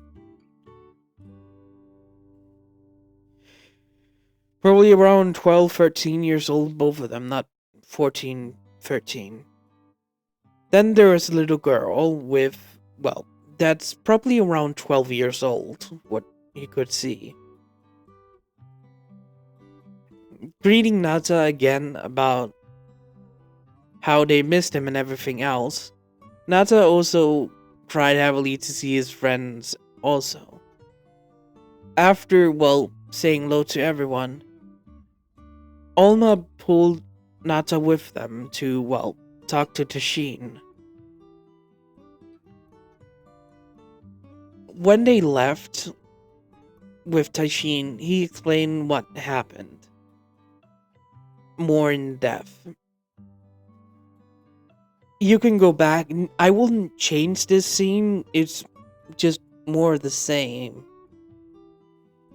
When they got to the library, he explained more about the white substance called milk, but actually it's called wyvern milk. Isuku kinda looked at the weird naming part and said it was called that. Yes, it's called wyvern milk. Okay, but I'm sorry, I think I'm gonna continue calling it milk. That sounds more better than wyvern milk. That sounds really weird. As you, well, like, I guess. They were explained everything about how Wyveria, the place where they're at, rise to their power and fell afterwards. They explain about the wyvern milk and where it's produced, a place in Wyveria, the center of it. It's a shrine called the Dragon Torch.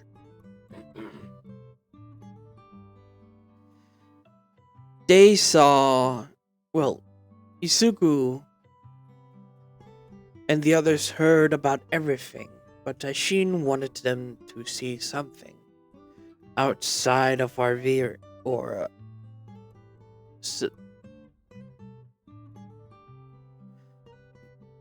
the I don't know, the village,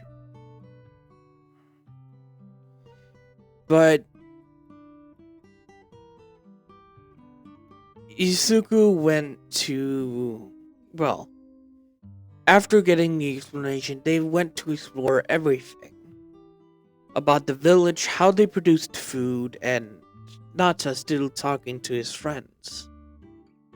Isuku actually went with Nata to see what he wanted to do, and talking to their friends. Well, talking with his friends. Come to find out, I don't remember two names, but I remember the others because they're quite more important. But um, the four kids introduced themselves. The twins are a reference from the second movie of My Hero Academia. Those two, not the twins, the siblings. The other one, the one of the middle children, or one of the more younger children, introduced himself as Koda. The youngest, the younger girl, introduced herself as Eri. Izuku introduced himself as Izuku Midoriya. When they asked what he has on his back, Izuku took the weapon off and put the axe head on the, ground, and said this was a weapon he used to hunt monsters with. When the children got excited of hearing what he can do, Data told them stories about, Izuku's hunt with his friends, explaining all of them. Seeing the children get excited, Izuku told Data that he will be moving on, and told him to have fun with his friends. He walked up to the area where the campsite will be. Seeing that Gemma was looking around to see where to put everything. Izuku, seeing that she needed help, started to help out moving the destroyed stuff. There is destroyed stuff, right? Hold up, give me a moment. Okay, that's my mistake. There's not destroyed stuff in the entrance of the gate. It's more like a storage area of some sort. So Izuku helped out moving the boxes, bags, and shelves that was in the area, helping taking them down with Gemma. Luckily for them, they went back to the campsite that was set up when they chose to come here, getting the tents and everything packed up and moved to the campsite for the moment. It's a pop-up tent, by the way, they have set up. After, helping out moving stuff and placing them where the useful items could be, and getting the bags down to the village if they need them, asking Tashin, and he told them where to put them or wherever. After, doing that, the others from their group helped out moving stuff away. Izuku asked if, when they were done moving around with none of the other expedition members coming, it would probably take a few days for them to arrive. Izuku asked Tashin about the books. You're interested? Yes, but no, it's more about the researchers. I see. I'm just here to ask if they can set up somewhere. Not in the main one, but somewhere they can research the books and everything else. Tashin thought about it. There is not many places. But I will ask some of the members that takes care of the library in the hallway here and in the bigger room at the end of the village if they can set up there. It will probably take a few minutes. Give me a moment. Don't worry, I will be here to help out. Tashin left and Izuku and the others helped out. Set some few, hammocks up. More for the people that will take night watch. After, setting everything up and the people that could go in to sleep could sleep, Tashin arrived back with some information. They allows these researchers to research the books, but they have to put the books back when they're done. Oh yeah, they will definitely clean up. If they impose rules, the rules will be followed. Don't worry. Thank you. By the way, can I start? I'm quite a reader. Yes, there are some few books that is in our language, but some few of them is in a more ancient language we can't understand. Hmm. Yeah, so I will take maybe the monster book or well, the Guardian book as you called it at one point. Yes, I do have some few of them. But true or not, how many there are, I have no idea. The more the merrier. Isugu got the book and started to read when he was on night watch. It was more about the Guardian and the Doshakama and Raphalos. That was, well, Guardian. That doesn't seem about what they eat or sleep. Just say what they're for. The Shakama is a soldier. Guard the Shakama is soldier. Raphian is air support, as they call it. That's mostly it. There's nothing more. Bare bones? Alma asked when she walked over. Yeah, it's bare bones as hell. There's not a lot of information here. I see. Yep, nothing about their habits or anything else. I'll I've looked through all of them and maybe we'll run into them. I don't know. Maybe some of them are dead or still alive somewhere. Maybe. I'll hand this back to Tashin. When Ichigo met Tashin again the next day, he handed the book back and told them he got some few things, but it was bare bones for him. When Tashin looked confused and asked what does he mean, Isugu, well, went back to Alma getting a, well, Monster Hunter book, went back to him and handed it over. And when Taishin looked through it, it was a lot more information what they have. I see why you mean bare bones for you. Yeah, we don't know eater habits, how they move around, what their weakness are, what they usually like towards humans. I can see. Yeah. By the way, it will probably be a day or two, one day more or 2 days before the rest of them arrive. I understand. We've been quite prepared for their arrival. I hope so. And by the way, can we get more information about how you get food? Of course, of course. I will have one of the, herbalists help you out. Or farmers. Thank you.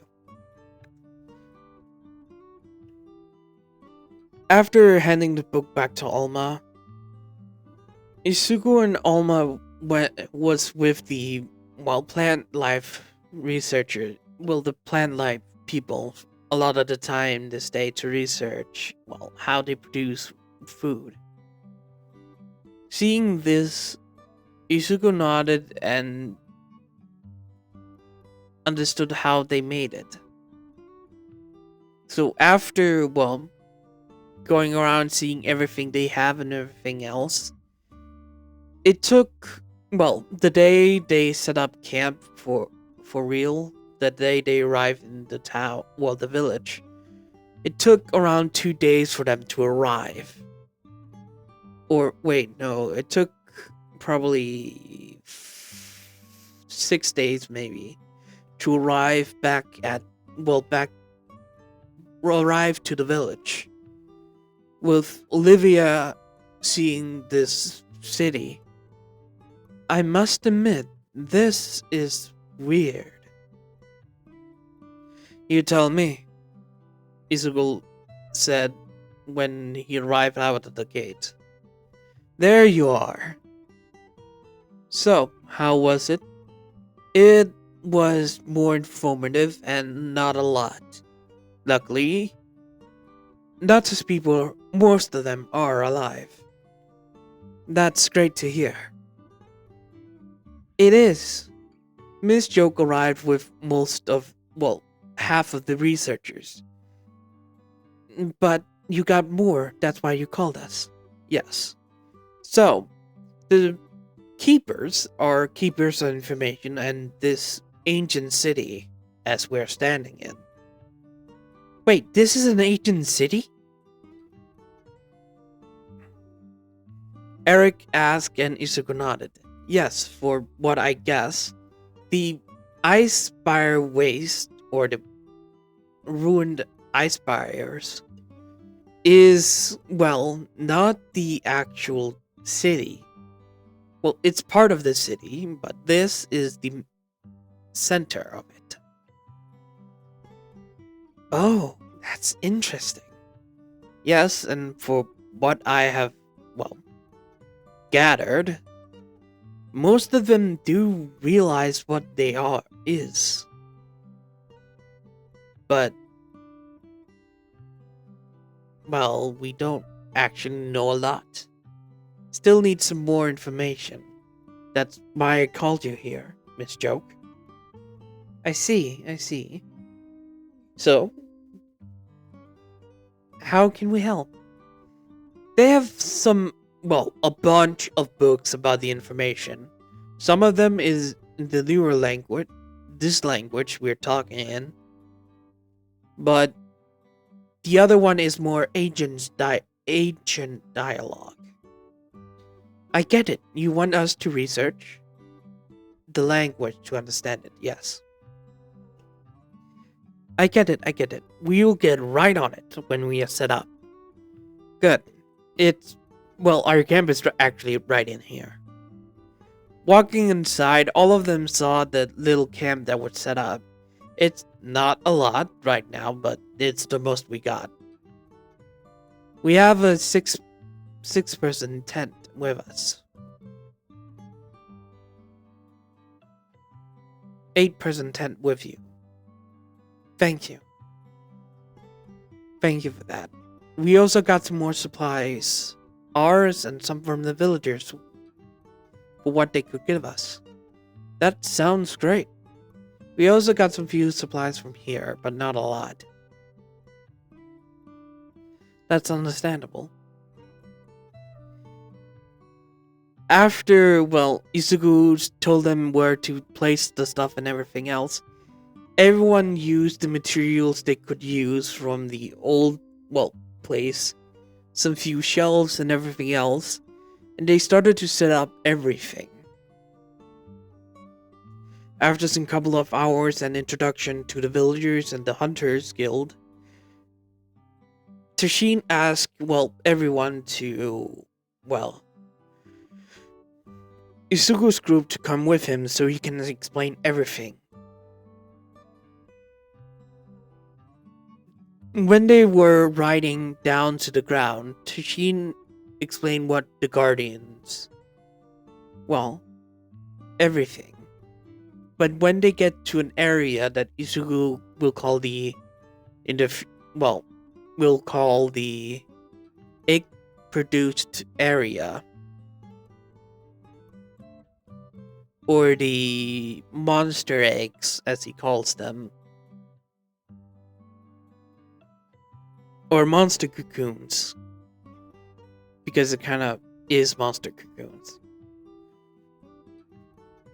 Tashin explained everything about how their ancestor created life, the Guardians, how they don't need to eat, sleep, or anything else, how they roam around and can be controlled by people, but not anymore.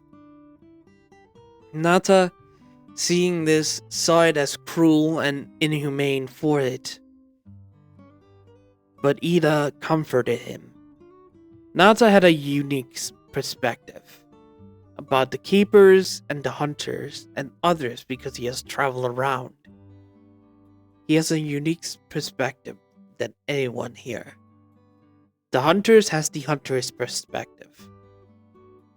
The Wayspire people has the Wayspire way. Woodwoods has the Woodwood ways, and the oil oil basin people has their own tribe's way. And the Woodwood in the ice area had his way. So Nata, seeing all of them talk to everyone, has a unique perspective. A hunters, a wild by, well, everyone, even the keepers. So after, well, comforting Nata and Tashin moved forward to, well, wanted to show them something. But at that point, a lot of birthing came, or the shatter, or cocoons popped, and guardian sacreds came out. Izuku was about to drive them off when the guardian Argvelt arrived, landing in front of them and started to devour the monsters. Seeing this, and scared from Nata and Tashin, Olma wanted to find them, but immediately Ida pulled her away and put her on her sacred, told them to run. They will drive it off, for now. They ran away from the area where Izuku, Momo, Ida, and Uraka started to fight the Archveld. The Guardian Archveld off. It took 10 minutes for them to drive it off. It dropped down to the ground. After some few minutes of looking around for Nata and Tashin, Uraka found them in the cocoon, in one cocoon, pulling them out of the cocoon afterwards, where Olma and Gemma arrived back to see them alright and happy for it. After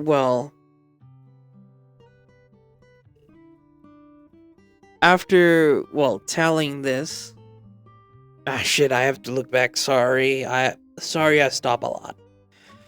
After Tashin and Nata came out of the cocoon, they talked about Argveld's eating habits. It shouldn't be possible at all. So they asked what they should do if this was normal and stuff, but Tashin said it was not. This was unprecedented for Argveld even to eat something. They asked if anyone in the village knew, but no one did. But Tashin mentioned a woman from a little bit away from this lands.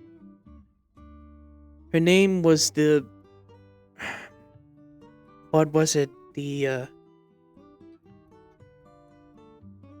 It was something with H in it.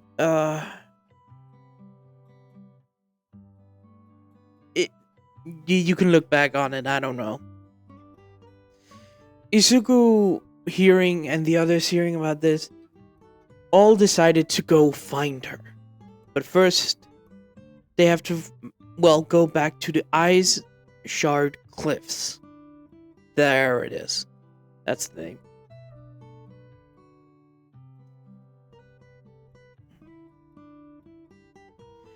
After going back to the Ice Shard Cliffs, they found Olivia there. After setting up the camp in in Viria's capital, Olivia and the others decided to set up a camp in the Ice Shard Cliffs, so people could stay there and research that part. So when they told about a person that could actually figure this out, maybe, All of them decided to go. Settling up and everything else, everyone, every group went on. They wanted to find the, Woodward that lives here. It took a few hours to find him, but when they did, they asked about, going to a village. Sneef, or something with an S. After they told where they wanted to go, he said he knew the way and asked if they're alright with it. They said they were, and he pointed the way. Told them that straightforward at the end. That's the path you need to take. Or something like that. After seeing this, everyone thought about how to get there, and the sacreds were the only way to do it. So, everyone saddled up and headed out, thanking the Woodwood. He also told them before they left that a monster prowls or guards the place. So everyone was, told to be very careful. All of them started to run the path. Olivia's team and Isuku's team. Running through it for like 10 minutes. Over rocks, cliffs, and stable area, a tremble came behind them. Olivia looked back and saw a giant leviathan coming towards them. She cursed the Woodwood. She cursed the Woodwood, saying that the monster was not away. All of them started to run as fast as possible. The sacred started to run as fast as possible. Jumping over rocks when it smashed them away from each other. Everyone wanted to make it safely across this area. Finding a place to stay, everyone jumped up there and, looked down at the Leviathan that was there. Alright. Okay. My team will go ahead and drive it away. Isuku said with everyone looking at him. Are you sure? Yes. You take care of Alma and Gemma and Nata and our Palicos.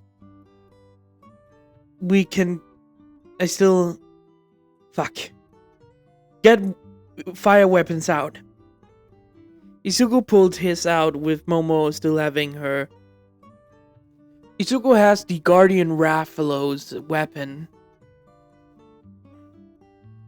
He took it out and put it on his back, putting his water weapon away.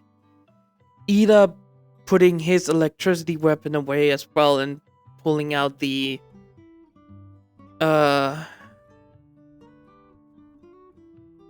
Crematrix weapon out, with Uraka pulling also a Crematrix fire weapon out, or guard. No, both of them. No, Uraka pulled a Guardian Rathalos as well. Before they actually went to the ice area, they were attacked by a Guardian Rathalos. By the way, a little fun fact. They were attacked and defeated it. Izuku's goal is right now to get that armor set and the normal Rathian and Rathalos armor sets. After taking out their fire weapons and getting ready, the group went out to fight the Leviathan. And this was a hard fight. It took like 20 minutes to, propel it away from them. Uraka was actually first one to repel it at the end. But the first area, it took a while to, it didn't take a while for it to move away. When it did, Isuku and the others follow it. The others stayed behind for safety's sake. The other platform was more harder. The Leviathan attacked more often than it did. But luckily Ida protected the team and knocking the Leviathan away multiple times. The third area was the last area they have to fight in. But they knocked it away again, and Uraka, when it was at the edge, knocked it head and making it fall over the cliff. Seeing this, the team, well, Livia's team went with the supporter, not the supporters, the Smiths, with her team and Alma and Gemma, Nata, and Ruby and Snow went over the area. Izuku and his team went over to them to retreat when the Leviathan came back, trying to drag them with them.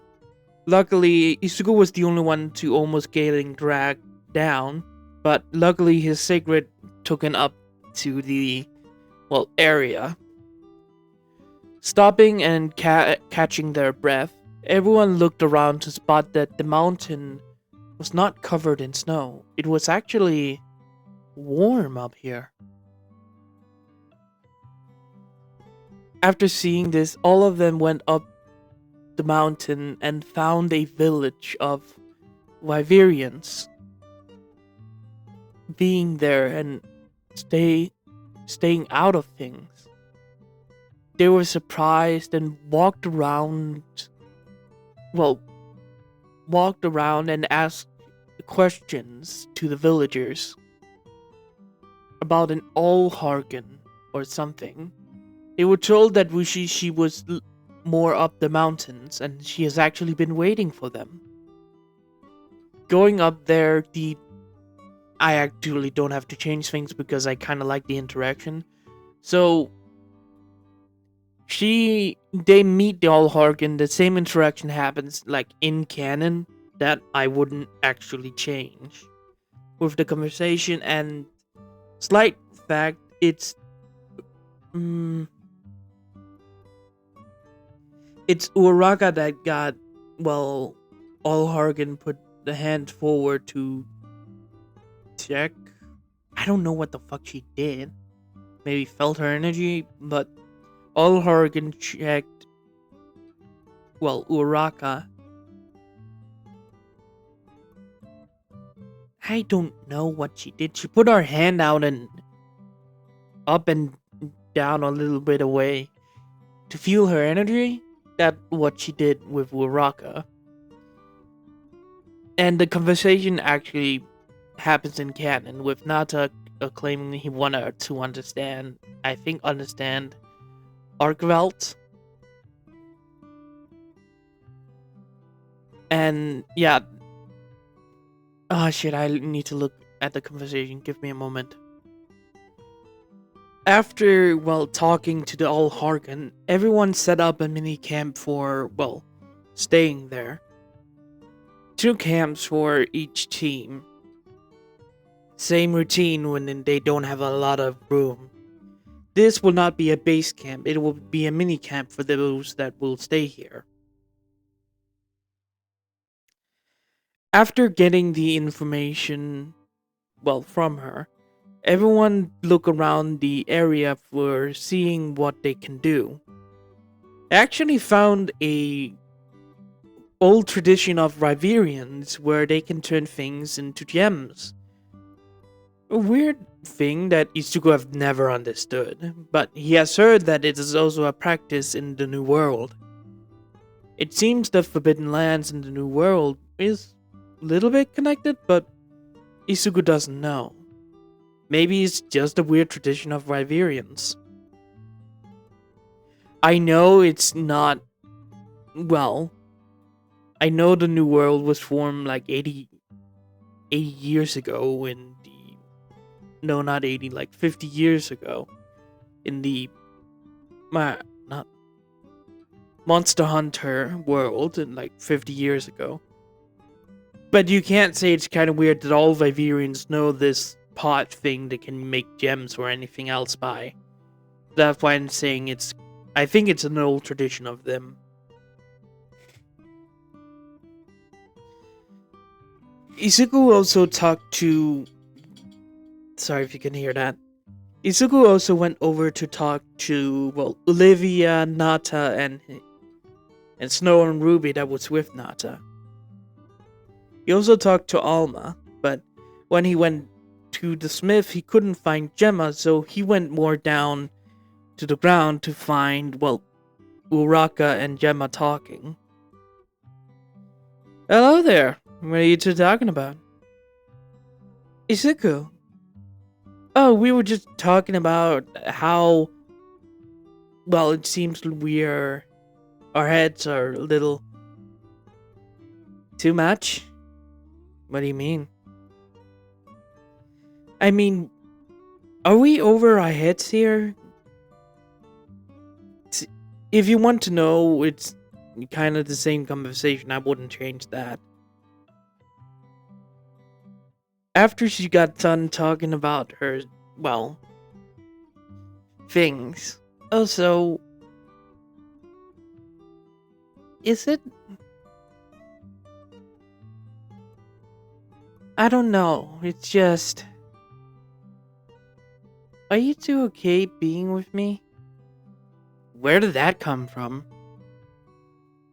I mean, you two have been in a relationship for longer. I don't want to ruin that. Okay, let's make this quick. Gemma, you're hot as fuck. We both love you. We both like you.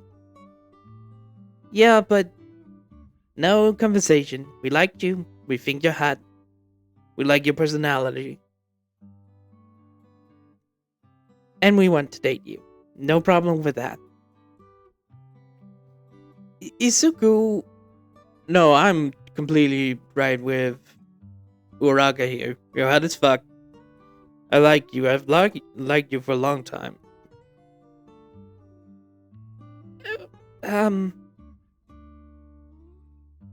If you don't feel like it, we can stop it. We don't want to make you uncomfortable. No, it's just that relationship you have. Oh, you think I don't like women? No, I know you like women, but your last relationship with one went... Oh no, I have a lot of bad relationships. What? Yeah, she's have like 4 before me? Yeah. An old crush that I had on a guy. We flew apart. Actually ended a lot better than the last one. And the 2 others were with girls. Only dated them for a few months before we stopped. One went bad, one just fell apart. We're not talking to each other. Himiko's was the worst one. Yeah, that was an awful fight. But I'm just... Look, it's fine. We can take it slow if you want. But it's fine. Okay. Take it slow. Fine by me. Same here. Uraka went over and hugged Gemma from behind. It is quite a beautiful view, isn't it? Oh, certainly. Alright, I'm gonna leave you two alone. Oh, yeah, we're gonna eat with the oil hurricane. Okay. See ya. Izuku went away and, well, went over to the tent they were at, talking to Ida and Momo. They talked about, well, the Leviathan they fought to get here. Both of them actually didn't want the weapons of it, and they don't have it. Izuku actually didn't have it either, but For what they understood, Urchako had one, so giving it to her was actually a good idea. But before they could talk about it with Uraraka, all of them went to dinner with the All Harkin. Afterwards, and during the dinner, they talked about, well, the reason why Reveria fell.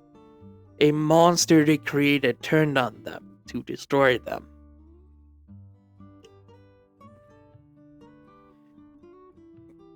There were also a lot more questions about Argvel with Nata and everything else. But after that, everyone went back to sleep. Everyone went to sleep and fell, well, nicely asleep, but they did have rotations with Night Watch.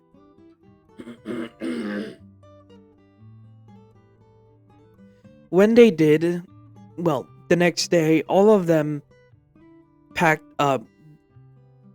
All of them packed up because they have no time to leave, well, be here.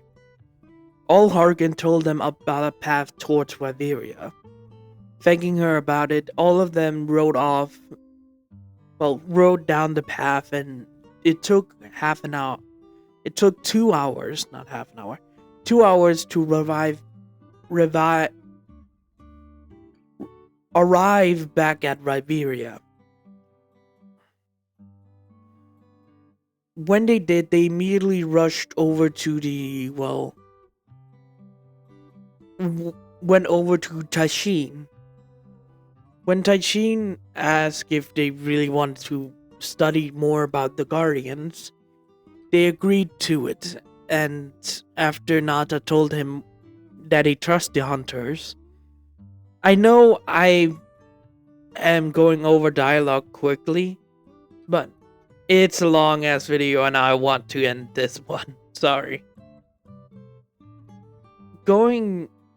After Tashin was convinced, they went to where the cocoons were, and Tashin opened a path for them with a dust that's like Nata's pendant. After going inside of the area, Tashin told them to go somewhere they can, be at. It took a little travel, like half an hour to go there. No, it took 20 minutes, not half an hour. 20 minutes to arrive at the area where they sent up a mini camp. After that, the group went out except for Gemma and Snow and Ruby to protect her. They went out to to find more about Guardians. When they found Claws and when they explained what to do, about tracking to Nata, a Guardian arrived being an Upidarian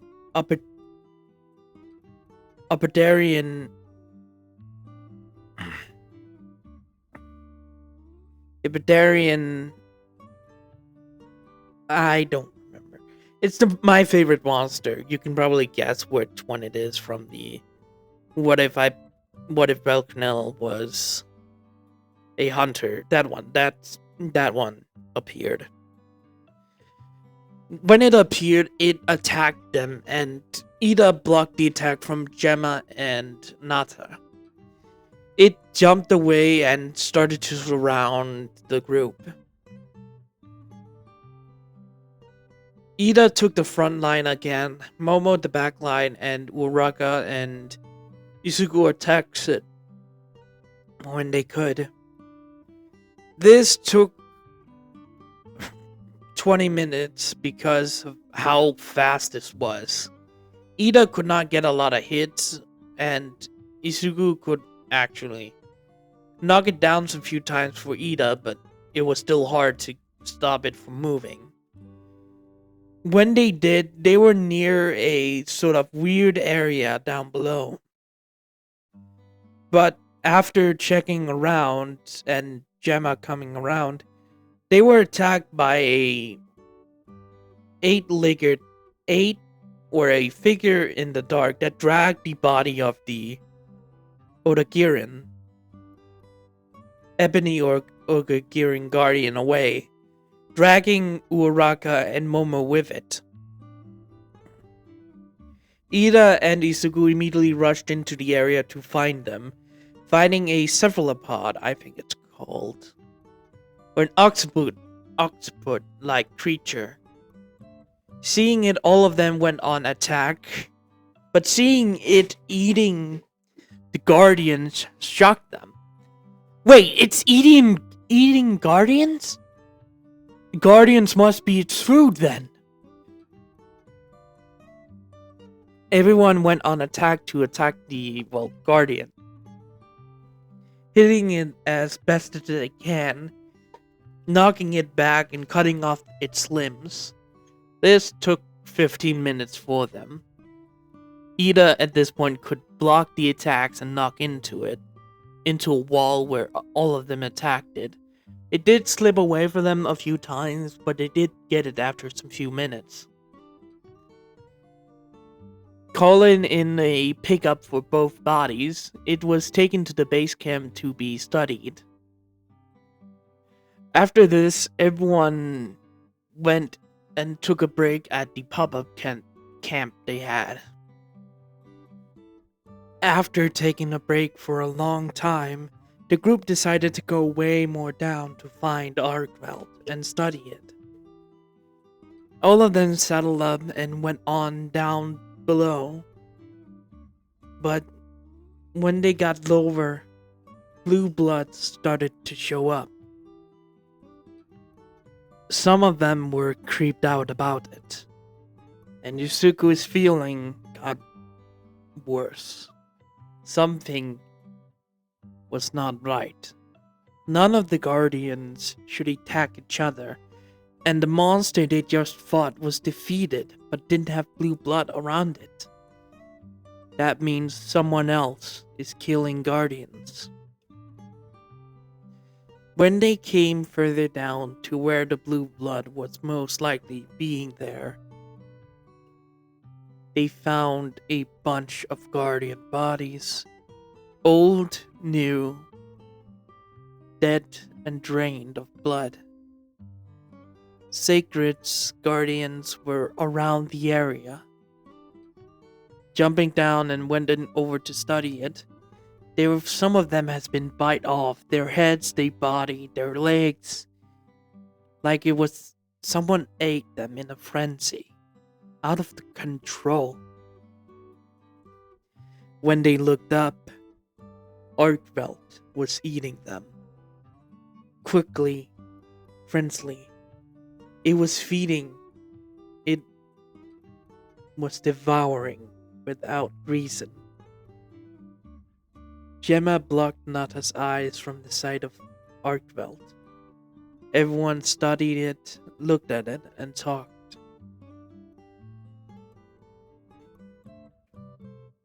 All of them realized that Arkveld is destroying the ecosystem. Nata asked if there were any other way, but Gemma allowed the hunters to attack and slay Guardian Arkveld. Nata begged Isuku and the others to reconsider. This shouldn't be it. They can find another way.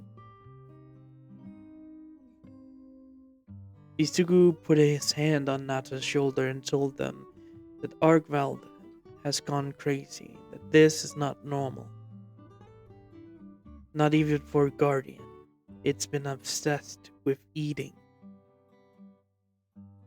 This is the only way to save it. Nata asked, because it just had freedom, they cannot take it away. But Isugu pushed him towards Gemma and Alma. Everyone started to walk forward to defeat Arkveld. Nata tried to stop them, but Gemma took him away from the group, riding off so they can fight it. When Arkveld turned around to see them, It was not going to stop. Fighting it took 40 minutes. The attacks were crazier. Even though they drove it off, it has gone more faster and energy was just flowing through it. It could not handle the energy it absorbed. Blocking and attacking, the group tried everything to slay it. When it was coming back to its feeding ground to eat more, the group planted a shock trap there. When it was shocked into stopping, all of them placed bombs around it. Momo shot the barrels to knock it off course. Izuku immediately went up front and attacked Arkvel's head. And that was it for her. Slamming his blade of his sword mode into its head, it killed Arkveld. It screamed for a little and slammed on the ground, dead in front of the group. They sighed and put their weapons away.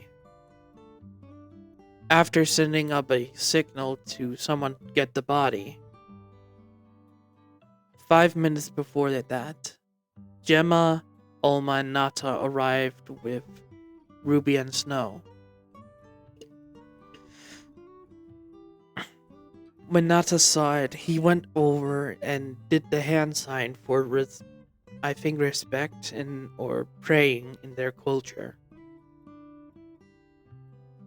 All of them respected it and did the same in front of Arkveld. After some few moments, they stopped and Snow asked an interesting question. Why was it here? When Gemma tried to answer, no one actually knew why.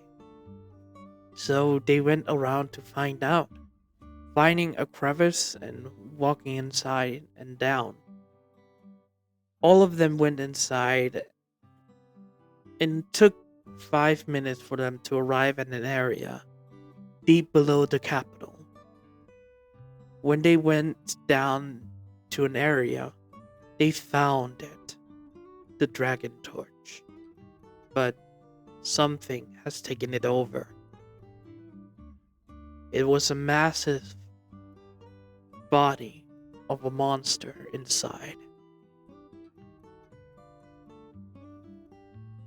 It took a day or two to arrive back at, where the Allharkin was with Tashin to figure out what the monster was. They found out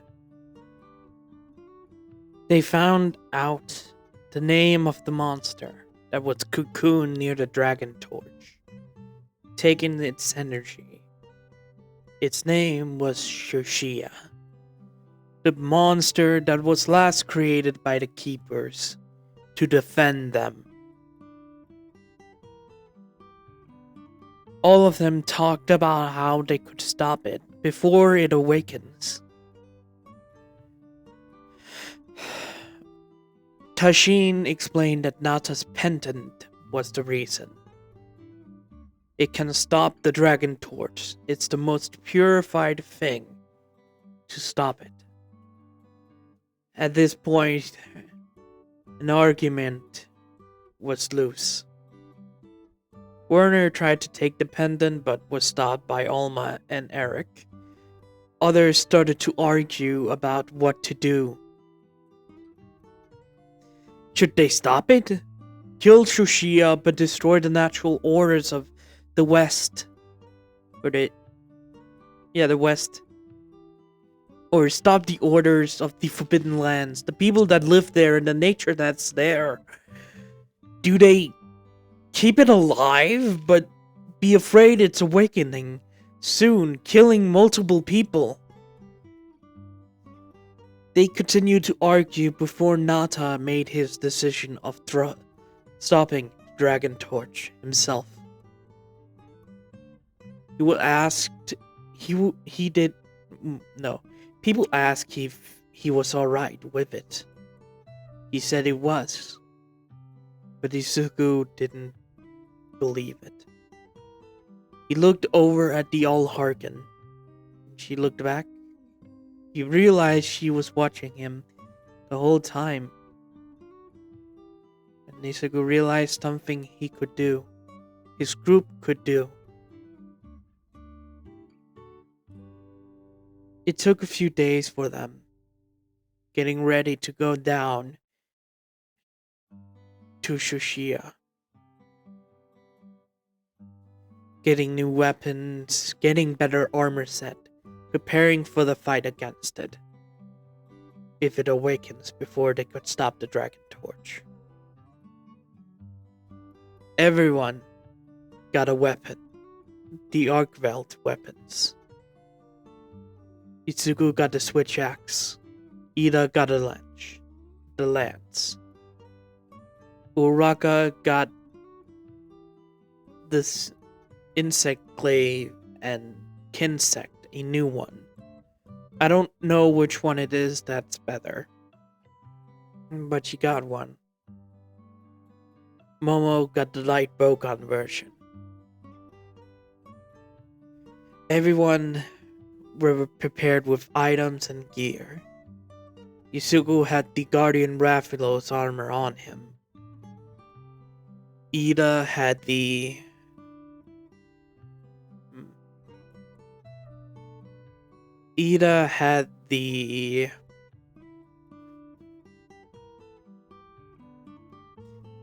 Guardian Doshakama armor on. Wait, there's Momo had the monster that eats Guardian armor on. And Uraka had the Guardian Odagirin's Ebony Odagirin's armor on. Everything was prepared and they set off. When they did, they talked about the adventurers across the lands. Meeting Nona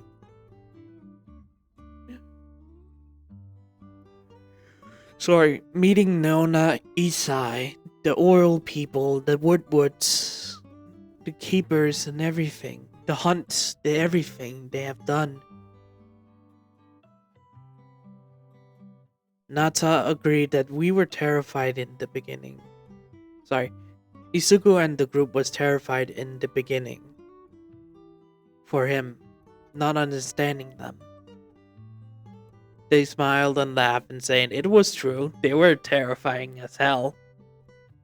But they were also awesome in his eyes.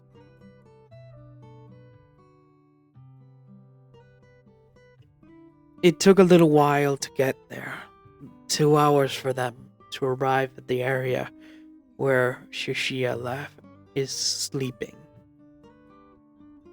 When they got there, Nata went forward to shut down the Dragon Torch. Everyone was watching, but Izuku was the only one to realize he was staggering. He thought about everything. And Izuku realized that Nata, with his heart and mind, could not shut it down, not kill a monster and destroying everything because of one. Before Nata could take another step, Izuku was beside him, grabbing his shoulder. Nata looked at him and Izuku said, "There's another way."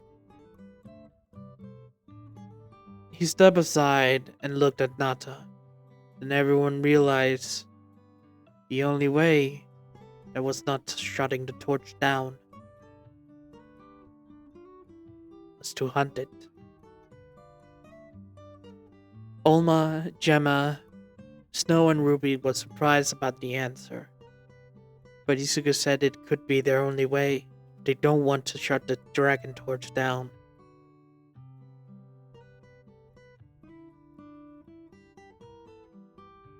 Olma asked if they're sure this could have repercussions with the guild. Izuku said, if we fail, you can report it. We can figure something out afterwards. Alma nodded at this, agreeing. Walking forward, Izuku pulled out his knife. His group was ready, and he cracked the egg, or the cocoon. Cracks came around the body. Alma, Gemma, Nata, and the Palicos went away, but still watched the fight. When Shoshia awakened, a shard came towards them and scratched the helmet of Izuku. By my own order. Shoshia landed on the ground in front of them. We will hunt Shoshia and slay it. Hearing this, Shoshia roared at them and they started to fight. And boy, this took 40 minutes. Blocking and racing, they attacked Shoshia as much as they could, breaking parts, knocking it down, making sure it fell into traps. It took a long time to fight it. A shocking thing that Shoshia had a second body underneath. The white one was not his. It was Wilk around its body. Underneath were black scales and twisted limbs, frightening like an elder dragon. But they fought it as much as it can, breaking all the pieces off of Wilk, revealing its main body was black and scorn. All of them realized what it could be. They've heard myths, stories in the guild, and reports by villagers they kept hidden. This could be a version of Fatalis. So killing it was necessary. The last hit came from all of them. Uraka landed on its neck, stabbing it in it. Ida hits it between its eyes. Momo shot it in the other. And Izuku cut into the throat of Shoshia. This what is its last moments of its life, dying and roaring to the heavens.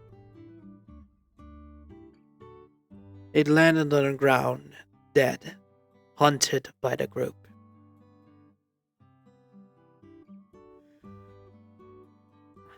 Seeing this, they sighed in relief. It was that. They started to carve the tail and the body. Nata came down, happy to see that he didn't need to shut the torch down. Everyone laughed and grinned, and Ida and Momo helped Olma with a report, telling a different truth of what happened. They didn't wake it up. It woke up on its own, so the guild had to take a choice by slaying the Shoshia. After this, they sent up a flare, and a few hours later, some people arrived to see it.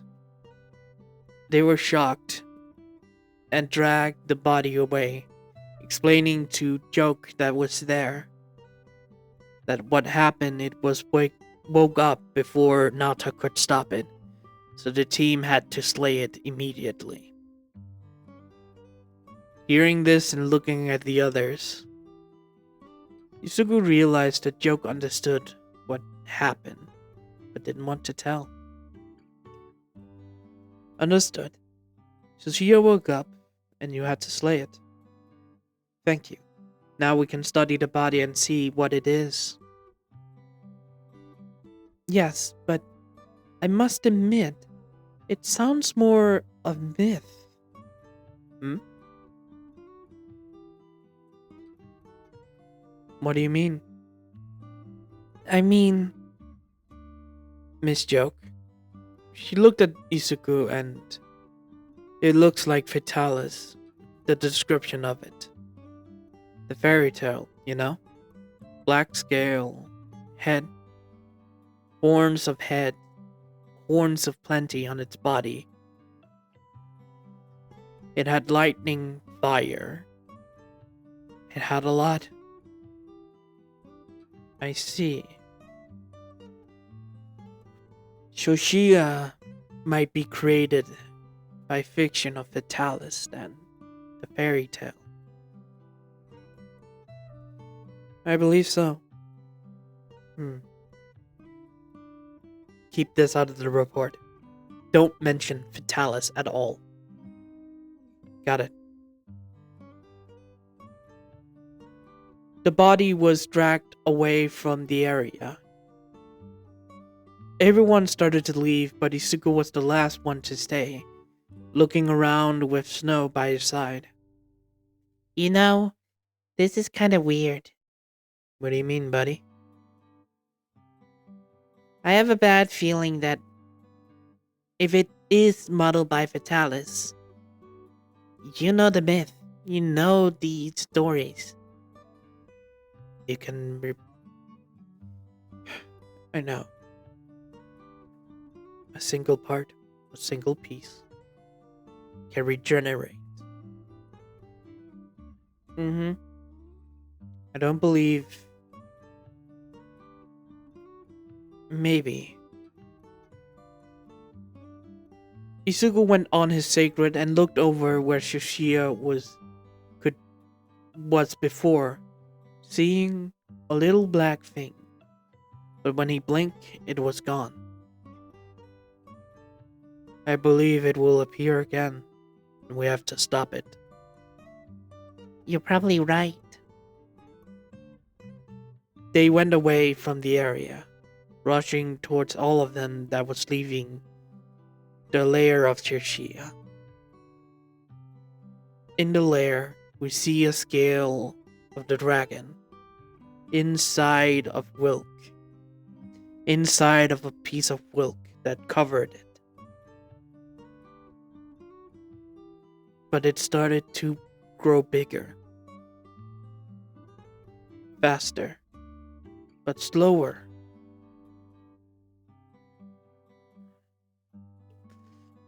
All of them. It took a day or two to arrive back. Sorry, my mic got cut off. Where all of them was. Everyone was afraid what would have happened. When they arrived, everyone was excited. Miss Joke gave the report of Shoshia was slain after it woke up. Everyone was shocked it did. Seeing the pendant, it was true. The torch was not shut down. When they asked what it was like, Isuku took Olivia away with Aizawa and the other adults, explaining that it looks, matter of fact, like the fairy tale of Castle Strayed of Fatalis. Hearing it looks like, and the description it looks like Fatalis, they were afraid. But luckily it could be slain easily. But it will take long. They went back to the group to see the snow smelting around the ice snow cliffs around the capital of Iberia. Time skip. A year has passed by since the group has arrived in the Forbidden Lands. A lot have happened to them. The group, after slaying Soshia, was called to help out. New monster after Soshia's death was showing up, and the land was getting better, more vibrant. So Shia has taken the energy away from the land so no one could probably feed. Now, the weather will change quickly so they can get more supplies and food, surprising everyone. New monsters appeared like Yankaku, Raphelion, and Raphalos appeared as well, with also Kongalala, or the snow monkey, appeared as well. But the worst one was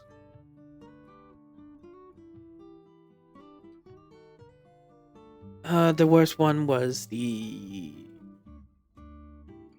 monster that carried the frenzy. Gogmash. No. You know the monster. It actually, they helped out with the almost elder dragon. They also helped out with other monster that has appeared, even an elder dragon a few months ago.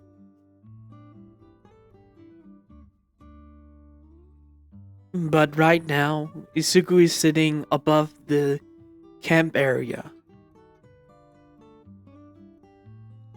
It has turned out to be the main base now of the hunters.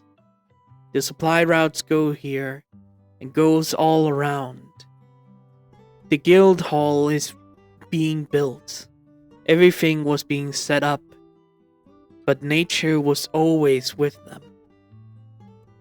They build around it and everything else. Isuku smiled.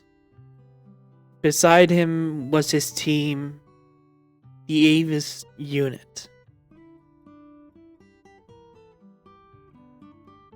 Or am I wrong? Anyways. All of them was there. Nata in his new hunter's training gear to be a hunter himself, being inspired by the group that now is his adopted family. He wanted to help out, so he goes around with them to every village to see their complaints about everything, helping to bridge the gap between the guild and the tribes.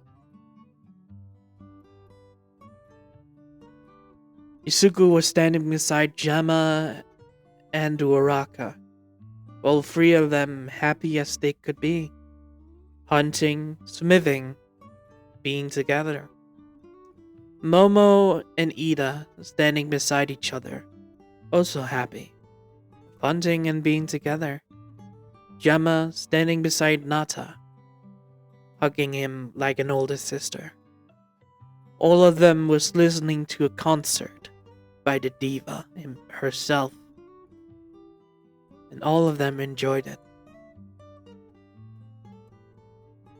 Isuku stared at the night sky, and his decision to leave his home was a good one. And he believed the future will still be a mystery. Above the cloud, we can see rocks above it, and steps of guardians. But it was not appeared for anyone. No one knew it was up there yet. Hello everybody, this is Blue Mask, and Jesus, this took a while. If you don't understand, this took almost 2 weeks for me to make. You were probably asking why, because I kind of made the, What If Deku Was in the Phoenix program in a day. That took 2 days, actually. I didn't want that on my ass, so I took some few breaks between. But I did it! Okay, if you're at the end here and you want to understand why the fights weren't long, I didn't want to because those can take forever.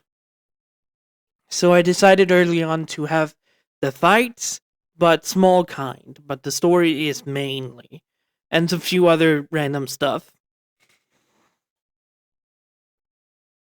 So, you're probably wondering about well, why I did it. Because fuck it, I still have a series of What If Deku Was a Monster Hunter that's on its last episode. I will post at some point. Why did I make this? I didn't find a fact fiction that kind of retelled it in their own perspective than just the game. That kind of interested me of, well, putting your own character or a different character from a different series inside it and see what would change. So I decided, well, I already have Belle doing with this game. Let's take some My Hero Academia characters, put them in the game, and it retells it. Yeah, so I just wanted to retell Wild in my own perspective and its own version. Some parts stayed the same, like with the all Harkin. I didn't want to change that because I want you guys to actually go watch that scene because it's in for me it's kind of it's a good scene. And the little time skip I wanted is because I believe it will take months for them to set everything up. So getting there, I will probably it took a month for them to complete everything there. It didn't take a few days, it took a month or two to complete. And when I say travel time, I actually mean it because I don't believe it's that fucking small. Yeah, with the sacreds, it's kind of fucking quick, but on foot, that will take hours to do. So I don't believe it will be faster. I do not believe it's that fucking quick. So I had it so it's like 3-4 times bigger than the map actually is. So it's more bigger, spread out, so it will take a while to fight and hunt.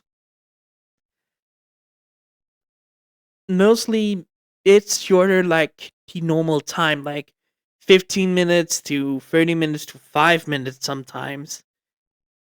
But I never went over sometimes with 30 minutes. Only Shoshia went over 40 minutes. Actually, more than 45 minutes to complete that quest. So, yeah, I just wanted to do that. Retell Wild in a perspective where it's different character than just you, the hunter.